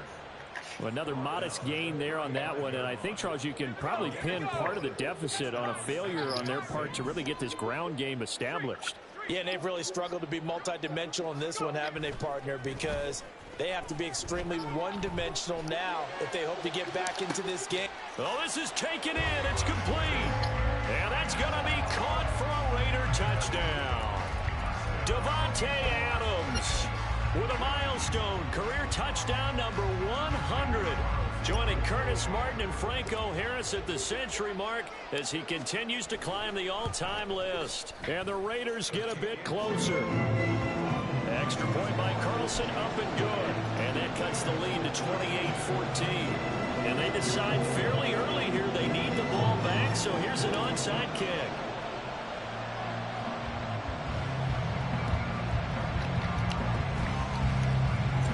And the Chiefs are going to make the recovery. Well, CD, you understand. I mean, they're so eager trying to get back in this game here in the 4th quarter, but they touched that one a little too early before it went 10 yards. Brandon, it's such a high-stakes scenario. Everyone's feeling the pressure on this play.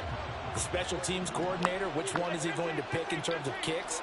Can the kicker execute it? Can the team wait for 10 yards? So many variables, and in this case, they didn't get it done. A throw right side taken in by the tight end Gray.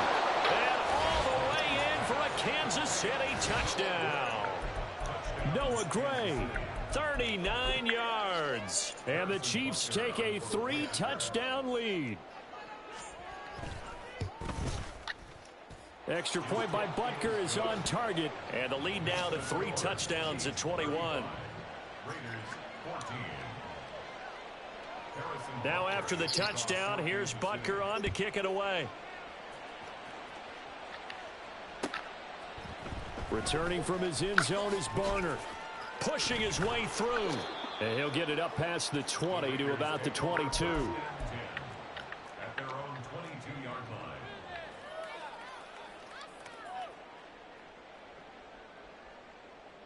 The Raider offense set to get this drive started.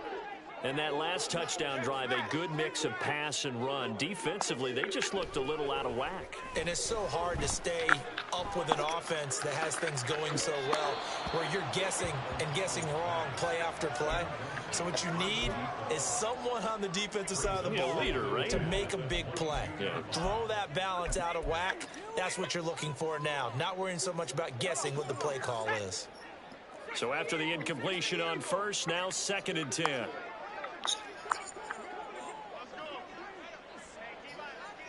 In motion left goes Myers. On 2nd down, Jacobs.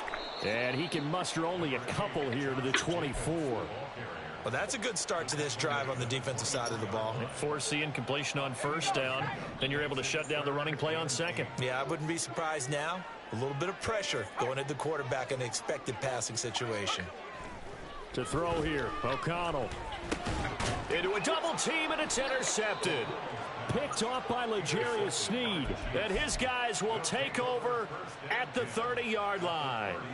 CD, I know it's just his second year in the league as a quarterback, but that's going to be one when he flips on the tape. He's like, I shouldn't have thrown that ball. No doubt about it, and his coaching staff will be emphatic about he shouldn't have thrown that ball. But remember, second year, as you noted, on-the-job training. So he's got to take this feedback that he's getting, negative or otherwise, and turn it into positives moving forward. Throwing on first down, but this one winds up to be incomplete. But defensively, you're over there trying to catch your breath and try not to show the offense that you're a little bit fatigued. You're right back out there after the turnover. Now they've got to work towards getting another couple of stops and forcing them into at least a long field goal situation. Mahomes going to throw. Oh, the turnover fest continues. Here's another interception. And what a return as he brings this one all the way back to the 25-yard line.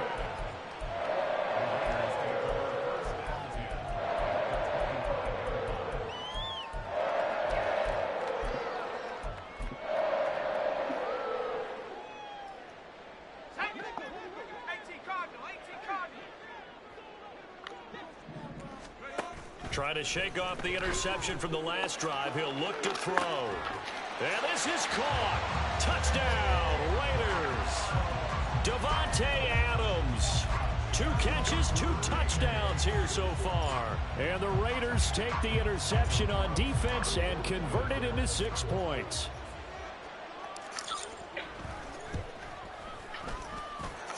Extra point by Carlson, up and good. And the lead will be cut down to 14. And they decide fairly early here they need the ball back, so here's an onside kick.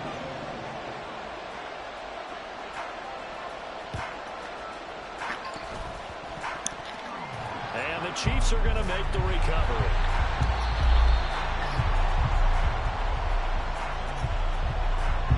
Yeah, we saw that one up here, CD. Offensive team, they touched that before it went 10 yards. Obviously such a fine line, letting it go the required 10 yards, but also getting to it before the hands team can. Just didn't time it out right, and that results in a flag.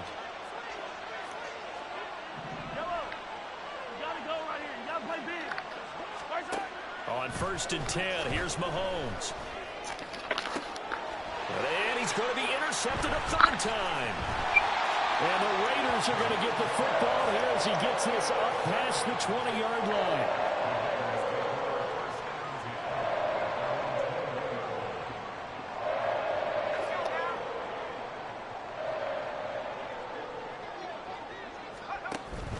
Off the play fake. O'Connell. To the left side. There's Mayer. And past the 40 before he's out of bounds. And a nice gain of 21 yards. One play has him up past the 40 already, and another 1st and 10. And they go play action here with O'Connell. And this will be caught at the 30. And he's brought down after a very nice gain. So now 1st and 10 in Chiefs territory at the 30-yard line. Back now in Las Vegas. I know what I'm doing. I'm making the throws, ain't it? It's Raider football here, but they're on the short side of the scoreboard right now as we begin the 4th. Play action. Now O'Connell. Caught by Mayer. And he'll have it in the red zone before he crosses over out of bounds. 11 more on that one and another 1st down. Good yardage on the completion there. And when they look at the scoreboard, they do understand a field goal is not going to do them any good. My guess, they're going to press the ball downfield as far as possible. Try and throw it into... And he's going to be intercepted for the 3rd time thus far. Picked up by Justin Reed.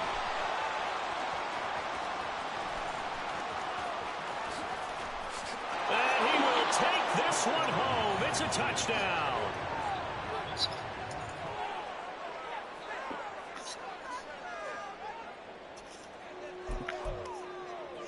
And now the Chiefs will bring the offense onto the field as they'll go for 2 here. Hey, 43, 15. So after the INT, here's Mahomes. And this is going to be caught. So add 2 more to the lead as they continue to pour it on here in the 4th. Oh, this is a touch cruel here. They've got the big lead. Now they're going for the jugular with the onside kick. The Chiefs now going to use the first of their timeouts. That'll leave them with 2 remaining. We'll be back after this. Oh, a little cruel here. They're going to go for the onside kick up big. And the hands team for the Raiders able to secure it. And he'll go down inside the 45 before going out of bounds.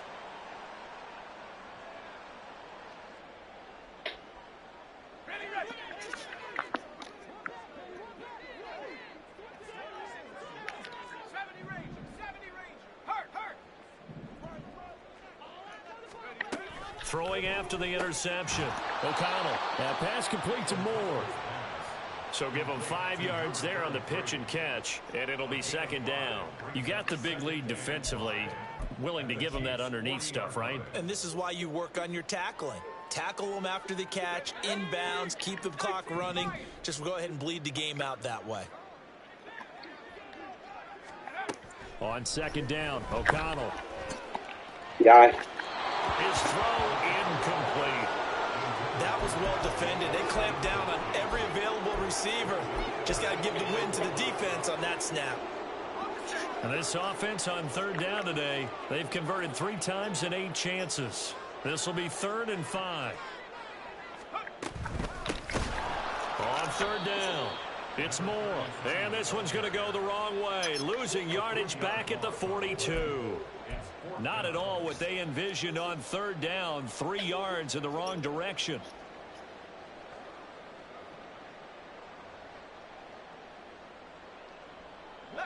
All right, they're going to try and keep hope alive here on 4th down. They're going for it. They'll send a receiver in motion to the right.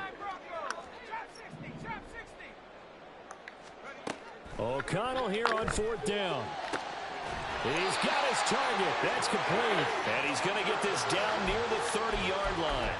No reason not to try it there, and they do indeed convert on 4th. 4th down, trailing in the 4th quarter. They felt compelled to go for it, and they got it.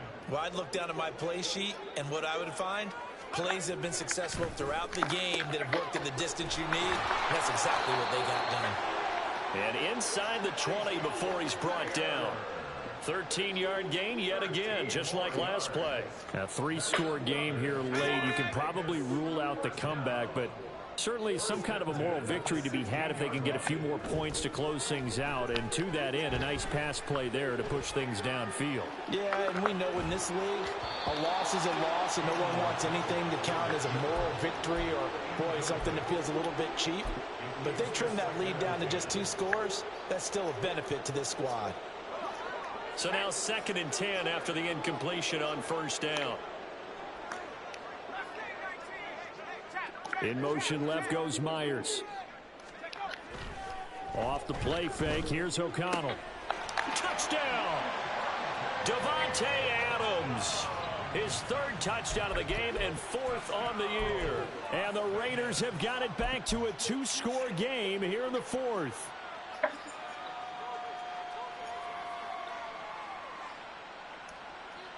Now the Raider offense will stay out there as they'll line up to go for 2.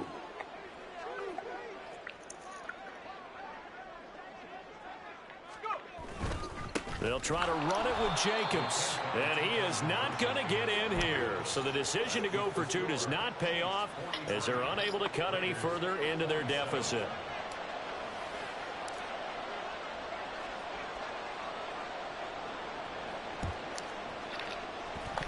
And they've got it. They recovered it. But hang on now, though. There's a penalty flag down. Yeah, you got to wait until that ball goes 10 yards. They did not. They hit it before, and that draws the flag every time. And there's no doubt in my mind that converting an onside kick has never been tougher in the NFL with the new rules. So trying to get it to 10 yards, timing up perfectly, that's tough enough to begin with. But when you go ahead and grab it before it goes, you've got no shot then.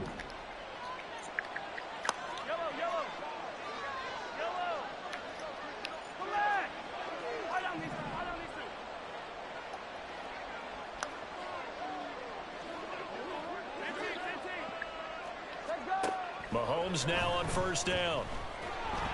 And this one incomplete. Threw it down at the feet of his receiver.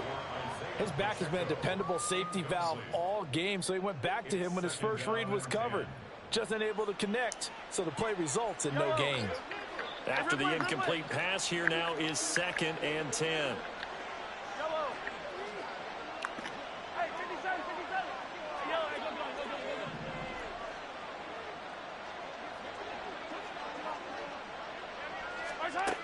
Looking to throw is Mahomes.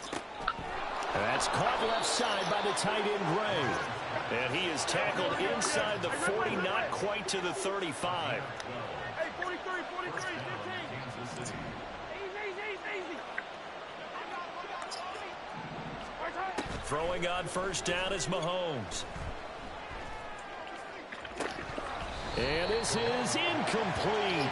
Oh, it looked like he had a pretty good line on that one. That would have been a big play, but he could not pull it in. They'll try again from the 36 on 2nd and 10.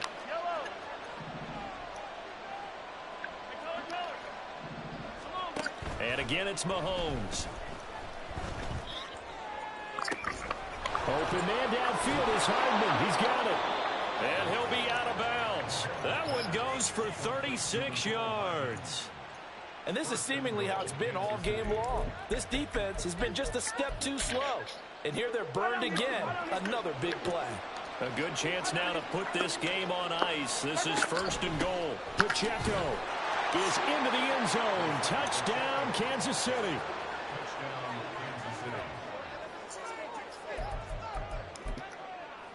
Butker now to add the extra point.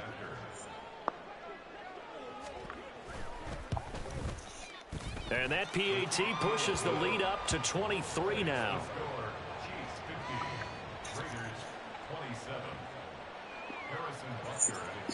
Now after the touchdown, here's Butker on to kick it away. Returning from his end zone is Barner. And no chance to get away as they'll get him down at about the 17-yard line.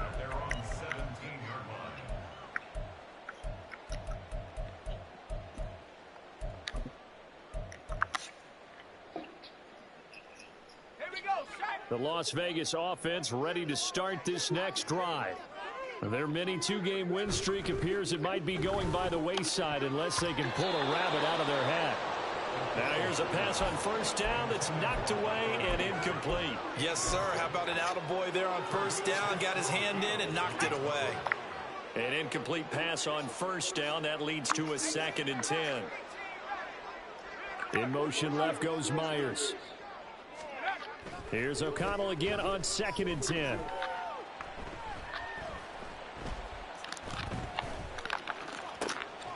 And we are inside of 2 minutes left in this lopsided affair. So it's Raider football as we get you reset. So 1st and 10 now from the 30.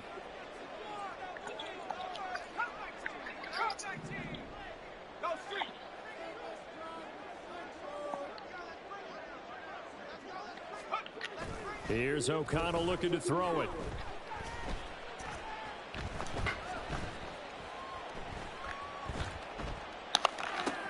And his pass is intercepted for the 4th time today. It's Tariq Castro Fields who picked it. And it's a terrific return here as he's going to have them set up with a 1st and goal right at about the 6-yard line. Suddenly it's 1st and goal after the interception. A quick change in the situation here.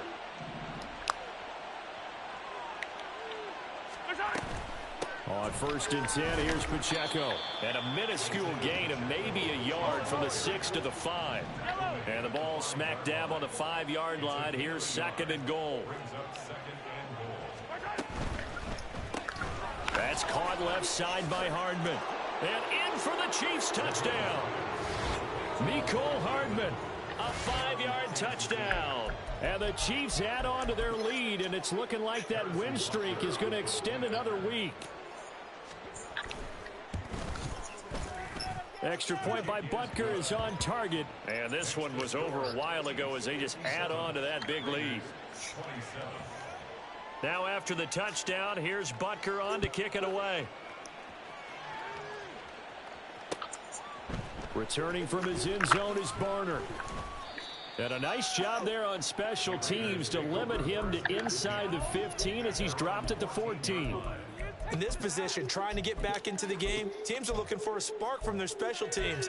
That's not what they got, though. They got a setback, and they have a long field to cover if they want to try and put points on the board.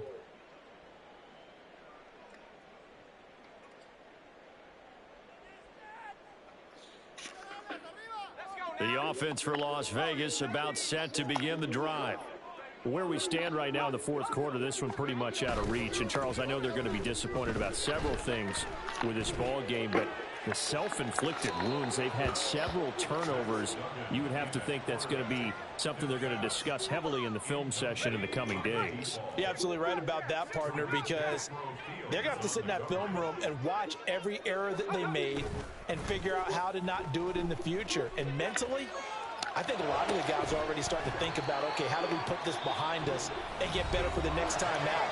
This, they'll use as motivation for the rest of the time that they play to hopefully never be in this type of situation again. To throw is Duggan. And it's complete to Adams. And he'll take this to the other side of midfield before going out of bounds.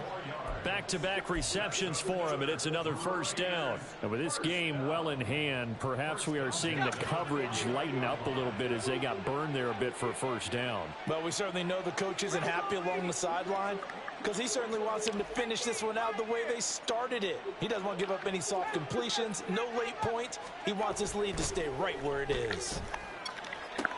He finds his target, Allen. Now the Raiders going to go ahead and use the second of their timeouts as they get the stoppage with just under 50 seconds remaining in the fourth.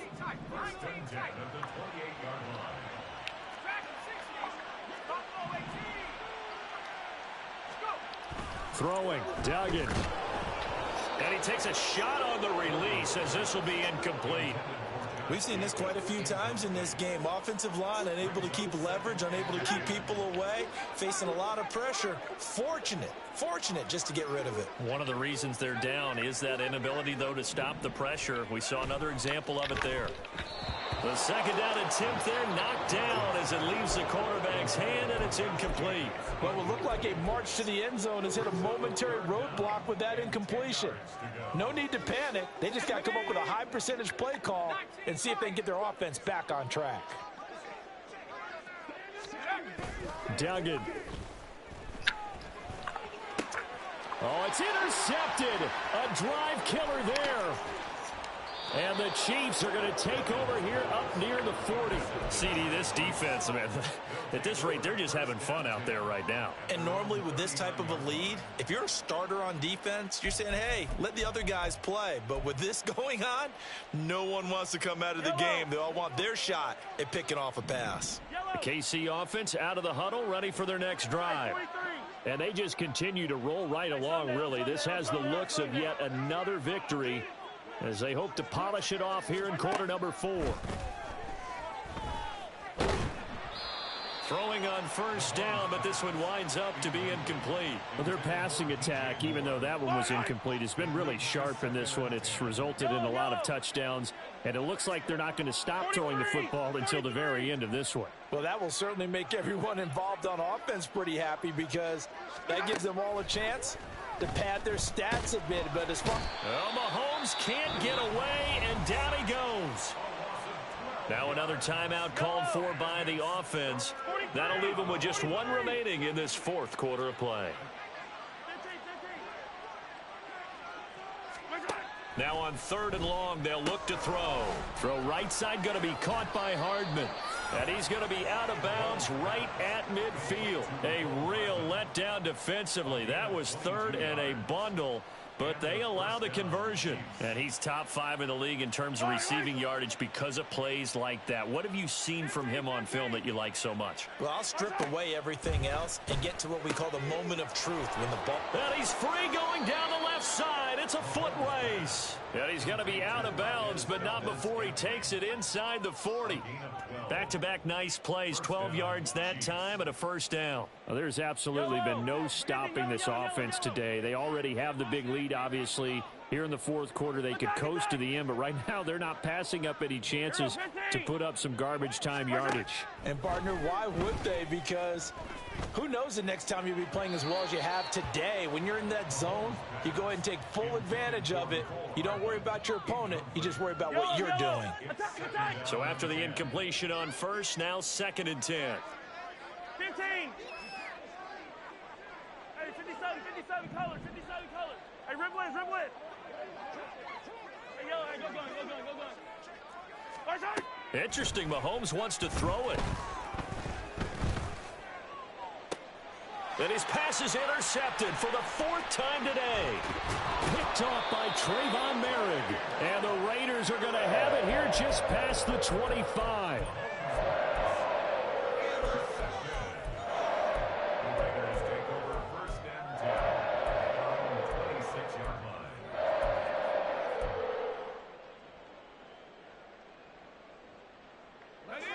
The Raider offense set to get this drive started.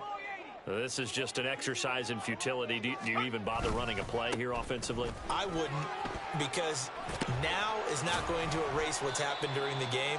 So after it's over, you're going to go to the film, find out where the game was really lost. But this is not a situation now where you're going to make up for anything. We'll see what they do here.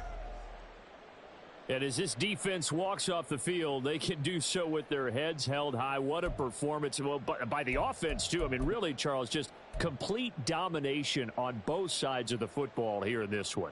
Certainly was, and I think both sides compete against each other all the time. You go at each other in practice, obviously your training camps, your off-season. But on game day, you both want to show your best. And I think that's what we saw from both the offense and the defense, a complete team victory. So for Kansas City, the perfect season remains intact as they move to 11-0 on the year. And they'll get another road date next week.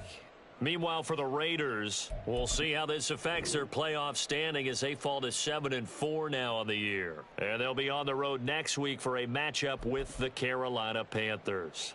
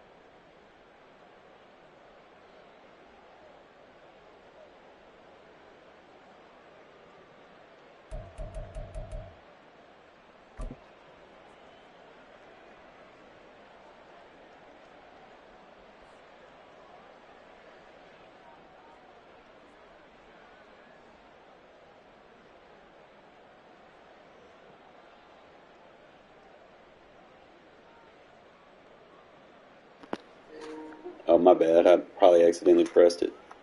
Nah, I need a new center. There's no way, like, you just block like that. Like, you didn't even try to block.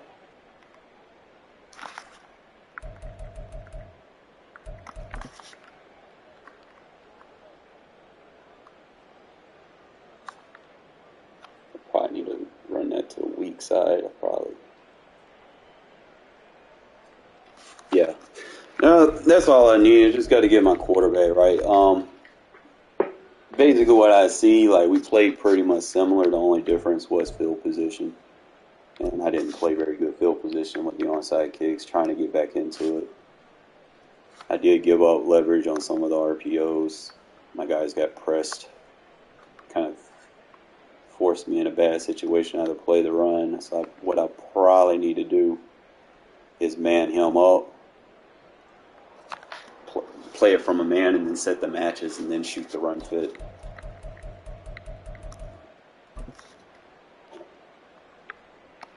I know he struggled a lot versus the bunch play actions. And obviously your quarterback can take all that. Like I said, if I had a mobile quarterback, I probably could have did more damage because, like I said, he plays man. Quarterback can scramble. I'm just going to look at his route concept, see what I'm thinking. He's running double corners. So he's running drag post,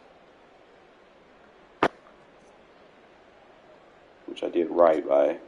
I need that safety to play that outside third.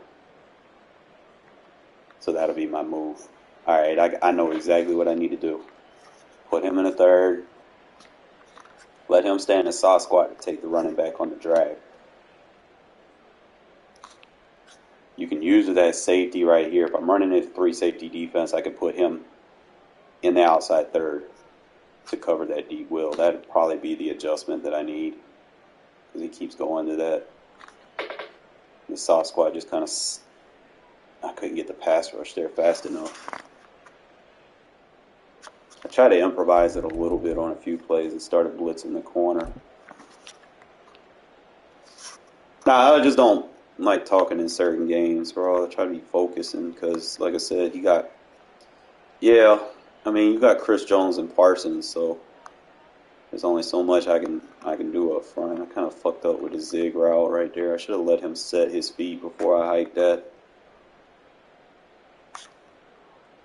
Could have waited on that double move, actually. That might actually be a viable read.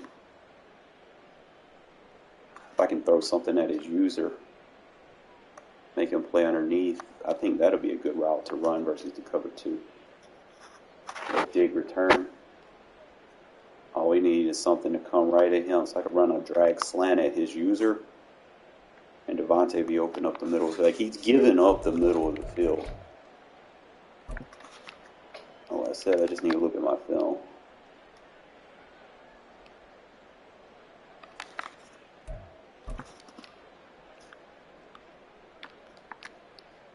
Some of these routes he'll give up too. That was just a good user catch. Just couldn't score before half.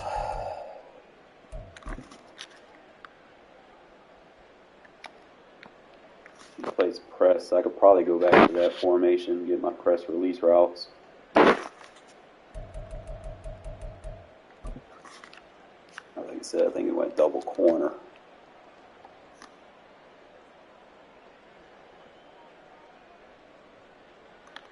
Yeah, that hot route master list is just broken logic, because now you can just flood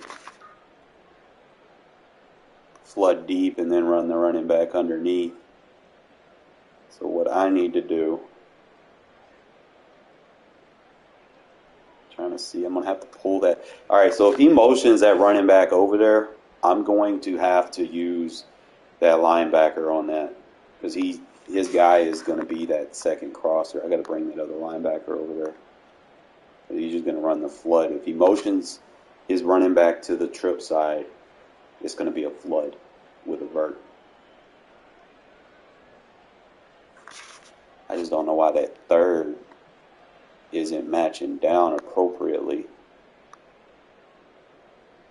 I might have to put him in the outside quarter, play with it.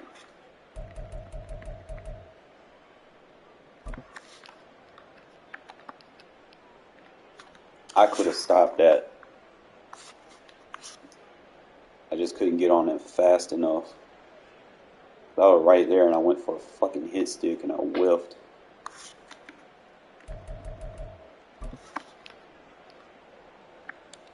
Try to give Duggan some shot. That's a good play action versus man, because that does give you a clean pocket to throw from.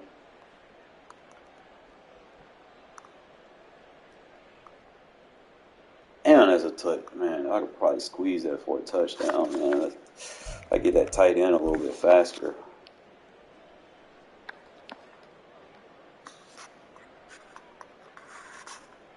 I forced that. He gave me the touchdown. I need to watch his user. So his user is going to be on the line. He's going to run in, and he's going to go chase the route that he feels threatened by. So I know that vertical tight end, he's going to get open all day if he keeps pressing. I just need to get him a little bit faster. So I said, try to start blitzing that corner to get sheds on him. He said he keeps running those post double, like corner. We should really consider banning Hot Route Master. That's just broken.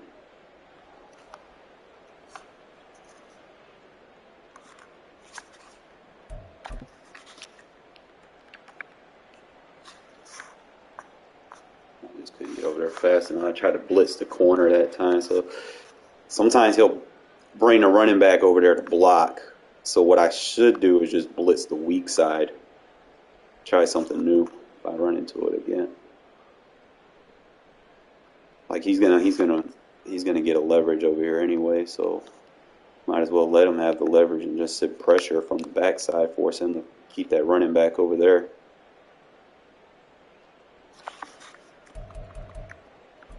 That's all I can do is just look at the film and see. Two things that I see that he does: if he motions the running back over, he's blocking him. So I don't really have to worry about him in the route progression too much. And then he's going to try to drag something over or something like that. He might run him in the out route if he doesn't feel like he's getting pressured, and he's going to run corner vert on the same side. It's a little broken because you're forcing one corner to defend one cornerback to defend two corner routes being ran right at him. And you're going to have to user that. I ended up getting a pick on it in the end of the game. Obviously, they didn't show the highlight for it, but that's pretty much all I see is you're going to have to user the bunch side. You're going to have to put someone in the middle of the field to take the vert. You can't put the third over there because the third's going to take the vert as the threat. So you're going to have to put him in the outside quarter so he matches down to the corner routes. And you're going to have to take the top corner out because I don't think the outside quarter would take the top corner out. He'll get beat underneath. I gotta send a blitz from the backside. So I gotta do something different because he's max protecting. Let's go back and look. Played him good in the first half. I was trying to manage the game. And then I got into a situation where I got sacked on this, and it just put me in a bad field position. And that's really, I'm not sure if that's because I was stepping left. That might have done it. I might have to lab that because that was a bad pass block route. And I probably did that because usually I'm trying to freeform before I throw it. So that's probably why. Because I'm trying to step into the throw too early. I need to let him take a step back. That hurt me. That really killed the momentum right there. Because then the next play was 3rd and 15 after that. And I forced it.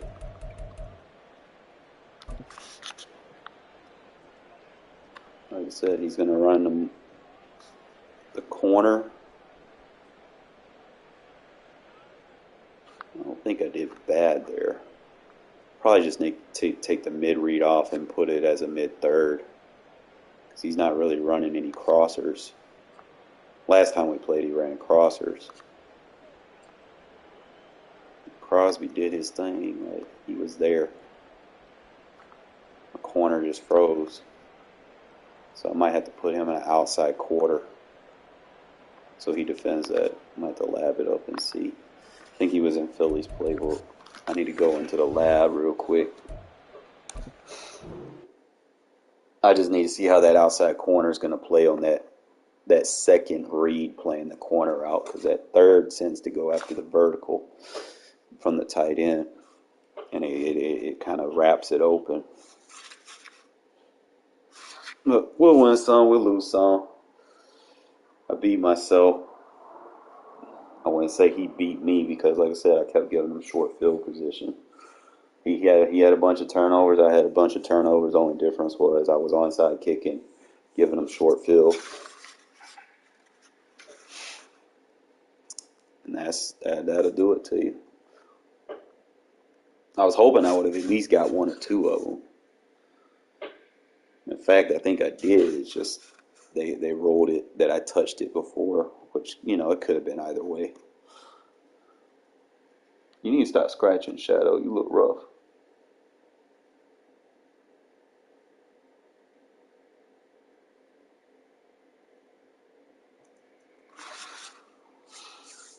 But on to the next week. Got to get Aiden a little bit better, bro.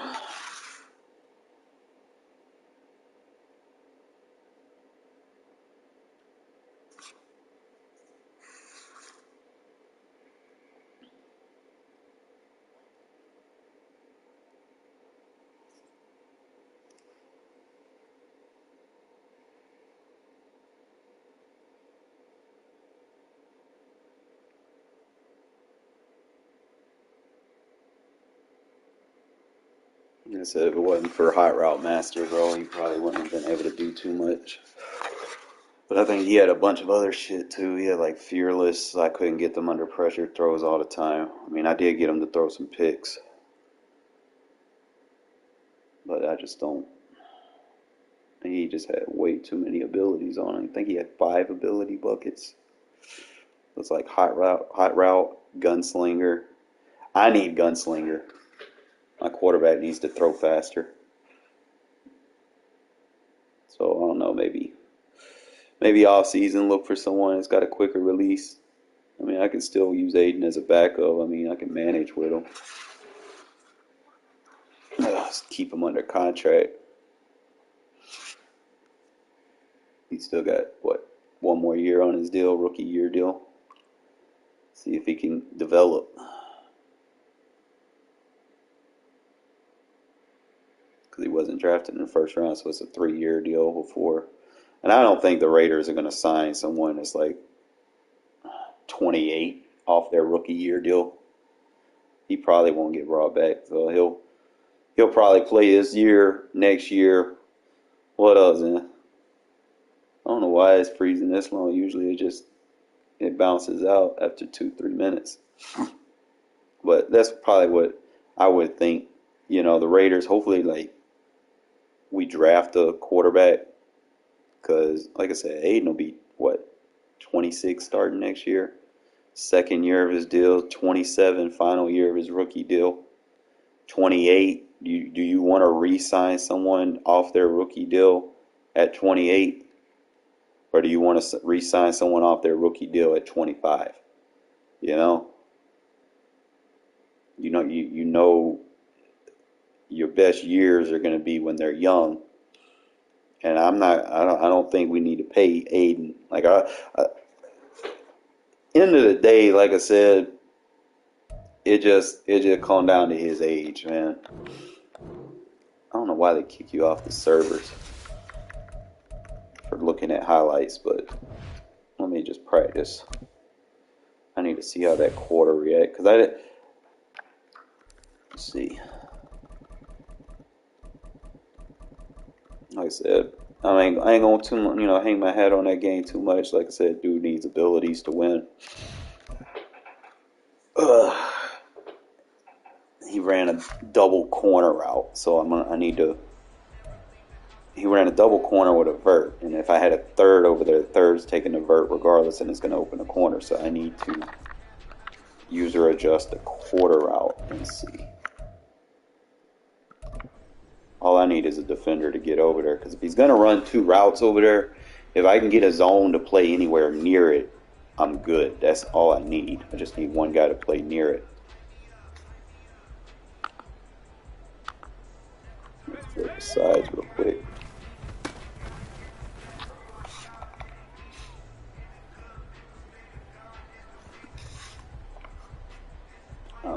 Do you remember what playbook he switched to? I'm thinking it was Philly. Like he started off in Philly.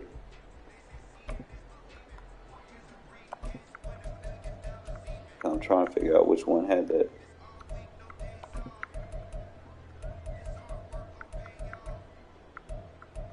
I'll test palms first.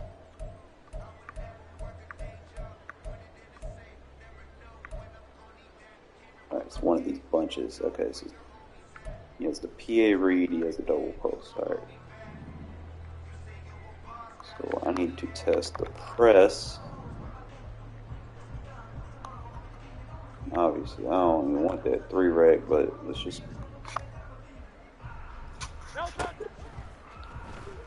See, the quarter going to go inside on the post route if the outside receiver goes in. If.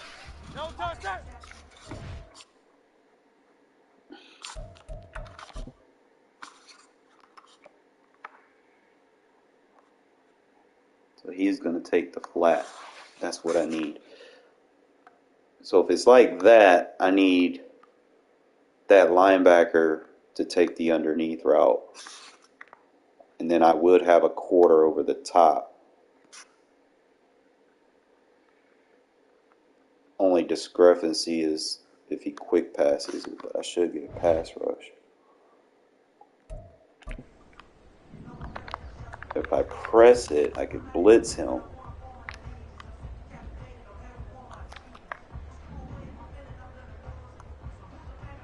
And then I'm just going to have to take off.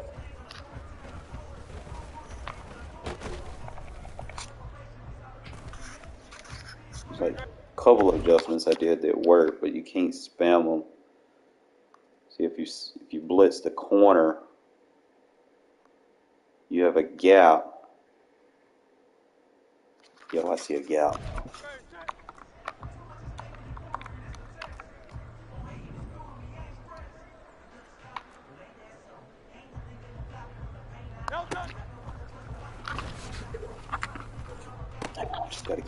I gotta press that fit in a third, okay.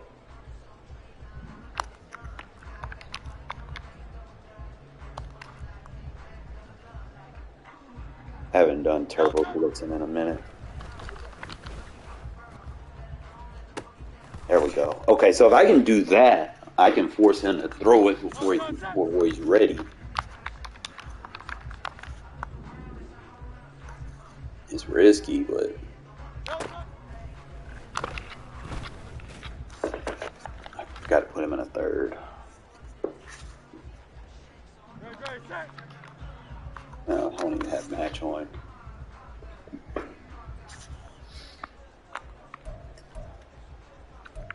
Now, one thing I hate about practice when I want to get so quick into it that I forget to turn the shit on.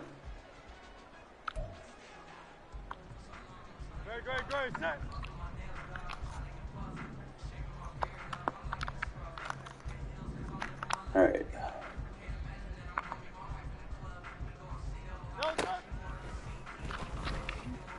Okay, so I have to leave the quarter on that.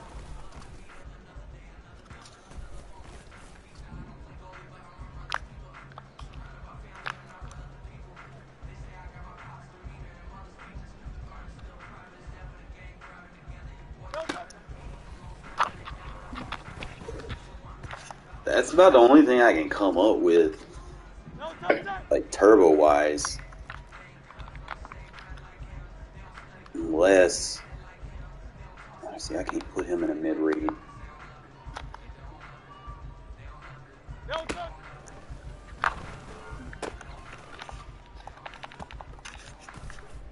He's going to throw that if I do that, so I'm trying to see. My only other option is to bring the safety down here.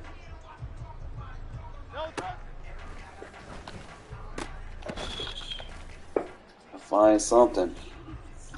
I have to put him in a mid-read.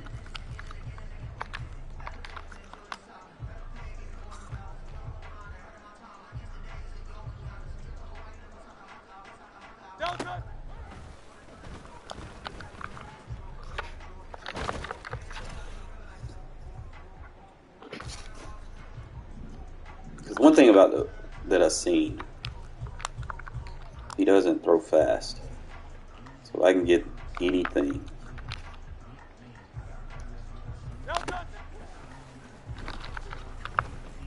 Force him to throw it before he's ready. I'll be good. Great, set.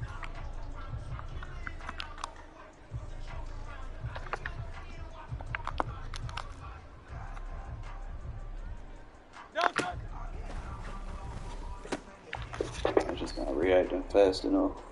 But like I said, I doubt he makes some reads. Like he holds on to it. So he's going to the corner route or he's going to the check down. So that's what I really got to see. I don't know what the other play was. I just know it was a corner. Like he'd run this vert. That was his other option. He'd run the screen and roll out. Like he put the running back on that side, the other side, and he would run that deep fade. So this is bunch offset. I just got to write down the plays that are in each formation because, like I said, I don't got them in mind. So the bunch offset, I lost, bro. It wasn't that I lost. It was just the field position game. I kept going for onside kicks. Like both quarterbacks played relatively the same. It was sloppy on both ends. We both had 300 passing. Both had 4 or 5 picks. It's like the difference is just trying to find. Like he likes the double post, but he runs it. He's like he has 2 corner routes. Like it was one play he was running. He would run 2 corners. So I'm trying to figure out everything that's in this playbook, so I'll know what I need to adjust to if I can see him again. I know he likes the cross screen and he likes the verts halfback under, and then he likes that double post. Like those are his go-to plays. Doesn't really run the ball. And then he has the one where he either audibles it or he flips it. I'm not sure. Let me see.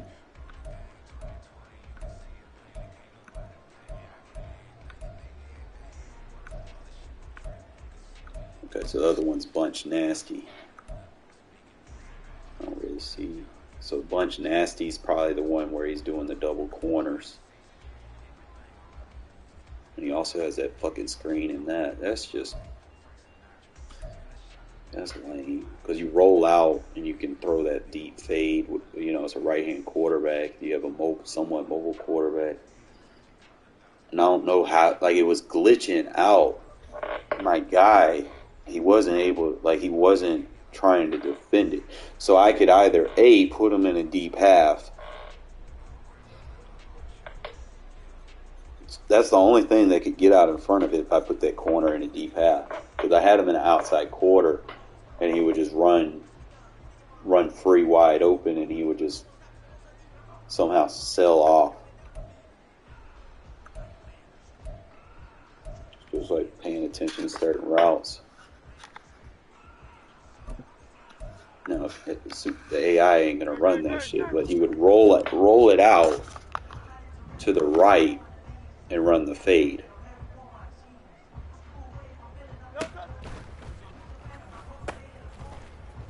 No, he didn't run the screen. He'd run away from the screen.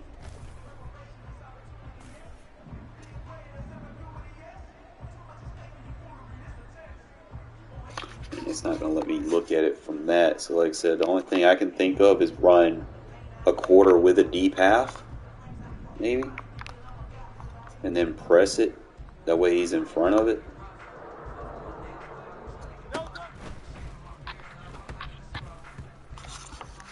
I'm just thinking. Because if I leave him in the quarter, he plays inside, and I don't want him to play inside.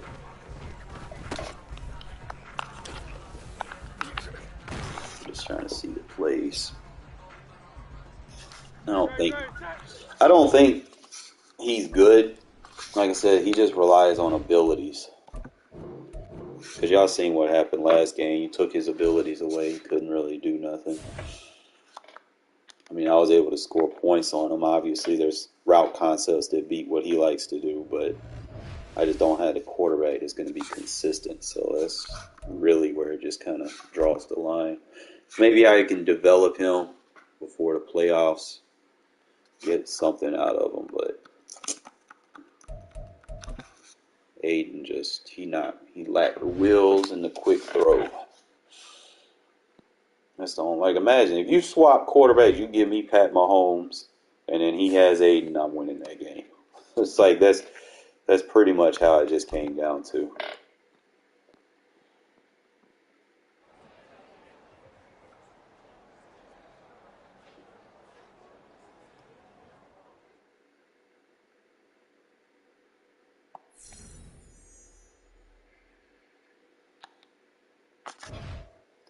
Well, at least our morale didn't drop.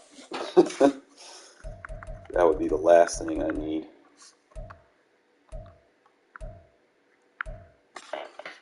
Let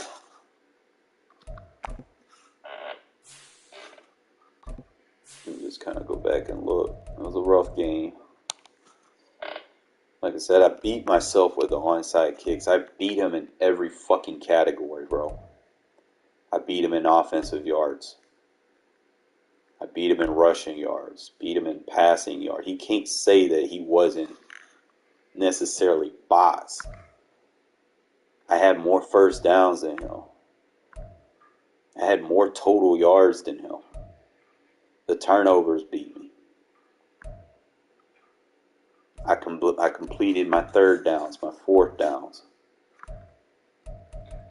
I had time of possession. I beat him in every fucking category. It's just the field position just kept giving him easy field to work with. So like even if he didn't do anything, he was still in scoring position. Like, you look the difference, man. Like, look, bro. Like, Aiden, even though it was a bad game, Aiden played better than him having a fucking 99 overall. You know? Like, the stats don't lie.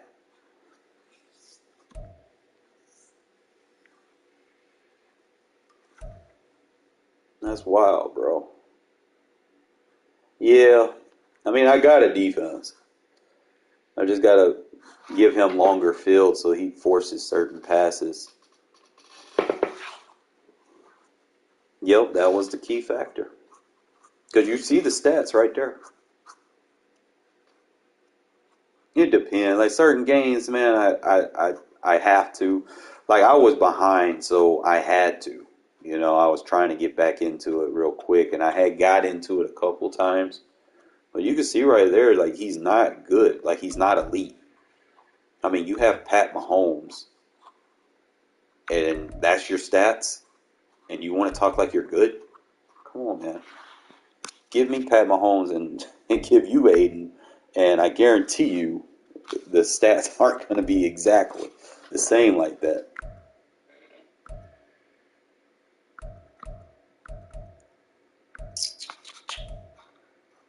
Like, he couldn't stop Devontae. Devontae did his thing. I mean, I ain't even mad. He caught 3 touchdowns, and I was just talking about him before the game, man. I was like, man, I ain't been giving him the ball. The tight end was eating both of them. This motherfucker was so open so many fucking times. And he fluked on a couple, man. I could have took the lead with him a couple of times. I got to use Tucker more. I got to use Bush more. I got a lot of guys on my roster I need to use more.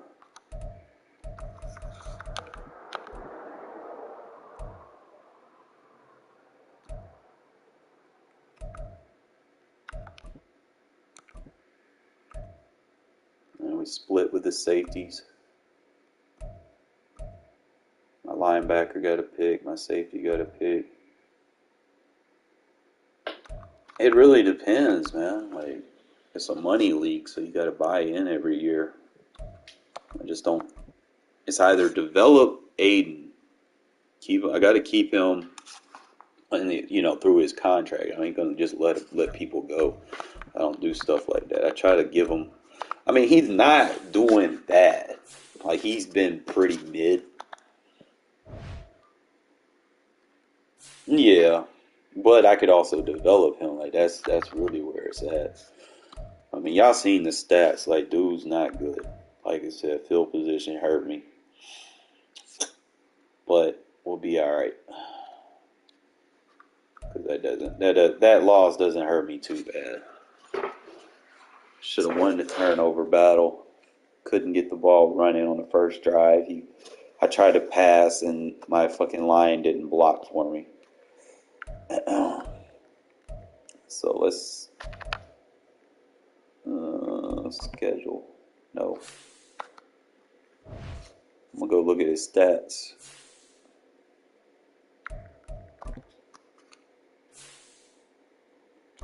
I mean, he's in the middle of the fact. Like, he mid. It's like 23 touchdowns.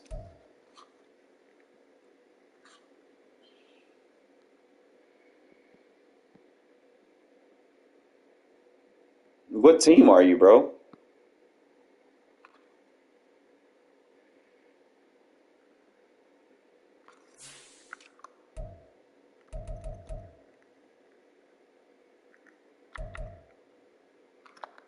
I'm not gonna look. I'm not aware of anything. Unless I know Discord sometimes.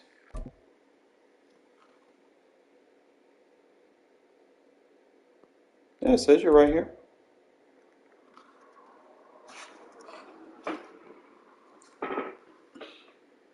Here, I'll put the Discord link in the chat, bro.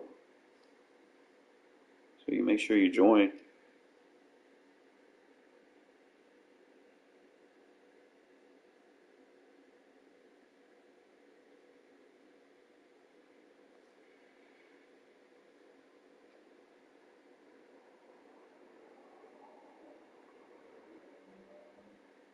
Bro, we not, no. No, you gotta play hey, Dallas, bro, you gotta play your CPU game, bro.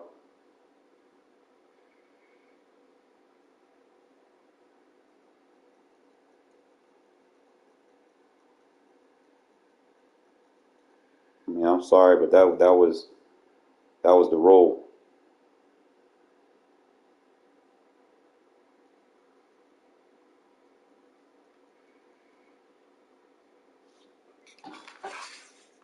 If you set a forced win, I gotta take it off.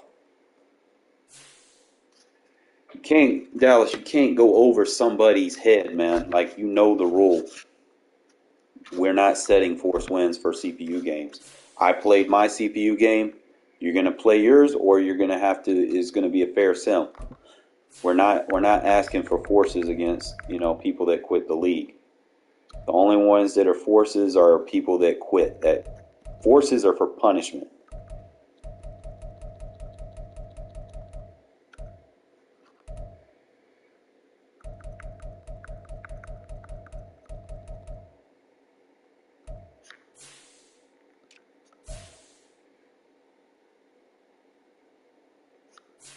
What week are we in? 5. So it's week 9, right?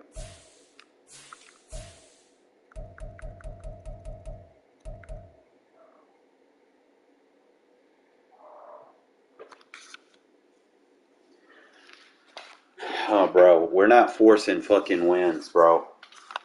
True, we are not forcing wins, bro. Why is this man got a forced win on a CPU game?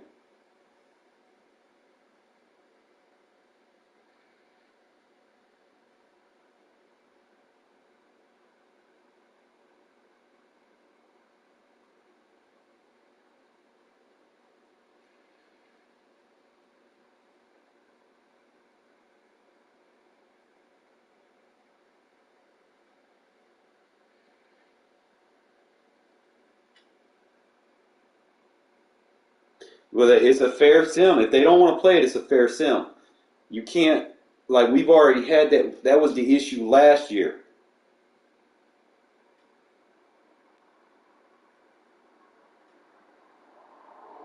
we had handed out way too many forced sims, and it made it unfair for people that deserved to be in the playoffs, where you had people that were getting like fucking 8 free wins against CPU because they never played the game and they weren't even good players. And then they went into the fucking playoffs and just it just come on, man. They're gonna have to play those games, bro. We're not forcing games. Like this right here. Why was that forced?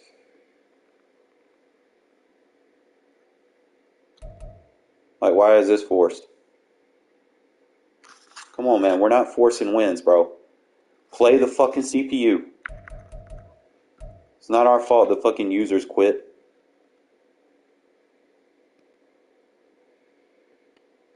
I'm not setting forces, so whoever's setting the forces, me and Pac already said you got to play the CPU. There should be no forces unless it's a punishment. Forces are for punishment only, for people quitting.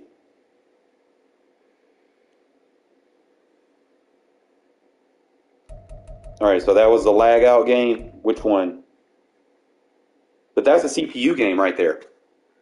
Cardinals Dolphins. He's got to play that, bro.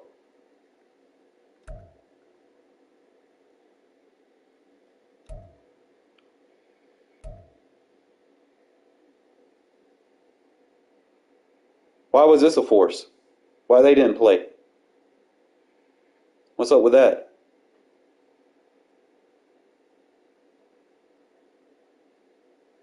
What happened on that game? Like I don't be in the CFM menu like that. I would assume that people would follow the rules. I don't know why there's all these forces.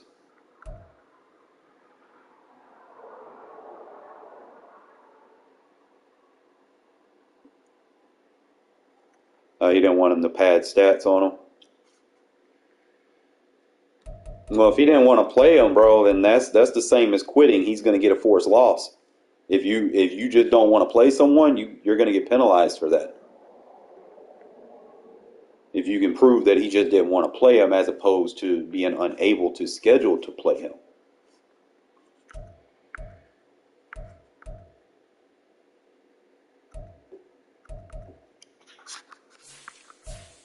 We don't give forced wins, bro. Like this.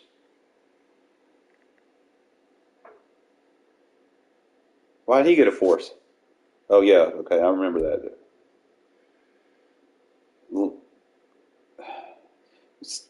Okay, there's no force there. Okay. Leon, why you played that twice, bro? You know we got a no quit rule, man. If you quit one time, that's going to count you a loss on the next game.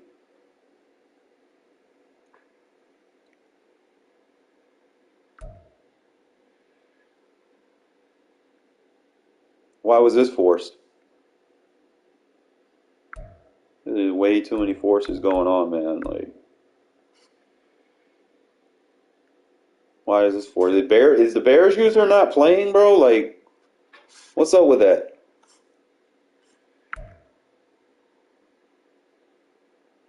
Why is this forced? There's way too many forced games. Why is this forced?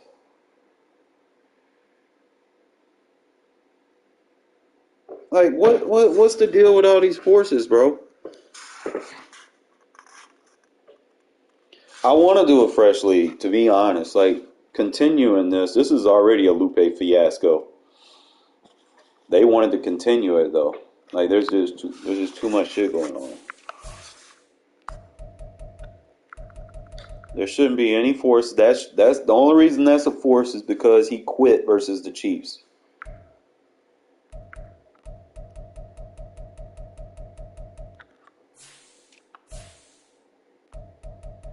That's just wild, man. There's way too many forces. Oh, I'm strict with the rules. It's just like I said, I don't be in the menu watching this shit all the time. You know, like I said, I'll be in regs. If anybody's asking for forces, let me or Pat know, because we've said it from the beginning. There's no forces against. Like, if somebody quits their team, you still got to play it, bro. Like, because you don't. Last thing you want is someone to go into the playoffs and not know what the fuck they're doing and just be a free win for somebody. That, at the end of the day, that's what it's about. Like, it's. I mean, it is what it is. You know, like, the Saints are winning games. Like, they're still a decent team. Like, I'm the co-commissioner. Like, Pack is the commissioner, and then they made True a commissioner. Which game did you play? You played the Bengals?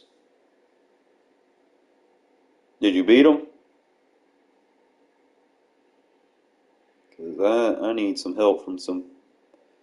I don't know. I need to find out, man. Is True still in the chat? Like, True, are you setting forces or? Because Pat was the one that said we're playing. You're dead. What do you mean you're dead? You're typing.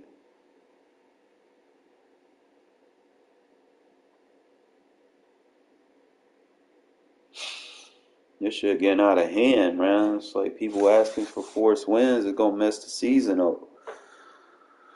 Well, Pat need to stop. So that's what it is. No, bro. We've already said from the beginning of the season that you got to play the CPU.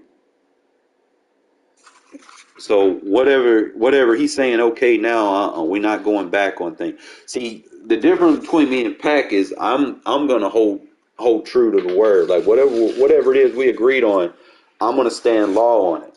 You know, like Pat. People try to get over on Pat. Pat got a soft side, but I'm not gonna take bullshit. You know, like he even said that because he know people will try to get over on him, but.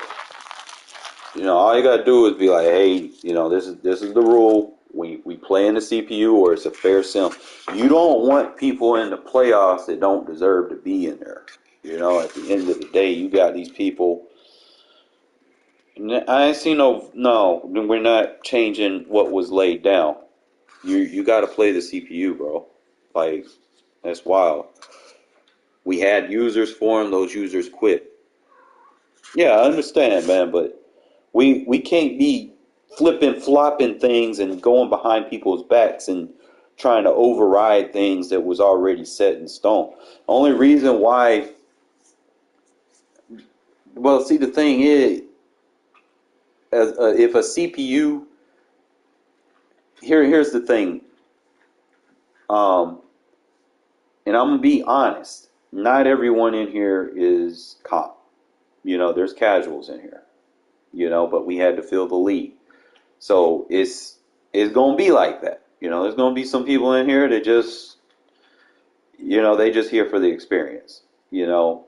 But at the end of the day, you don't want them type of people in the playoffs either. Like, you don't want someone to just pad stats in the playoffs and then just have, like, a game where they just go insane and then they go into the next game with, like, ridiculous morale because of it. At least the CPU, like, you can beat the CPU, but you're not going to sit there and just have a field day with them all the time. You know, whereas you could play a user and beat them 66-0 or something like that. So it's just, at the end of the day, you just want the best, you know, 14 teams in there, right? Whether it's CPU or fucking human. I mean, you go look at the records, bro. Like, I'm be honest, BRG, like, he's 3-8. You got the Texans over there, 4-8. Lions users 5-6. You know, anything that's like the Browns and the Steelers, 4-7 and 2-8. You know, you can eliminate them. I can't say anything about EMT because he just joined the league late. You know, he took over a bad team, so I'm not going to disqualify him from being a decent player. The Bears user is not even fucking playing his game, so we need to find out what the fuck's going on with that. Fucking Willie Bobo, whatever the fuck you want to call himself. Like, come on, bro. You got extra people for your team. You got a good roster, and you 6-5. Like, come on, man. I'm playing with damn near the same roster that I had since day one. I'm 7-4. I took 2 losses against the Chiefs, you know, and so the hard part of my schedule over really. Bucks out here, I don't know what the fuck going on with him. Dolphins ain't comp. Fucking Bills usually probably gonna just beat him. DJ have his on and off moments. Pack about to play a hell game. I actually need Pack to win that. It's like, if you go look at this, bro, it's like more of the comps on the AFC side. I'm gonna be honest. I mean, you got, on one hand, you got Baltimore, Colts, the Bills, Chiefs, me, Jacksonville and Giants are like in between. You know, jury's out on them. You got Cincinnati. You know, I can count on, like, there's like 6 good AFC teams, and then New England, so that's 7. You can look at that and count 7. The NFC, you got Pack, Bucks. If he fucking plays his game, I don't know what the fuck's going on with him. I know he's a good player though.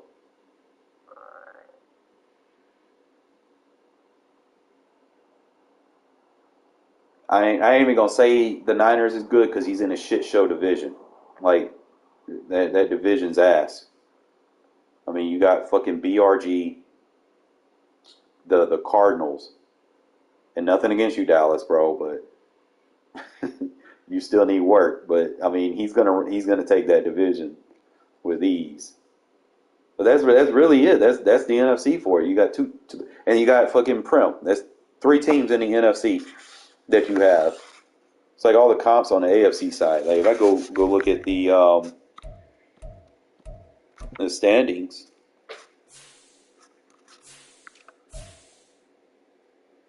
we'll check here. We got Chiefs, Ravens, Patriots, Colts, Bills, Bengals, and Raiders. That's your playoffs right there.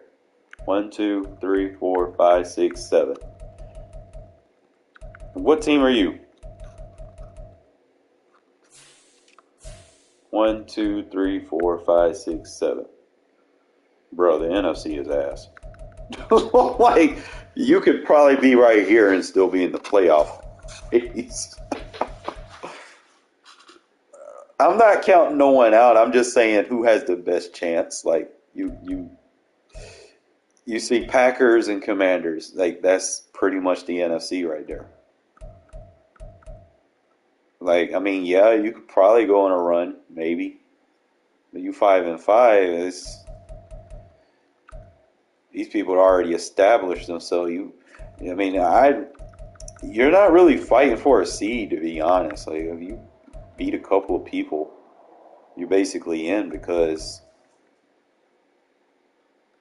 like, these people got losing records, bro, and their hopes are still alive. Like, it's not real top heavy. It's like you got 2 people with, 3 people with good records, and then everybody else is like 500 or less.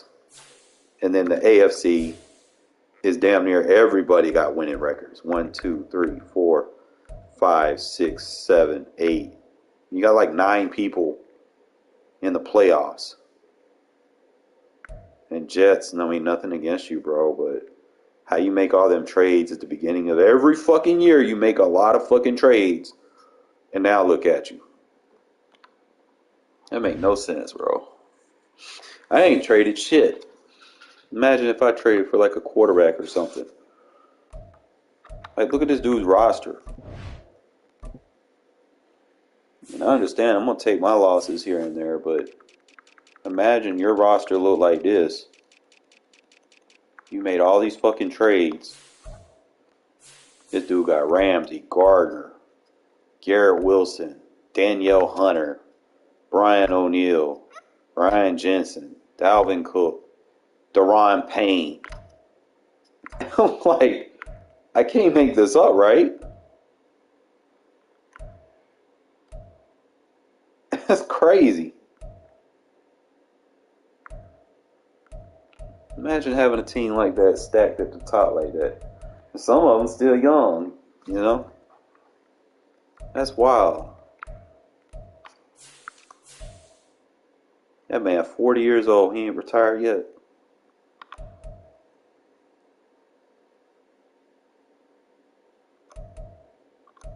That's wild, bro. He ain't got no receivers. He need to put some receivers on his roster before they start being fatigued.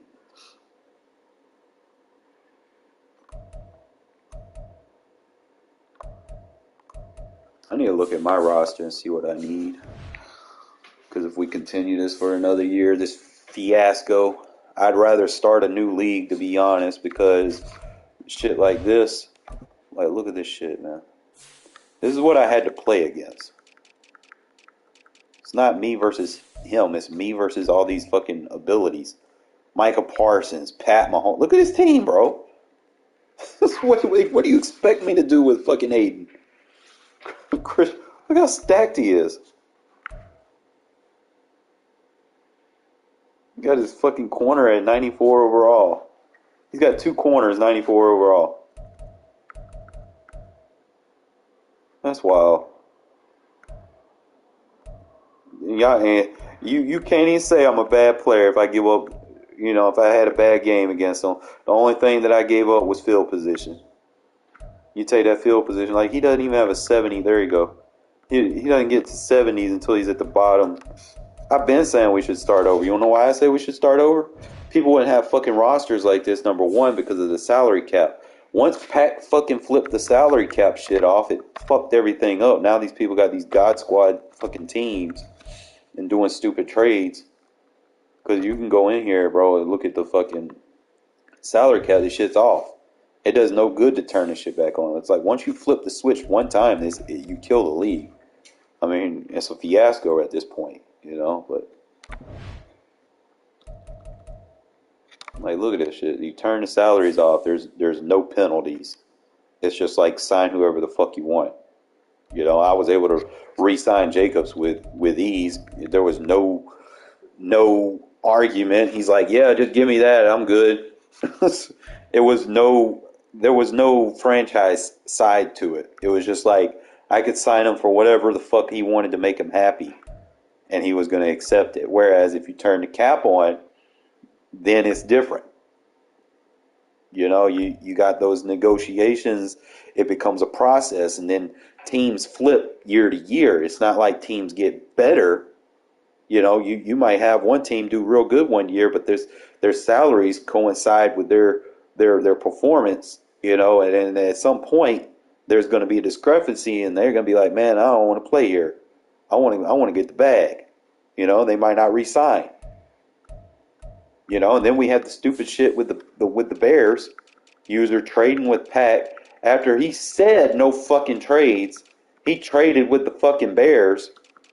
He traded fucking the receiver that's supposed to be over there, DJ Moore, and then he fucking mid-season released him and gave him to the Chiefs. I'm like, man, come on, bro. If you're gonna run this thing, run it right. You look at rosters like, I mean, I can understand why you 5-5. I don't understand how you got DK Metcalf. Like, what the fuck? How'd that go through? Who approved that? I don't remember anyone asking about that.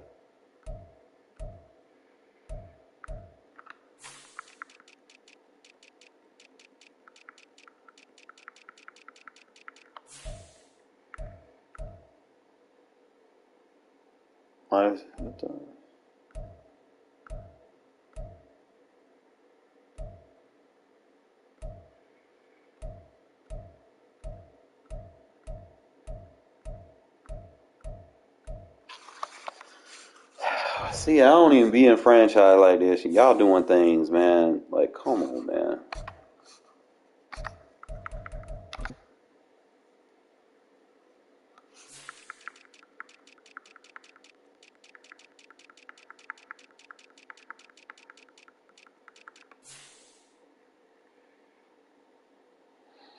Remember him until week 8. Go and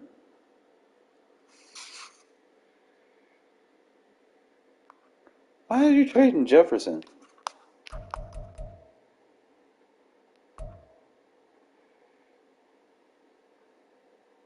Why is he out here just releasing players?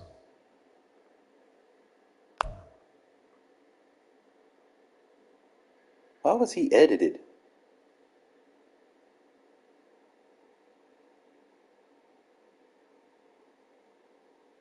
Well, what was the edit?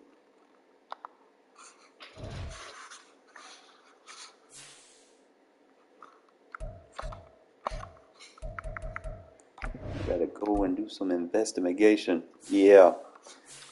I gotta look at some, see what's going on. Bro, if he lost it, he lost it, man. We're not putting things on people. Did he change positions?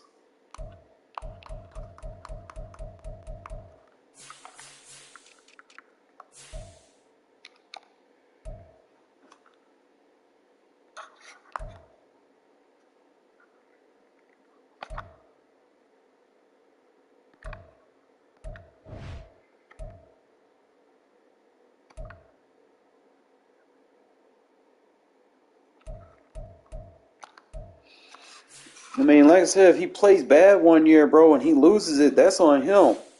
You can't sit there and edit something because he lost it on his end. Just because he's in regs, that's one thing. We played one year. If he fucking sucked with him, that's his fault. If you want him to get his ability back, you gotta earn it, man. We ain't editing shit.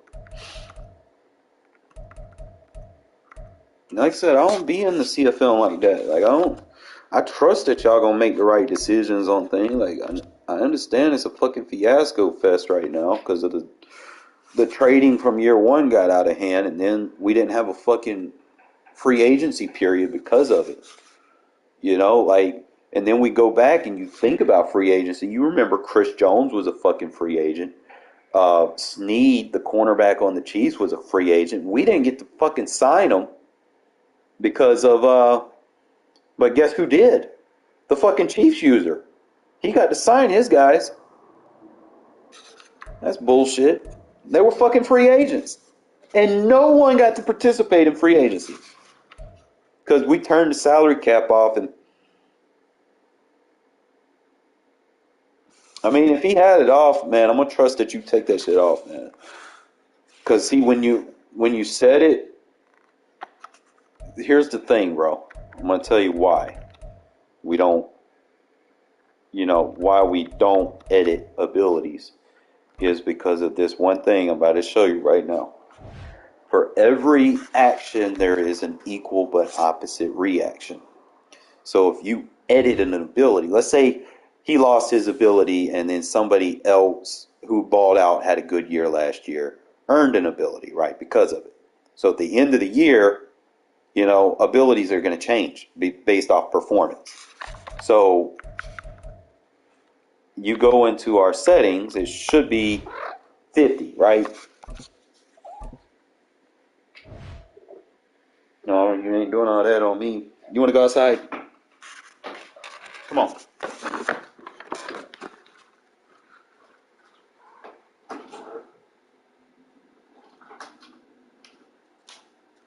I'm about to show you. If I go down here, the limit should be 50.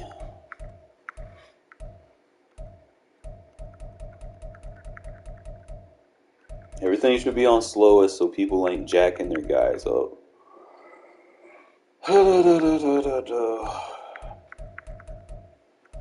See, look. X Factor Dev Players is at 50. So if you add an ability and you make a guy an X Factor, somebody's going to get the short end of the stick. Someone's going to get cut off. So you count. Now you got to go in here and count your X Factors. Because someone probably lost it if you edited them.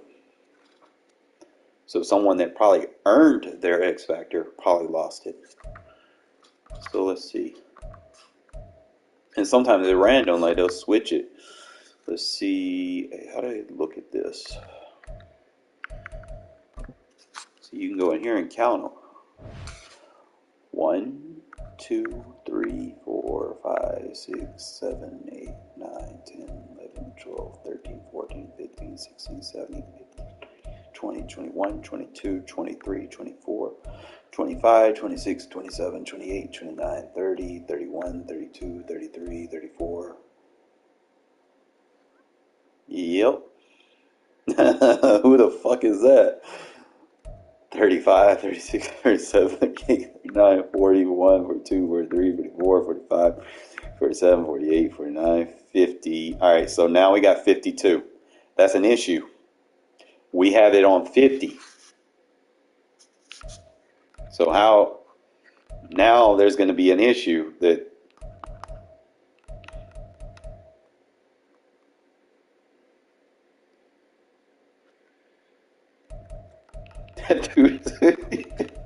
that dude named Buddy, and he's not on no one's team, bro. Like, what the fuck is it? And he's 45 overall.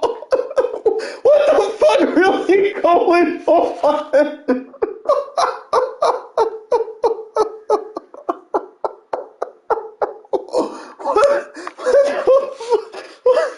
What the fuck is really going on, man? How you gonna have an X Factor? He not even high enough to goddamn get an ability.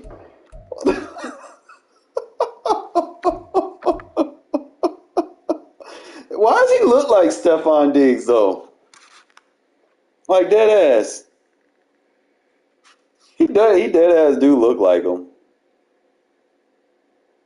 Did they release him? He dead ass look like Diggs. Hold up.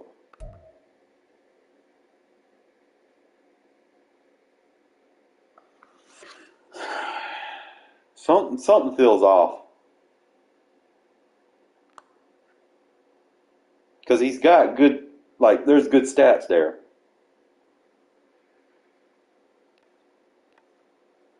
But his speed is low as fuck.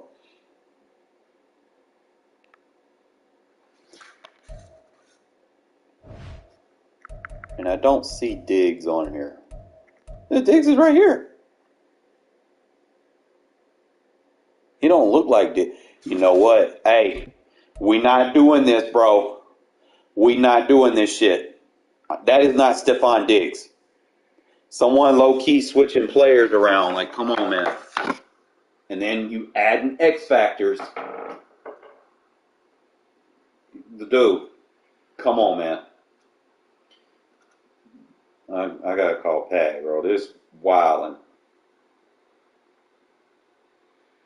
Now, who gave him the X factor?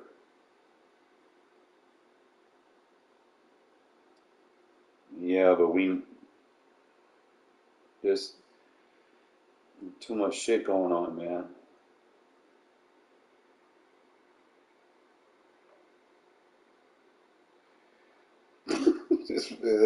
And see, I just do a little investigating, bro, and see how much shit that I find. Like, this is wild, bro. Like, who edited him? I sat here, like, dude came to me, and I told him, hey, look, if he's getting fatigued, it's because, A, you don't have enough roster, because everybody's not streaming their games, so I can't see everything. So based off the games that I did see, it was teams that didn't have enough depth at certain positions. You know, that they were getting fatigued or they were red and dark red. And I told them, I was like, hey, we got our week-to-week fatigue off. Player fatigue's still on. Because everybody just feels like, oh, injuries are off. I can just sit here and spam this guy. If we fucking turned the fatigue all the way off, you want to deal with fucking Tyreek Hill running fucking like a Super Saiyan the entire fucking the entire game? No. This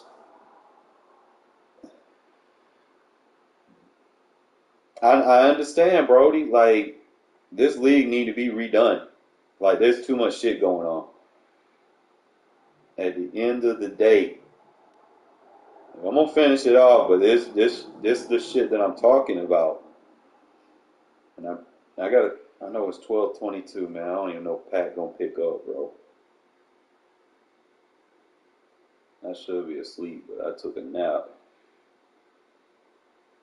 I'll leave him a message.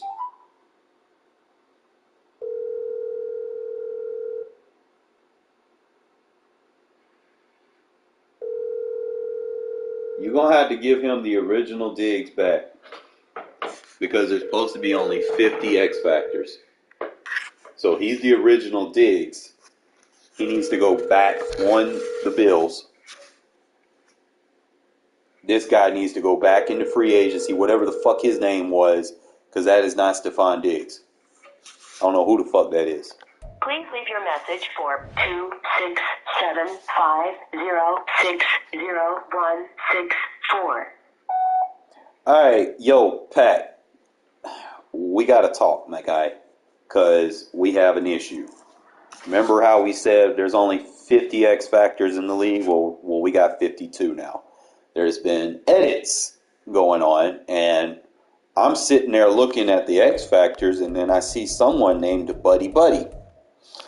And we go look at Buddy Buddy, and it's like, why is he an X Factor and he's not on a team?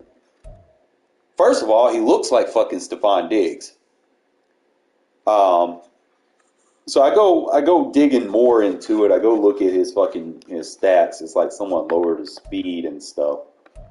And let me go look at his ratings. And I went down to his secondary attributes, and I was like, those are pretty good stats on the bottom end. But he's rated like a 45 overall. So I looked at the top. I was like, oh, his speed and acceleration is down. Okay. But his name got changed to Buddy Buddy. And I was like, well, if he looks like Diggs, where's Diggs on the X Factor? So I'm looking for Diggs on the X Factor, and I don't see him nowhere, right? But then I go look at the Bills, and that is not Stephon Diggs. I don't know who the fuck that is. Okay? That is not Stephon Diggs. I mean, you can look for yourself. I don't be in the CFL like this, but there's just a lot of stuff going on, man. And I was already upset about, the whole situation with with us turning the salary cap off, because I knew there would be issues. But just get back in touch with me when you can. I mean, we'll finish the league off, but there's got to be some changes. Obviously, Diggs needs to go back on the fucking Bills. He needs to re-sign him. And whoever that dude is needs to be unedited as an ability. Because there's just too much going on, bro. Just hit me back up. But that's wild, my guy. Like, dead ass. Now, I'm not even sure if there's anything else was edited. Like, I didn't even look at the stats. I just let's see what's going on. Let's do some more investigation.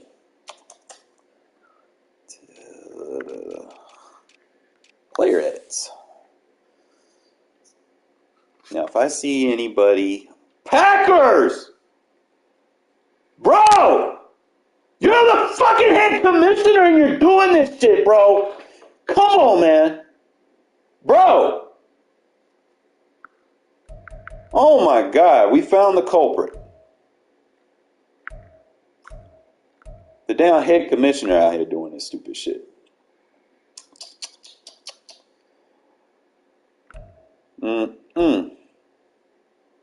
Why was he edited, True? What's going on with him?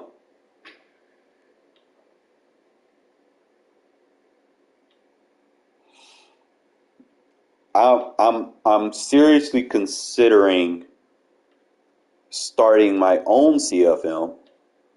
I will be very strict on the rules. And if I do any commissioners, it'll be Discord commissioners only. I'll do the advances and stuff like that, because there should not be no edits. Just That's what happened, man. When you get, y'all ever heard the story of too many Chiefs, not enough Indians? So that was the only thing he wasn't okay. So the only thing I got to do is look for yours, mine, and Pac's edits on other teams. All right, what happened with that? We already know about that. That needs to come off. I'm getting the questions. I'm only asking about the players on the other teams right now. I need to know why he was. You put him at CB. Well, you need to put him back at CB if he's at safety. I don't know.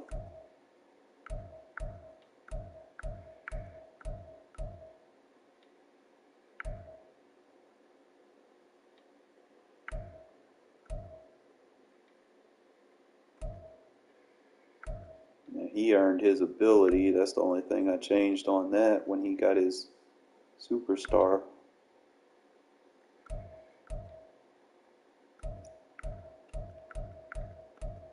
That's wild, bro.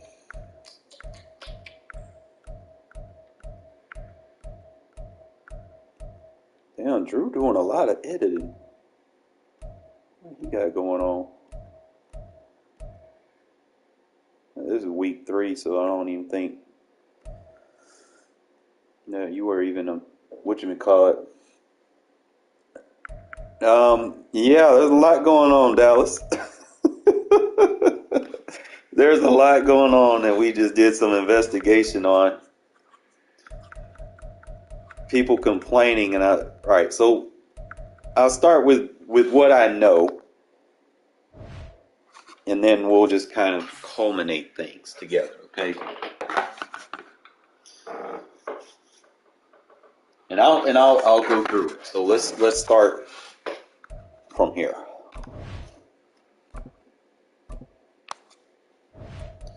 Okay, all right, so let's go.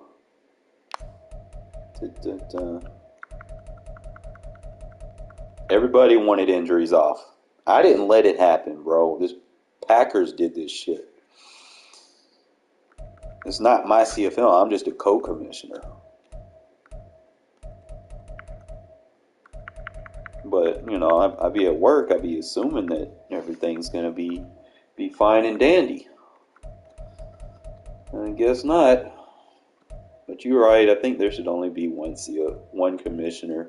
If you do 2 commissioners, that second commissioner got to be really trusted that you're not going to edit shit. Bro, there's been other CFMs are probably a lot worse. I'm going to be honest.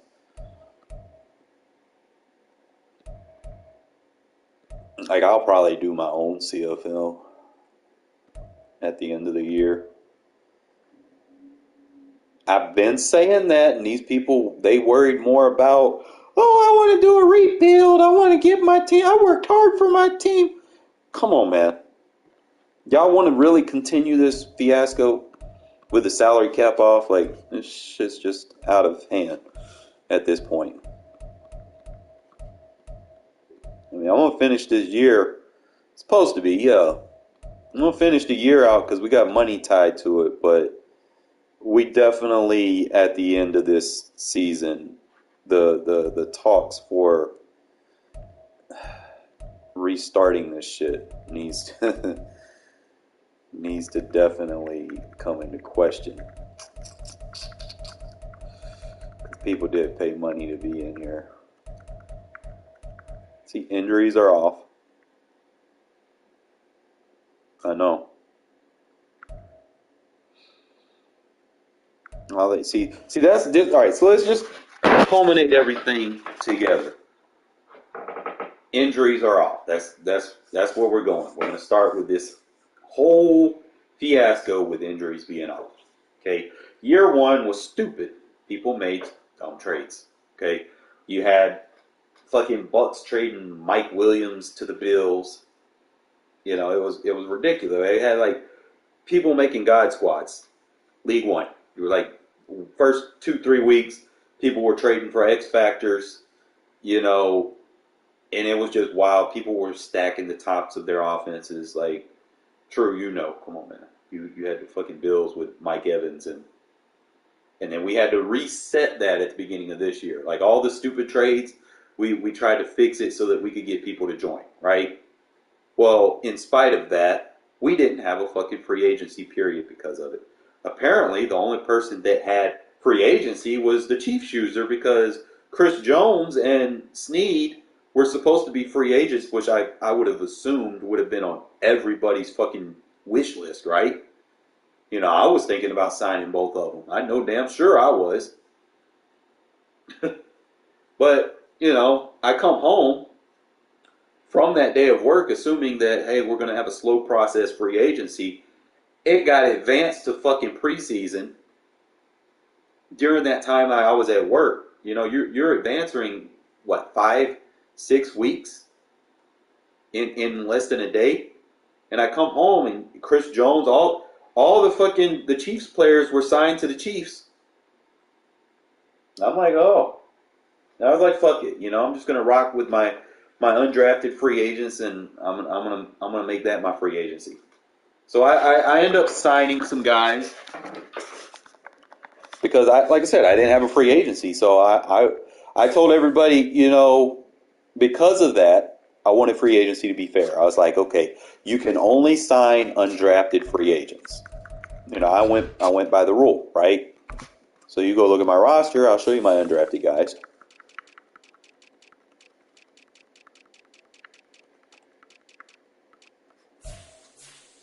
I remember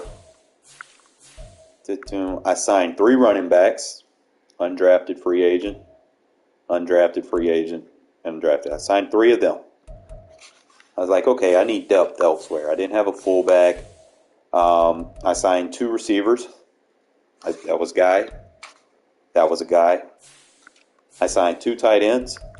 I got Bush and I got Allen.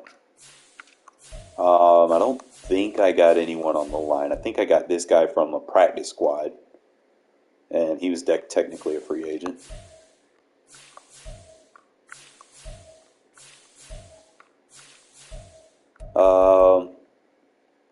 That was like my draft pick. I ain't even really been able to use, you know, both of my draft picks.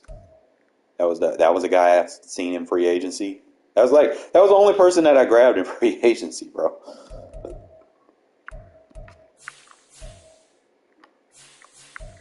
Draft pick. Actually, he was undrafted. No, he was the draft pick. The other guy was the undrafted. That was a draft pick. He was an undrafted free agent. He was an undrafted free agent. Yeah, we should definitely leave injuries on, because people got too cocky with injuries being off, and they assumed that their players would just be immortal and they could do anything, and they wanted fatigue to be off, you know, which I can understand, the week-to-week fatigue, because it was tough on some of those games where you'd go in and your guys would just be gassed out, you know. But I gave them an ultimatum, all right? I told them to set their sliders so that their guys would get subbed out. It's a long season. You don't want to sit there and run the same roster every week. So I have the perfect sliders, and I gave it to them in the Discord. I'm like, okay, guys, you come in here, you go to manage staff, and you set your fucking auto subs. All right? You come in here, and these are the settings you need to run. I'm running 95-75 on most of my positions, you know, so they get subbed out. Now, if I have little depth, I go a little bit lower. I go 85-65, but anything else, you know, is pretty much 95-75, and you should be good. They'll get taken out between plays or whatever so that they can build their stamina back up. That way you're not gassing them out with the default settings. And that's why week to week my guys are still kind of fresh. We have the week to week stuff off. You know? And you come in here, and then people have one quarterback on their roster, like the Chiefs user did, and he played me back in week 2 or something like that, early in the season. And he didn't have his quarterback. Apparently his quarterback was injured, which, we had our fucking injuries off because they were complaining.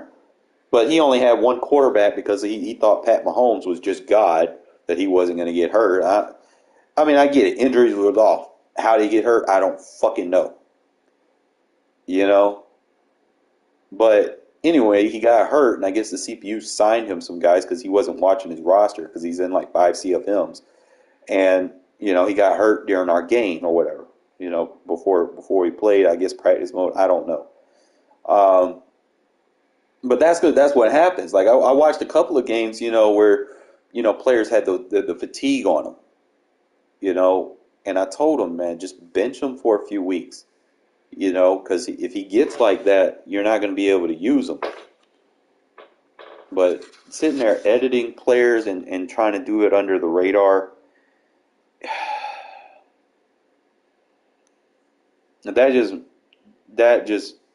that boils my blood on the inside, man.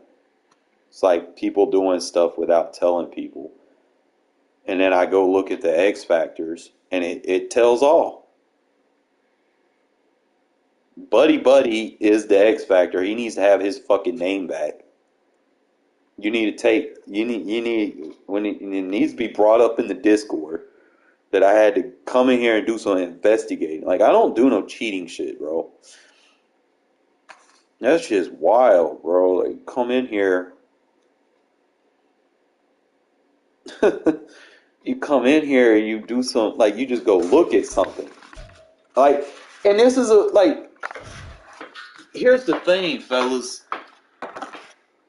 We not telling y'all, hey, you can't go for it on fourth. We not telling you can't use RPOs in your offense. We not telling y'all that you have to punt it. We not telling you that you can't go for it. We not restricting your play calling, which we might have to fucking start doing.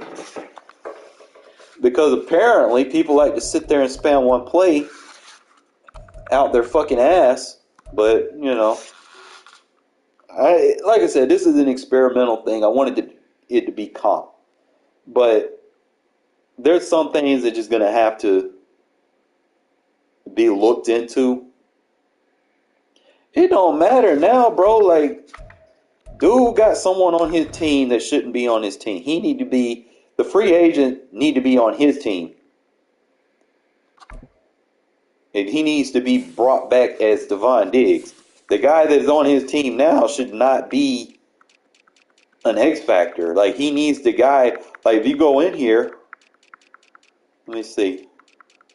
The Bills.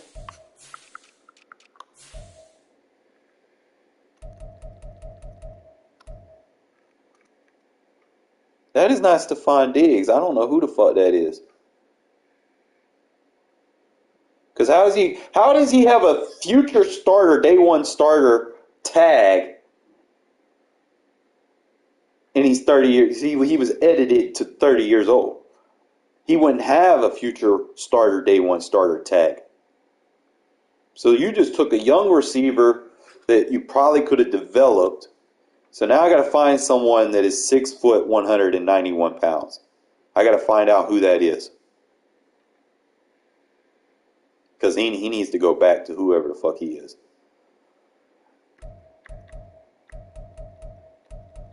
Because, he's just been edited to ridiculous stats.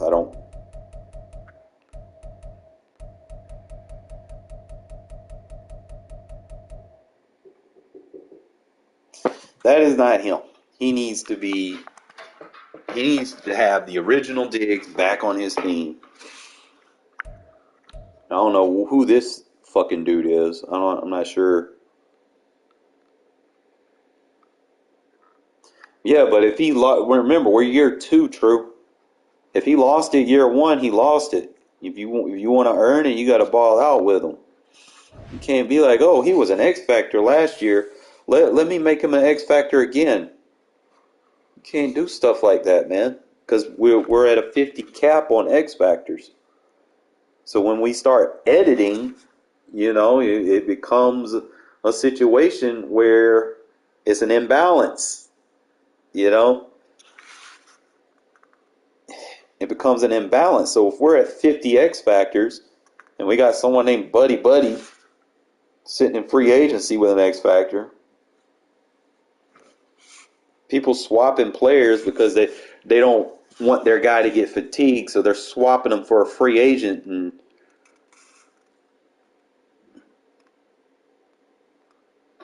Peck, I don't even know, because he's the he's the fucking commissioner, bro. Like that's like, I would do it myself, to be honest, but people gotta be on board.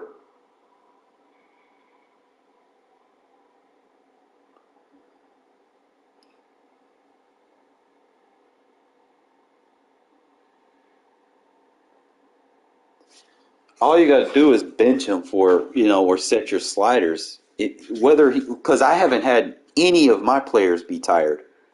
Every game that I played, no one's tired. I have the auto sub sliders. I put it in the Discord for everyone to use them. Nobody wants to use them. Everybody wants the easy way out.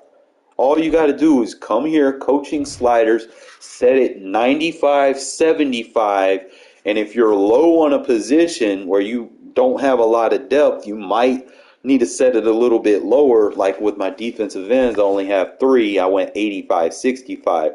But other than that, put everything on 95, 75. It's not even benching them the whole game. It's just set your sliders. That's all you have to do. If he gets a position where he's fatigued, it's going to last. Like, stamina lasts from game to game on individual players. The only thing that we took off was those scenario fatigues. Bro, I played the whole fucking season, the 2 years, and with these settings, with the auto subs, and I've not experienced one game where my guys were fucking fatigued to hell. One game. Another thing you can do is make sure you have depth, because see, if we're going into practice and we have it locked where you can't, because we have the week-to-week fatigue off, then you need to make sure that you have depth at that position. Like, if you go to my roster, what's the first thing that you notice when I said I went to go into the undrafted free agents? I signed 3 fucking running backs. Make sure you have depth at position, because even when you go through the training, you won't get affected by it. Make sure you have depth. I really don't know what to say. Like, there was a dude that I signed, in free agents, Caleb on Chase on, and I just wasn't seeing him on the field. But I didn't have a lot of depth. I doubt that, man. I really doubt that. I'm telling y'all how to fix it, and no one wants to listen. Everybody wants the easy way out. Nobody set their sliders. I put the sliders in the Discord. Hey, put these on. Your guy might need to sit out 4 or 5 weeks. That's fine. He's getting old. I watched the game with the Titans. Like, when he first joined the league, Henry was tired, and I told him to sit him out. I'm like, bro, I told him he's going to be fatigued. I told him, like, once he gets like that, I mean, yeah, he going to have to sit out for a while. You're not going to be able to use him because you probably drained him to fucking death. I mean, running fucking spam one-play touchdowns with him the whole game. Well, I mean, you're expecting this guy to run 90-yard routes all the way every fucking play? He's going to get tired. Start running hitch routes or something. Run shorter route concepts, because every deep route that you run is going to induce fatigue on that receiver. Stop running deep routes the whole fucking game. Like, wisen up. Yeah, it's just wild, bro. It's like all the edits. and shit that happen. That's crazy. I'm supposed to be asleep right now, and I can't even fucking go to sleep. Dude, it's fixable. And I told y'all what to do. Y'all don't want to listen. Y'all just want the easy way out. There is no easy way out, man. It messes leagues up when y'all try to find easy ways out. And then you're going to have situations like this where you got fucking Bills sitting here with a fucking X Factor, and then you got an X Factor sitting in fucking in free agency that was edited. It's just not even. I'm like, I lose interest when things kind of lose relativity.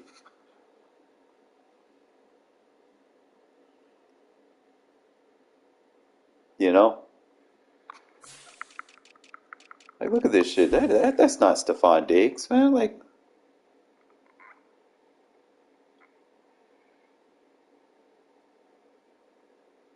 that man got 1 year experience.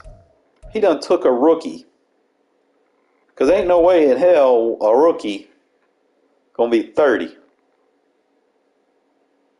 I'm trying to show you. This is not Stephon Diggs, bro.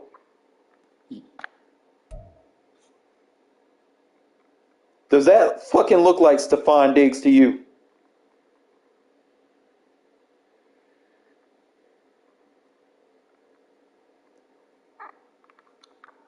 Stephon Diggs is in the fucking free agency, and he's named Buddy Buddy. We got people swapping players out with free agents and editing them. This league's cooked, bro.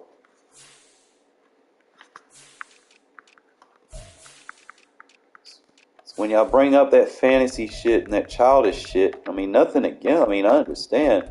Everybody want to win. We got money in it. But that's Buddy Buddy. That's fucking Stephon Diggs, bro.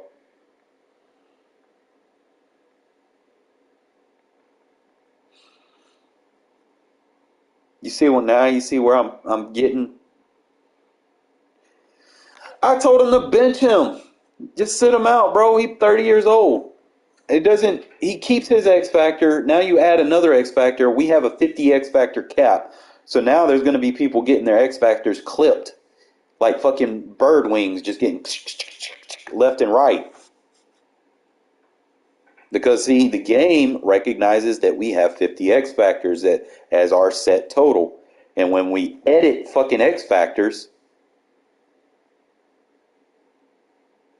he needs to be back on the Bills. Well, he got released. Pack turned the fucking. This shit's out of. This shit is out of hand, bro. This is why you need salary cap. This is why y'all need to. I don't do edits, bro. I could care less. Bro, I could care less. I told him he's going to have to bench him. Like, he's going to have to sit for a while. He didn't have depth at the beginning of the year. Same thing with the Titans when he had Derrick Henry. Bro, you're going to have to sit him out for a few weeks. All right, if it's a glitch, then why have none of my players been experienced that since I put those sliders on? It's not a glitch. People just ain't using their sliders correctly. That's what it is. Because if I would have experienced it, I probably would have experienced it with Devontae. But I don't. I bench Devontae. Like, my sliders are set to where if, let's say, I go into a game and someone's got aggressive tackling on and they pop Devontae, right? He gonna come out the next play automatically. Okay? He's gonna come out automatically, and then he'll come back when he's fresh, based off my sliders. Because I got my sliders set in regs the same exact way. It's not so much as sitting there saying, "Oh, it's a glitch." It's adapting, motherfuckers. Like, you can't sit there and run people to death and expect them to be the same every fucking week. If you're sitting there running a vertical every fucking play and you're not throwing it until after they ran 50 yards, bro, you got practice, bro. Like you gotta go a week of practice. You got short weeks that happen. If you go in there and then you let's say you go into each game and then you focus deep passing every game. That's your focus. Every fucking game you go deep passing. Your fucking receiver is gonna get fucking nuked. Okay? I'm not listening to anything about you saying that's a glitch, because if it was a glitch, I would be experiencing it too. And I've been in here, with this 2 years? I've done other CFMs and it's not happened to me. I got kicked from the other CFMs because I stand on ground. And I don't know, I'm not with all the funky shit that's going on, but like I said, it is what it is. Like I run the same sliders in fucking regs, and I apply it, bro. If anything can be fixed, I gave y'all the fix for it, and y'all don't want to fucking listen. You want to sit there and argue. Like if I tell you the sky's blue, you're gonna sit there and say, "Oh, it's pink." Y'all don't want to listen. That's the issue. Like I have nothing against y'all. Like, yeah, we can be rivals, whatever. But listen. Take time and listen for a change and stop going. See, this is a copy-paste fucking generation. Everybody wants to say something and then everybody believes it's true. That's the way history books are written. If you say it enough, people actually believe it. If it ain't true, then, people believe it because you say it enough. So if someone's like, oh, that's a glitch, everybody's going to believe it's a glitch because you keep saying it. Instead of doing your own research and fucking around and finding out for yourself, to find out, come on, man. Stop listening to what other people say and, take the resource and find out for yourself. Stop just assuming shit. Because like I said, if it was a glitch, we would all be experiencing it. If it was across the board where every fucking player, where it was a proportional problem, where everyone was experiencing it, then yeah, okay, we'll look into it. But it's when we're playing people that want to fucking trade for superstars, it's an issue, right? Dude, every fucking time that dude's on a team, he wants to trade for fucking God Squad players. Remember where he traded with the CPU for fucking Derrick Henry in year one? And that's the advice you're going to take. You're going to say, oh, you're going to believe that he says that it's a glitch, because, come on, man. You're talking to people that trade with CPU players. I mean, come on, you gotta have common sense somewhere. It's not a glitch. I don't experience Dallas. Do you experience it?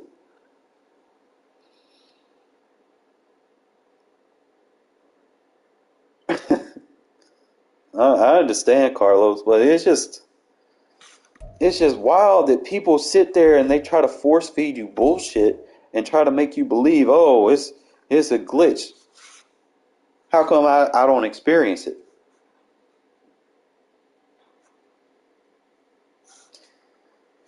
Well, see, the difference between me and those 1,000 people that whatever it is you're saying is I play this game enough to know what works and what doesn't. It's not just the gameplay that I pay attention to.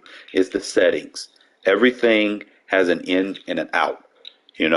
Ever since the last few years, I've been tinkering with the auto sub sliders. And I promise you, if y'all start using the auto sub sliders, and I guarantee you those motherfuckers don't use auto subs. I fucking guarantee you. I will bet money on it that they don't change their auto sub sliders.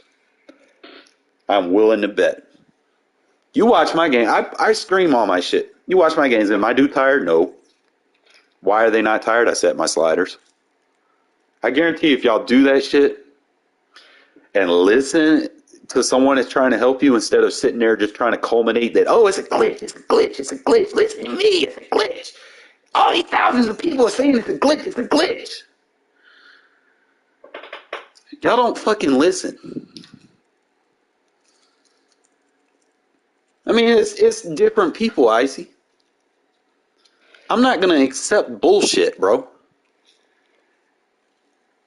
I'm not going to listen to someone that needs abilities to play, because we take abilities from you and you're fucking ass, bro. We seen you rage quit 3 times. I didn't quit against you. Don't sit there and act like you're good. You basically played the same. The only reason you won is because of field position. I sat there and looked at the stats. Bro, you only got that because I gave you short field every fucking drive. Stop acting like you're good, bro.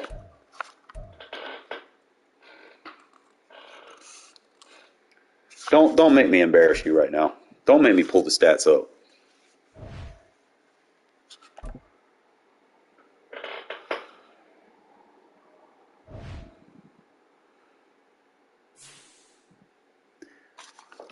Please don't make me.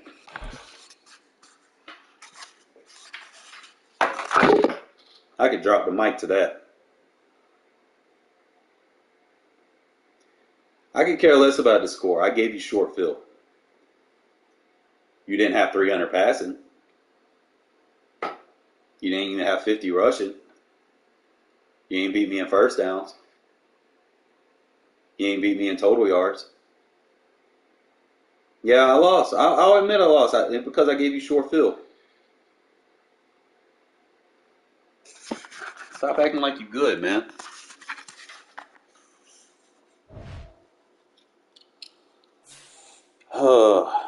Like I said, I'm not going to listen to someone that relies on abilities.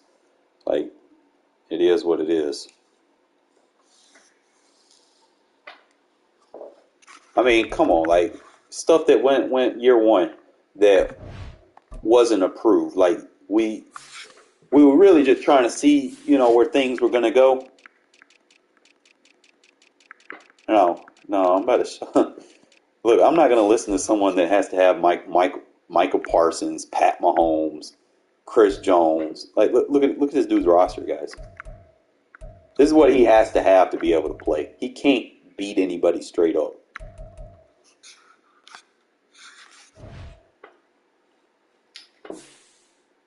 That's why I don't take what you say with a grain of salt, man, because end of the day, you don't fucking listen. Like, I'm trying to help you. Travis Kelce probably fucking retired. Oh, dude's like almost 40 fucking years old. That is not a fair trade.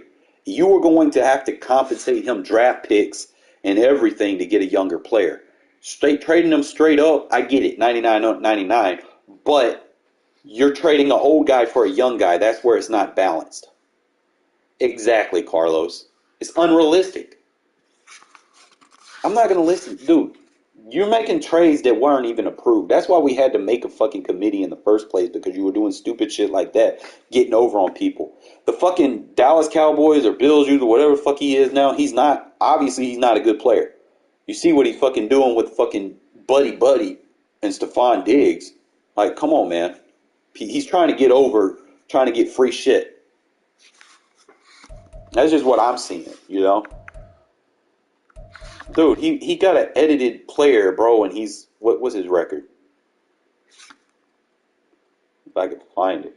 He's 8-3, but he got an edited player. And that just comes into question.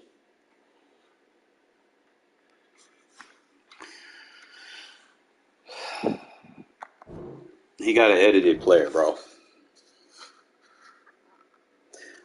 But yeah, that trade was dumb, bro, because you crippled the current Cowboys user, who apparently needs him because he's 5-5.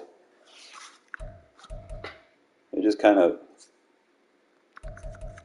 dude, he's not good, bro. Like, if I sit here and see anyone that needs to edit players, he fucking trades with CPU. That tells me all I need to know about him. Like, you can't sit there and be like, oh, he's good. Oh, he won this. He won that. Fucking MCS is for bums, bro. You know how many fucking MCS dudes that I fucking swatted the floor on?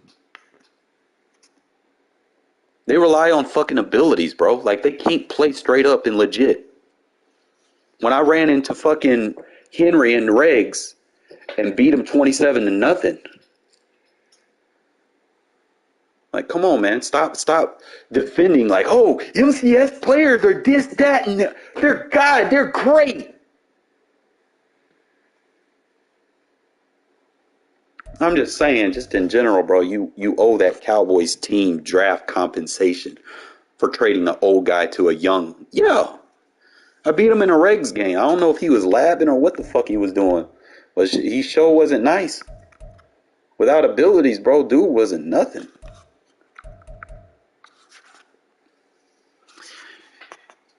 You say what you want, man.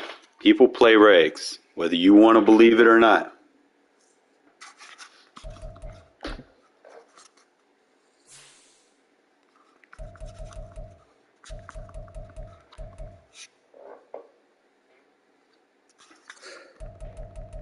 Man, it's just wild, man. People editing players and shit.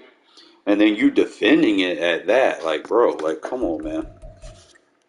It's like next man up mentality. We gotta definitely redo this league.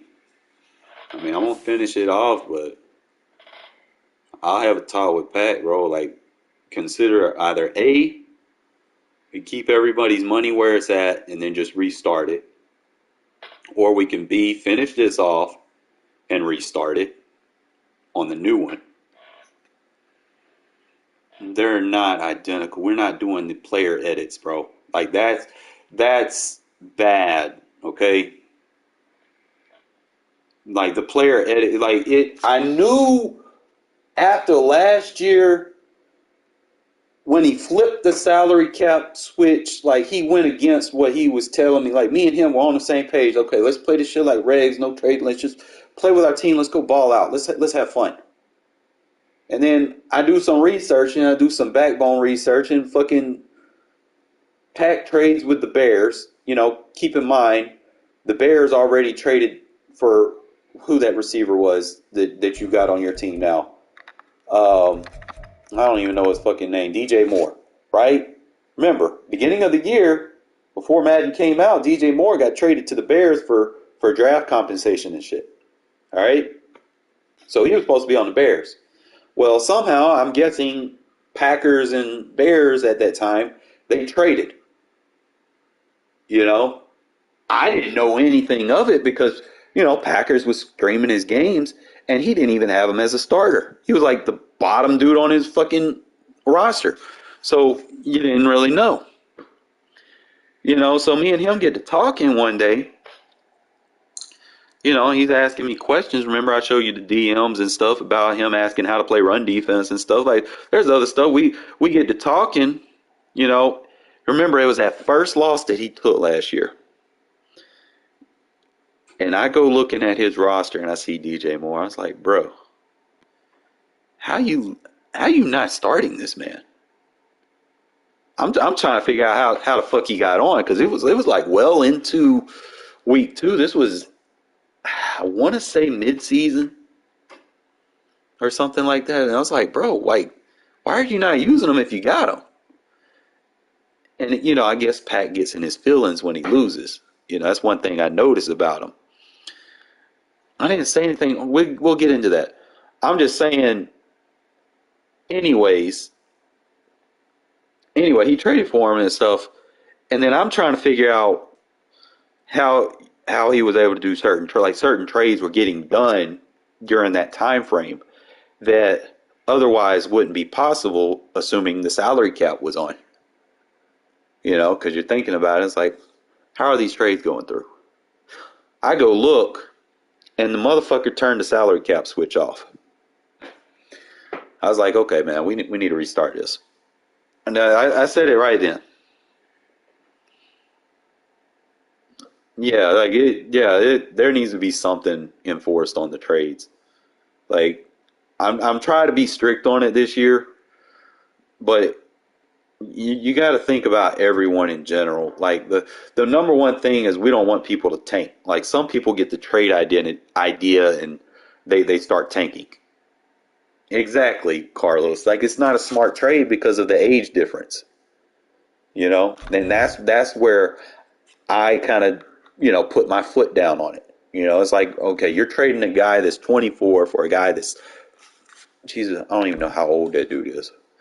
Kelsey's probably already retired. You're going to have Micah Parsons for well after that.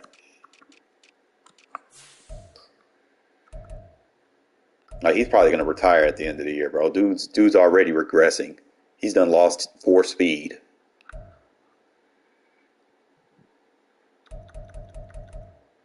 His awareness is already dropped. Yeah, he's already regressing, bro.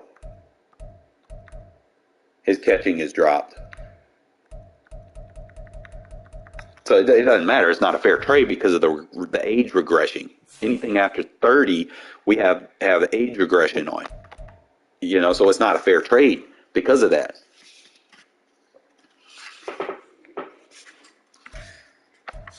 Because that's how it is. Anybody.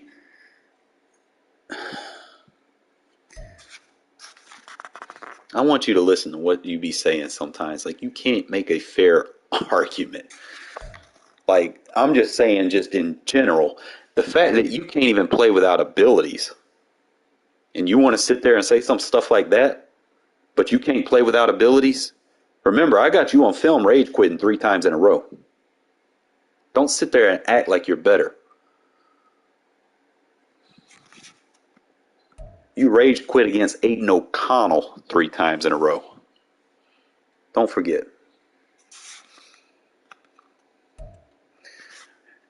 Bro, stop acting like you're comp, bro. You rely on abilities.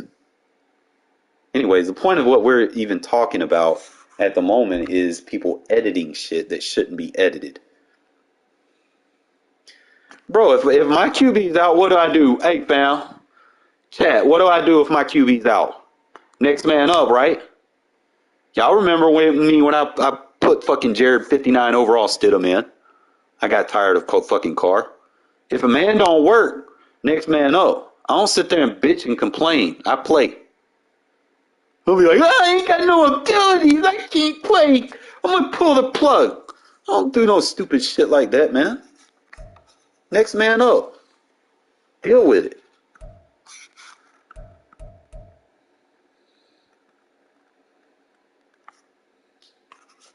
No, the only thing that I'm saying is we do a new league, that trade's not going through, bro. Like, dead ass. Like, there's no way that you're trading a guy that's going to start regressing for a guy that's not even hit his full prime yet.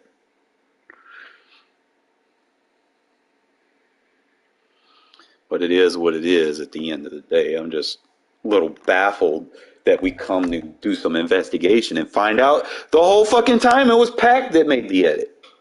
After dude done came to me, see, now we have an issue where people ask one person, if it doesn't go through with that one person, then they go behind their back and ask the next person. You remember, it's like little kids, you know, asking their dad to do something. Their dad says no, well, they go behind their back and ask mom. Y'all can't be doing that, bro. We need to have a unison, like with whoever the commissioners are. We need to be in unison here. If somebody asks you something, you need to bring it to the table so we all can discuss it, so that we all on point and on cue with what's going on. You can't have this people be like, oh, he said no, let me go ask this person. That would happen when you have too many chiefs and not enough Indians, man. Everybody want to be a leader, no one want to be a follower. I mean, I'm not even talking about you, True. I'm just saying, just in general, like the fact that he came to me and asked me, and I told him, hey, set your sliders, let him sit out for a little while. It's fine. He'll recover eventually. Go sign a free agent. Do something. You probably won't be able to use him for a while. He asked if he tried to trade him, right? And I was like, okay, if you're going to trade him, it would make sense for someone that would need him by the playoffs. Understand that, hey, he's going to be tired. You know, you're going to have to rest him for a while, but by the time it's the playoffs, he should be healthy. Somewhere along them lines. At the end of the day, that's just what it comes down to. I would not, like, bro, the fact that we got people editing players and this shit just going,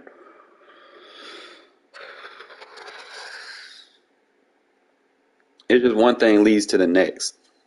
And I would love, bro, you're a dumbass if you don't sit there and understand. If you're sitting there trying to argue something that I've proven as fact, then you're just completely stupid. You're brain fried.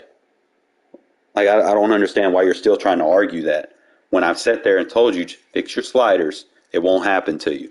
Obviously, if it's already occurred to you and then you change your sliders, he's probably going to rest for a while. He might be a couple of weeks before he's healthy, because I did a CFM where I had really aggressive slider changes where their sub outs would be a little bit higher.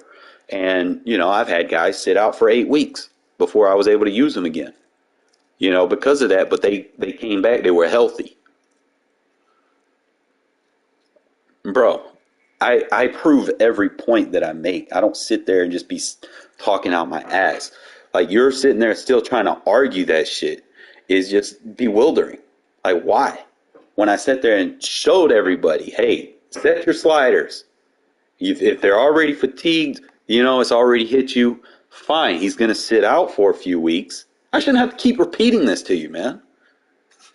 Like, have some sense of goddamn understanding or something. Like, let the ego shit go and listen for a damn change. Yeah, the salary cap turned off, the fatigue. Yeah, I would definitely want to run this shit with fucking fatigue on. I would do a free league just so that we can get all the settings right. If anybody wants to join, I would do a free league just so that we can get the settings right, see how everything's playing out based off the settings, based off of the experiences that we're culminating here. And I could make some sliders and some adjustments or tweaks if I need to. But I definitely, with the trade things, man, like, I understand people want to trade, but I would probably be against trading X factors. Like, I would say you could probably trade like lower tier, like 70 overalls for 70 overalls, but face of the franchise trade should not happen. Like, that's nowhere not logical, especially so early in the year.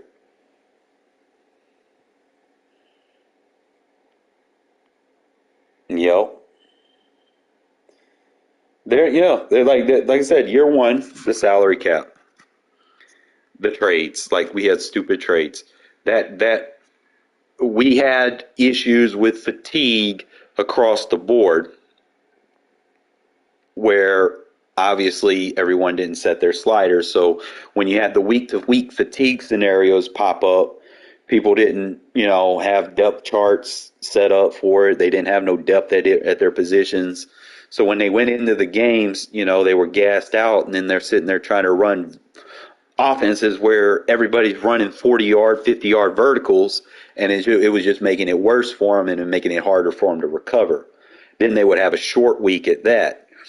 So, I mean, I understood, your entire team fatiguing. I mean, I've lost games because of that, where I'd go into a game. I remember playing the fucking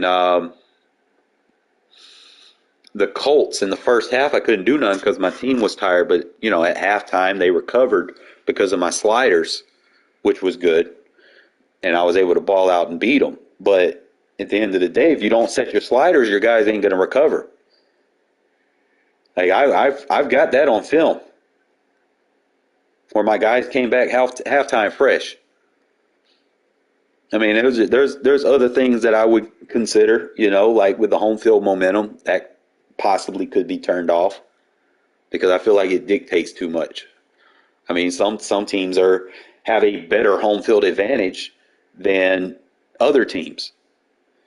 I mean, like certain teams like the Chiefs, you can't audible in Kansas City. Chargers don't even have a fucking home field momentum, like, dead ass. The Chargers' momentum is they get more momentum boosts or something like that, but they don't have an actual home field advantage. And then there's teams like the Browns that their momentum only works in the red zone or something like that. It's pointless. So it's just like a disadvantage for some teams. And it's probably an advantage for others, like the Broncos, for instance. Like if they're winning, your team's going to get drained.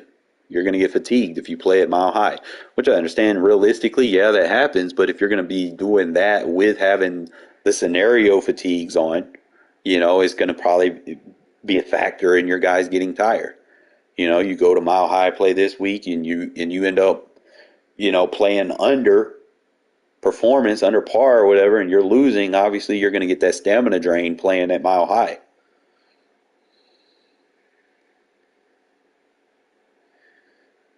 It doesn't matter, bro. You don't need the best tight end in the game. Like, you can take a bum-ass fucking tight end and make them great. And I've done a no momentum, no league, no ability league. And it was fucking awesome. Now, I would have took it. Like, the only thing was it was on sim. Like, I've had my things with sim that I don't like. There's things I do like, but I don't like. It's kind of like a metronome meter here. Like sim, the bad things is the CPU will kind of gravitationally pull your user from you making plays. Like if you're in coverage and you're trying to alert, that the AI will slow you down. It'll feel like you're playing tug of war. Okay, I didn't like that about the sim mode. I did like that the flags were getting called on AI when it's supposed to. I did like that you could challenge plays. But as far as your user control, it would kind of dumb you out. I didn't like that. That was too arcadish. I would probably run it comp mode because your user isn't being penalized. You'll have to understand that there's not going to be flags thrown. And you'll have to understand that you're not going to be able to challenge plays. But I feel like a user threshold comp is probably better at the end of the day. You just have to understand that if you're playing it, you have to understand you can't run too many mesh routes versus certain defensive concepts because they're not going to flag it. Okay? In sim, they're going to call holding calls like crazy on you. Like on key downs when you make big plays. I don't like sim. I'm going to be honest. Between the two, like if I had a big play on sim mode, they would always call me for holding, and I didn't like that. Like the only thing that I wanted was them to fucking throw flags when they're supposed to. So that was the only benefit of running sim. Comp mode, the only thing I don't like about it is they don't throw the flags on the AI when they should, and you can't challenge plays like that. That's really the discrepancy. Like if they could fix and clean that up to where flags get called when they should, and your user isn't being penalized or controlled by the user, that would be perfect. But we can only hope, dream, and play that. The game used to play like that, but then they decided to add MUT and shit to the equation, where you can't do that no more. They want to put game styles in the game like that's something that we wanted. We didn't fucking want game styles. Yeah, I mean, it used to be good, it's like now you don't even really get to challenge it. It's just like automated, But I mean, it's just a concept. Like I think the year that they added it, the first year it was good because like if you were short on a yardage, like you'd replay and it, most of the time it would get overturned.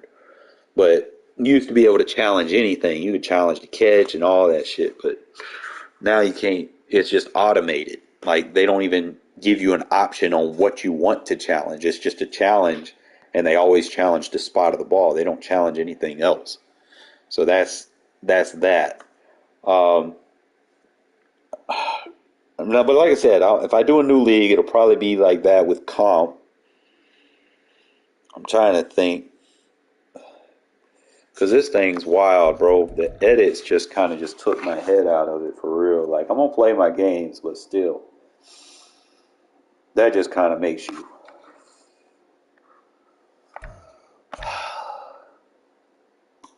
And then the people that quit. I mean, we had some good players in here.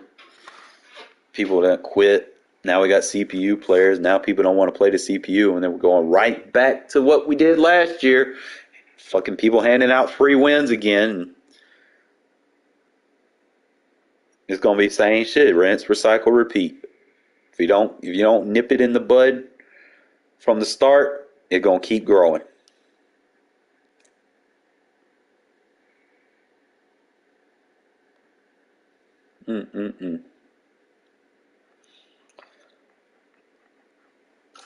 That's just wild, though. The edits. Like I said, I'm probably gonna start one. We'll see. Well, I'll have to do like year one. It'll be free just so we can get. Because see, I want the CFM to go year to year, and I want it to be good year to year. I don't want to just be like, oh, let's do a CFM. Let's do what these guys are doing. I want it to be unique, but I want it to be competitive, but I don't want it to be like people doing stupid, unrealistic shit. Like, I mean, you play regs, you should understand what I mean when I say, play it, go pick the sticks up and play. Like, don't come in here being like, oh, I want to trade for Michael Parsons, or oh, let me swap quarterbacks. Let me give you a fucking let me give you a good example here.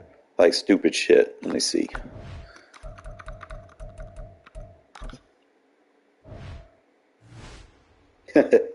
No, I'm just saying, like, for instance, let's say someone trying to trade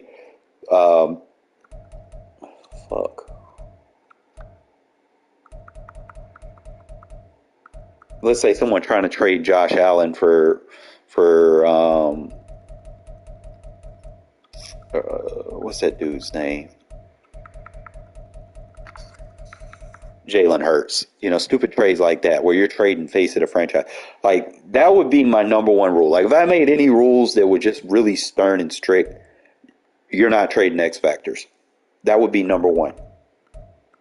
Because you don't want to make an imbalance where one team has got like 6, 7, 8 abilities and shit across the board. So, with that being said, even though I would probably turn X factors and shit off, I would turn abilities off, dead ass, because I year one I fucking played against Pac, and this motherfucker he was getting beat by Devontae, but because he had an ability, it made him teleport and fucking knock drag routes out. So I was like, I'm not a fan of abilities. I would definitely run it without abilities on. You wouldn't be trading anyone, like, whatever these dudes are, like, what they're rated, 90, 85 overall or higher. I would say no trade. That would be my rule, probably. Turn X factors off. Anything 85 or higher would not be a trade.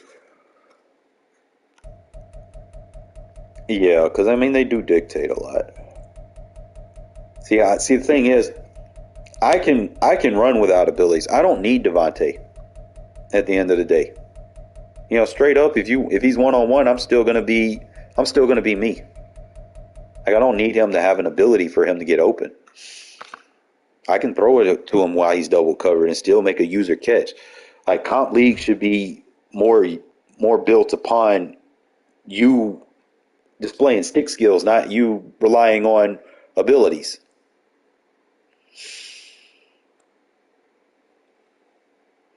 Well, I'll probably do it tomorrow after the roster update. I'll make a new league. If anybody wants to join, let me know. I gotta delete this one because this one I was just an experimental. But I'm definitely tomorrow after the roster update. I'm gonna start a new league up. Like I said, year one, it won't be like money or anything. It'll be year one won't be like Prem. It's gonna be trying to make sure we get the settings right. I want to make sure that everything works out And if we have a good year one, then year two will be money league and up. But I just want to make sure everything's right because I don't want to put people in a position where they put money in and then we got people editing shit behind people's backs. I understand, but if people buy into it, like that's really what I want. I want to bring people in that buy into it. You know, if we can't get people to buy into it, it's not going to work. You have to understand the entire cause because I want this to go year to year. I don't want this just for Madden 24 and then next year Madden 25 we got a completely different. You know, if we got a completely different 32 guys. You know, there's some CFMs out there that've been rocking. I think I've watched a couple of them, and they pretty much got the same crew year to year. And it's interesting, to watch what they do. Now, I'm not saying everything they do stuff like simulation and stuff like that, but I want to do a comp league like that where, it's basically like regs, but you don't have like ridiculous trades and shit going on. I want to see where people at without abilities. That's what I want to see. Can you play without abilities? Like everything would be, I think at the end of the day, everything would be pretty much like, as far as the sliders would be really low because you don't want people having 99 overall players in their rookie years unless it was earned. And you damn sure wouldn't want your franchise staff being stacked. So, like, the way I got this one, I think the franchise staff is good because you don't, it's not easy to get, like, all these filled up with the way we got it set up now. Which is fine. You just got to find a way to kind of make other things matter, too. Like I said, so tomorrow after the roster update, I'll start a league up. We'll do year one. I said first year won't be money because I want to make sure the league runs right. I don't want to have people put money in and then we get in there and put the settings and something doesn't work out. I don't want people complaining. I want everybody to be in on it.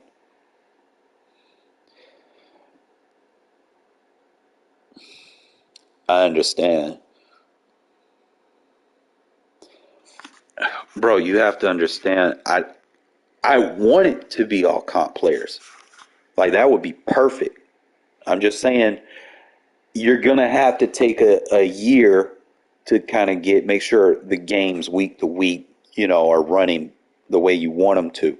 You don't want to go in there and there be like one thing. Like, if I go in and let's say these are the settings, right? We could alter some of the settings to be realistic, right? So what you mean by that? Let me tell you. I would turn that off. That would be number one.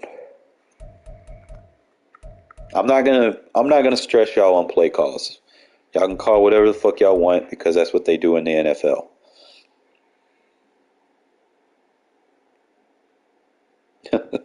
Exactly, Carlo. Salary cap. Like if I'm the only commish, salary cap not getting touched, bro. Y'all have fun trying to make stupid trades. That shit not gonna happen. I would turn that off. Like some of these are okay. I would let y'all keep y'all individuals.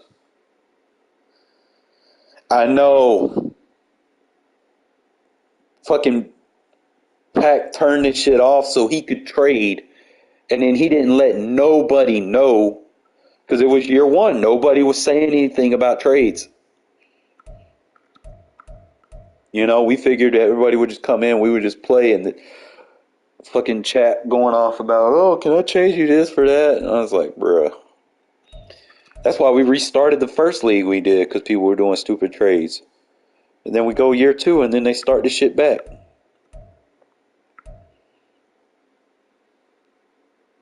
I know. That's why I was able to re-sign Josh Jacobs. I was like, man, y'all want to continue the fiasco? I wouldn't have been able to sign Jacobs. He would have been a free agent. I'm dead ass.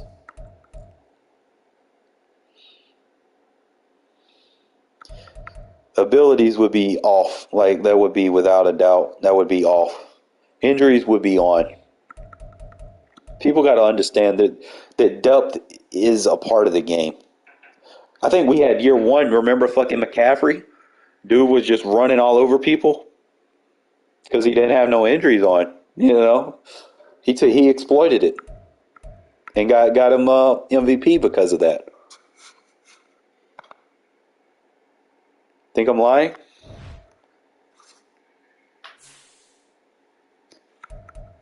Where did I find this shit at? Hold up. Can't make shit up. NFL MVP Christian McCaffrey. Offensive Player of the Year Christian McCaffrey. Can't make this shit up, bro. Injuries will be on in this new league. Best believe. Y'all want to sit there and build a roster and y'all want to have fun with it. Y'all better have depth. I'm telling you that right now. Y'all better have depth. Y'all better have depth. Because your guy gets hurt, he gets hurt, bro. Next man up.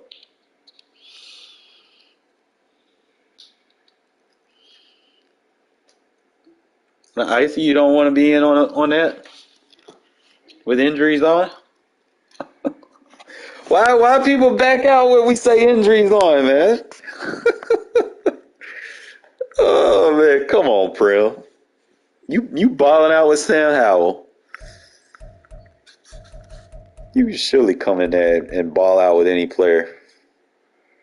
It's not dumb, bro. It's realistic. Like, it keeps shit where fucking Christian McCaffrey isn't just having field days. This one's going to have injuries on because it's going to challenge you as a player because y'all want to sit there and be like, oh, I want to build my team. Well, this is your chance to build your team. See what you got in depth. Injuries got to be on, bro, because you got to understand that's how the game used to be. We used to have injuries on in the game. Even in regs, it used to be on. It was a part of the game, and when they brought that stupid fucking when they bring that stupid fucking game styles in the game and they took the injuries out, it kind of ruined it.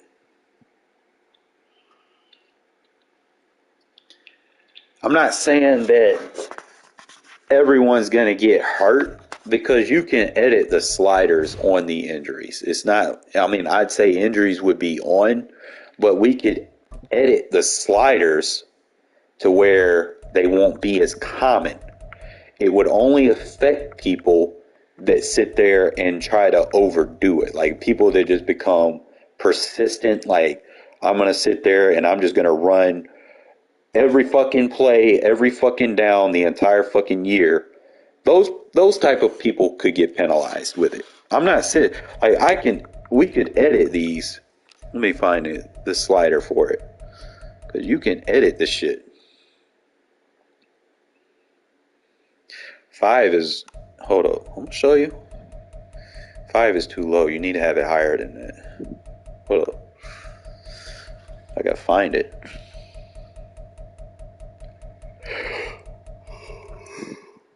But if you tie it with the sliders that I give you guys, then it wouldn't be a factor as much.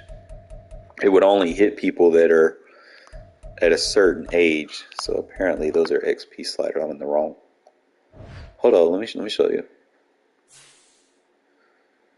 And I'll explain everything. League settings, gameplay sliders. Obviously, you'd keep those where they're at. Those don't need to change.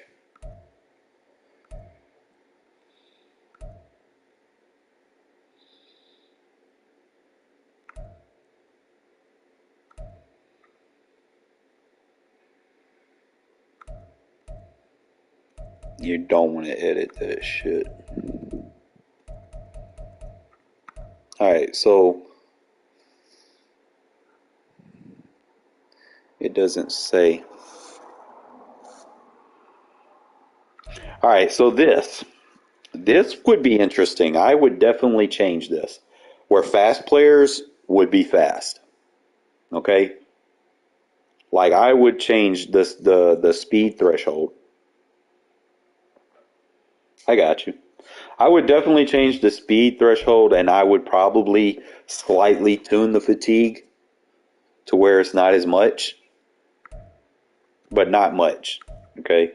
I'd probably bring the fatigue down just a little bit, but I would take that little bit and add whatever that difference is to the speed threshold. So like if I put this on minus 20, I put it on 30, right? I would add 30 points to the speed threshold. So fast players would become more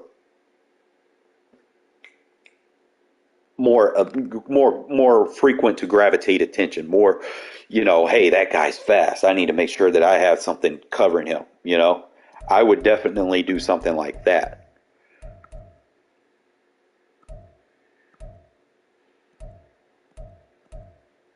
Just trying to see if there's anything.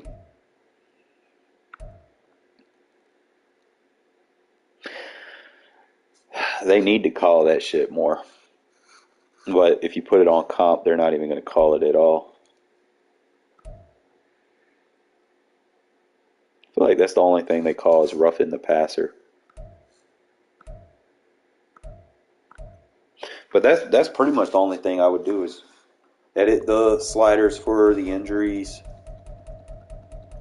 to be a little bit lower. I could take the fatigue down a little bit so that your guys ain't getting gassed out. And then I would increase the speed threshold so that faster players would be fast, where you don't have fucking linebackers jamming up fucking receivers. People will do that. That is an exploit with the fucking defensive assist. You'll have people using linebackers because they're stronger, and they'll lock up Tyreek Hill and shit. But we could fix that, where you actually going to have to match personnel. But I'm just kind of looking at it and seeing, there's changes can be adapted. But like I said, it's going to start with y'all. Y'all have to understand that end of the day, y'all need to make sure y'all set y'all sliders. I'm just a little disappointed, man. I know I need to get some sleep, but a little disappointed that if y'all are interested, man, give me y'all PSNs. I'll write them down in my book, and I'll let y'all know when I'm starting it. Put them in the chat. Comp to me means competitive, like games close, nothing getting out of hand. Like shit only gets out of hand when you have dumb traits, like that number one. It's like when people do trades that just don't make sense, and then you got a stacked squad, then obviously another thing I'd probably do, like if there's two players that want a team, they could play for it, something like that.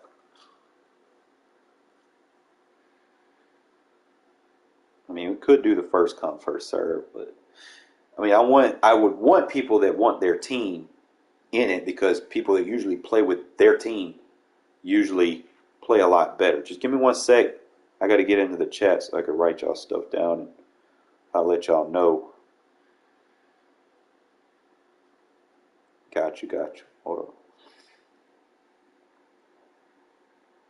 Like I said, in the end of the day, man, I just want to run a good league.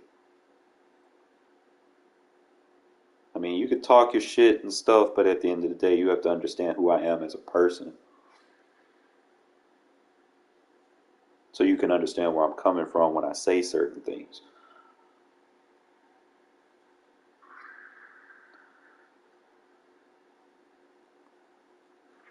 So I'll try to write down.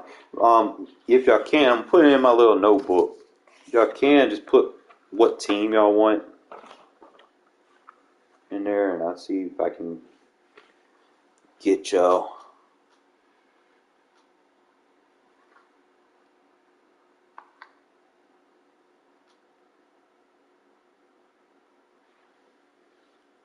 Where's my pen not working?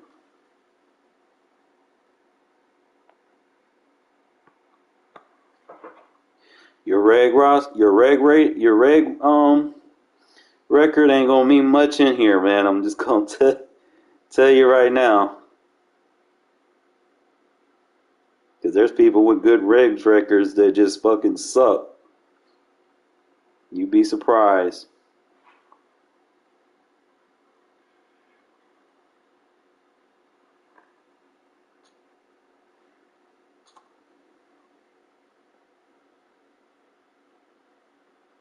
You just gotta come in here and just ball out.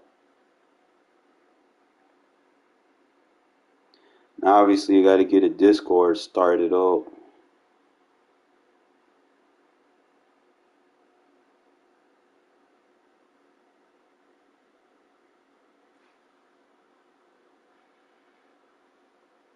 You gonna be in it, Prem? What's your PSN, bro? Like,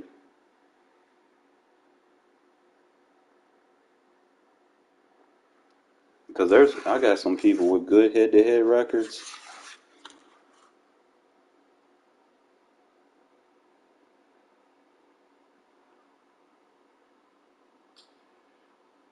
DTF.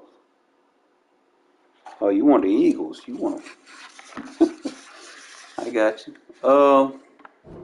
And that'll be good because we haven't had a good Eagles team.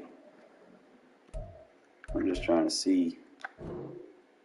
I want to do something real quick though.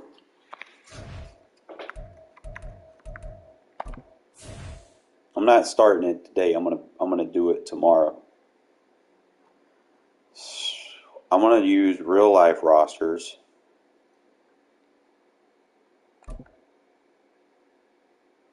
I'm gonna see what we're at. We'll start whatever the week is. So let's say if I'm week 10. Like I said, this will be a free league, so we'll start late in the year, starting off,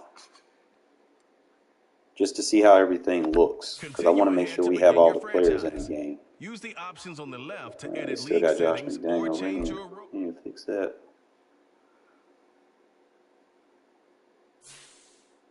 Assuming they edit it right.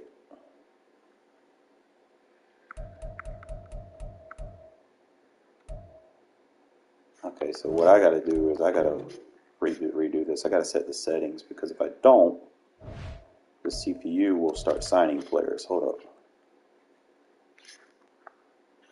I got to delete this.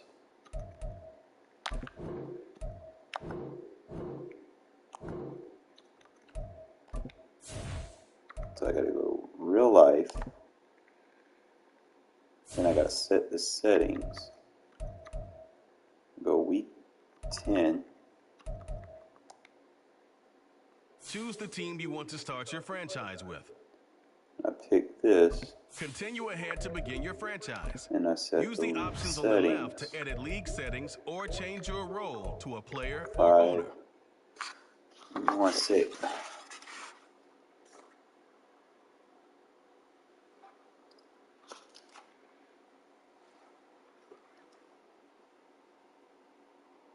We're going to see who everybody is interested.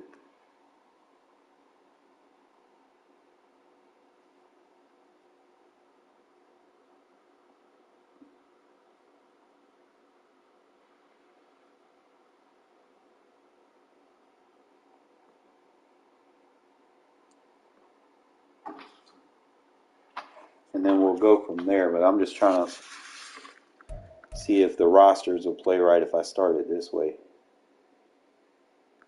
Not going to have no play calls. Turn that off.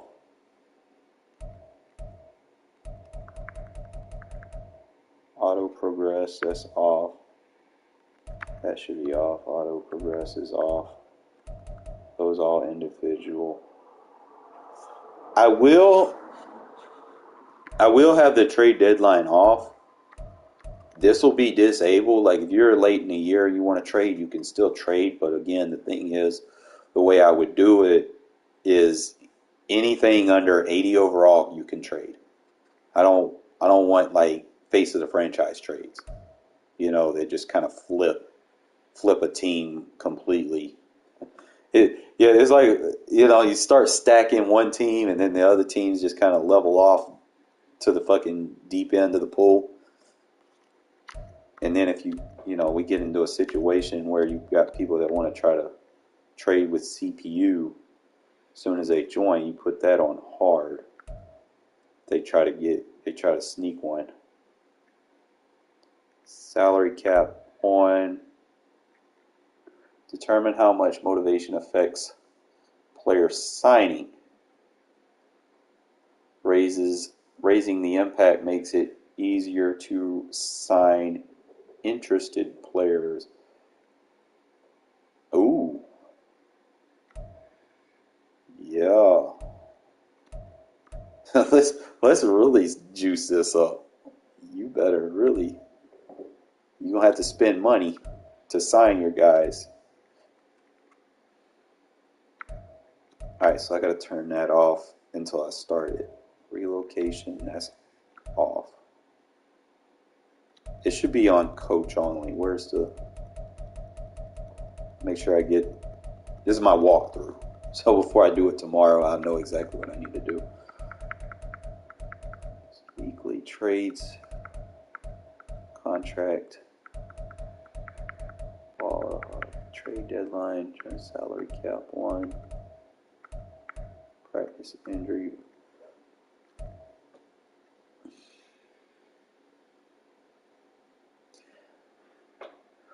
Occurred during weekly training. I'll turn it off on practice. I don't want y'all getting hurt in practice.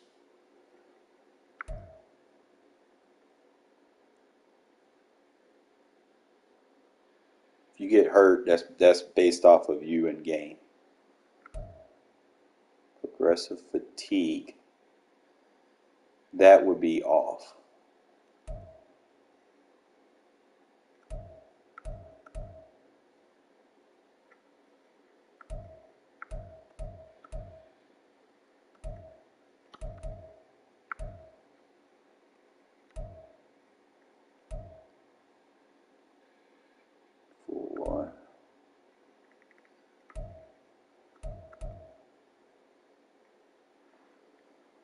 When the setting on user will see breakout player scenarios, trade when all disabled.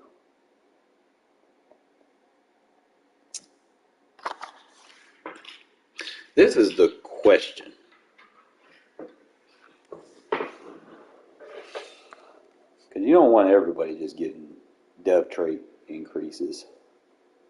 And then they get juiced up roster.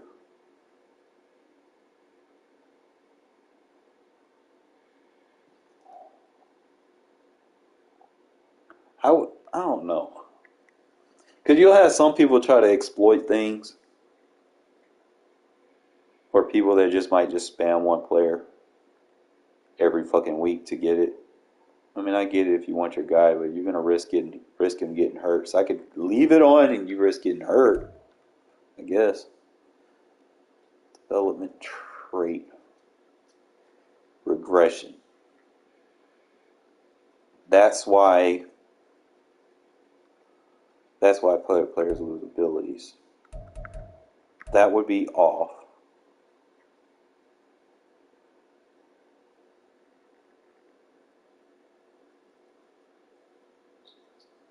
That says zone and superstar.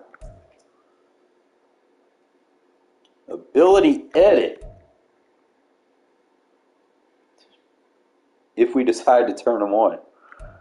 Like I said, this is just kind of seeing where everything's at. In season, people shouldn't be doing like ridiculous amount of moves each week. I like 4. I'll keep that at 80.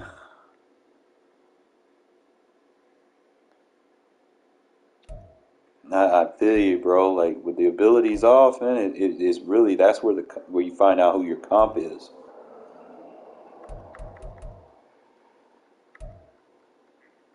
I give you 10.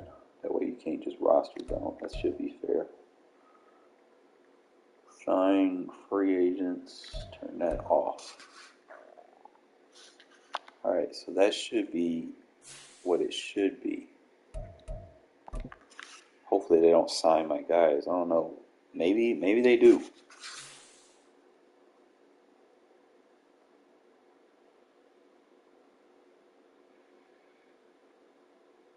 This shit is so far behind. They're like dead ass like 3 weeks behind on this shit. Alright, so nobody got signed.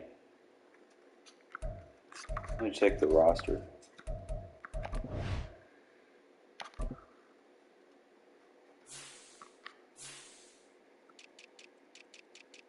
Start with a practice squad.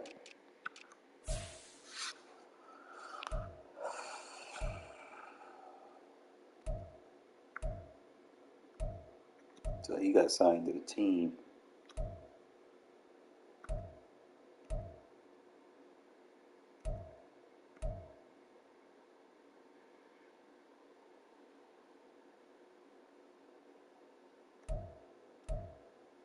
Okay, so the roster is a little bit more realistic. You got the guys on a practice squad. But obviously, you could sign to the team. So I like that. Let me see other teams.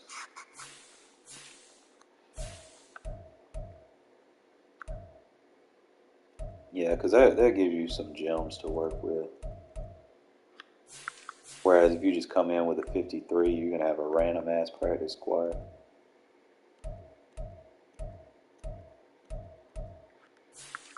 At least this way you can. Practice squad stealing would actually be a thing right now. You got some decent players.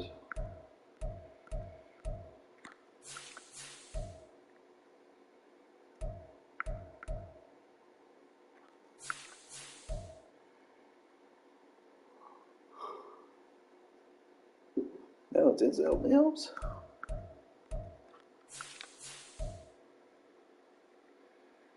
Yeah, they got Jason Verrett.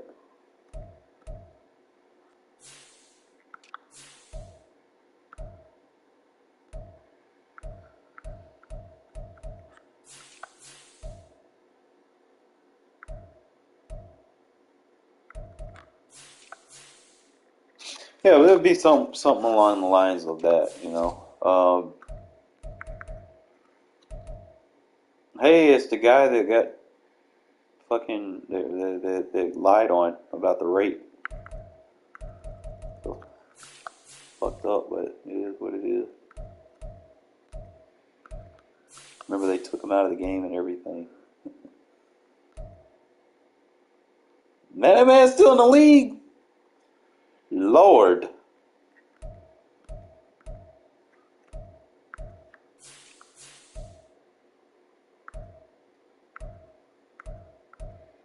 Yeah, they're pretty accurate for the most part. They got King and Drake. Oh, I would definitely sign him. I would definitely sign him.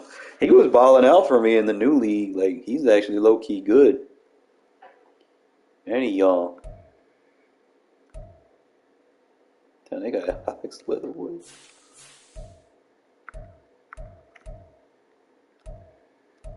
I'm trying to see if I can find that guy that they edited, whoever Buddy Buddy is. Like, he was obviously a receiver, but I would have to go years played. So he was rookie year one, right? See if I can find him. I go receiver? I'm assuming it was a receiver. I'll start with the Bills and see if I see him. Justin Shorter.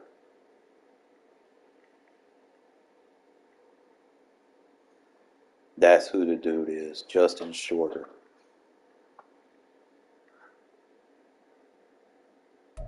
Because he's 6'4", 223. So he took Diggs out and gave this dude, he made him lighter, trying to make him look like Stephon Diggs. But we not stupid, bro. That's Justin Shorter.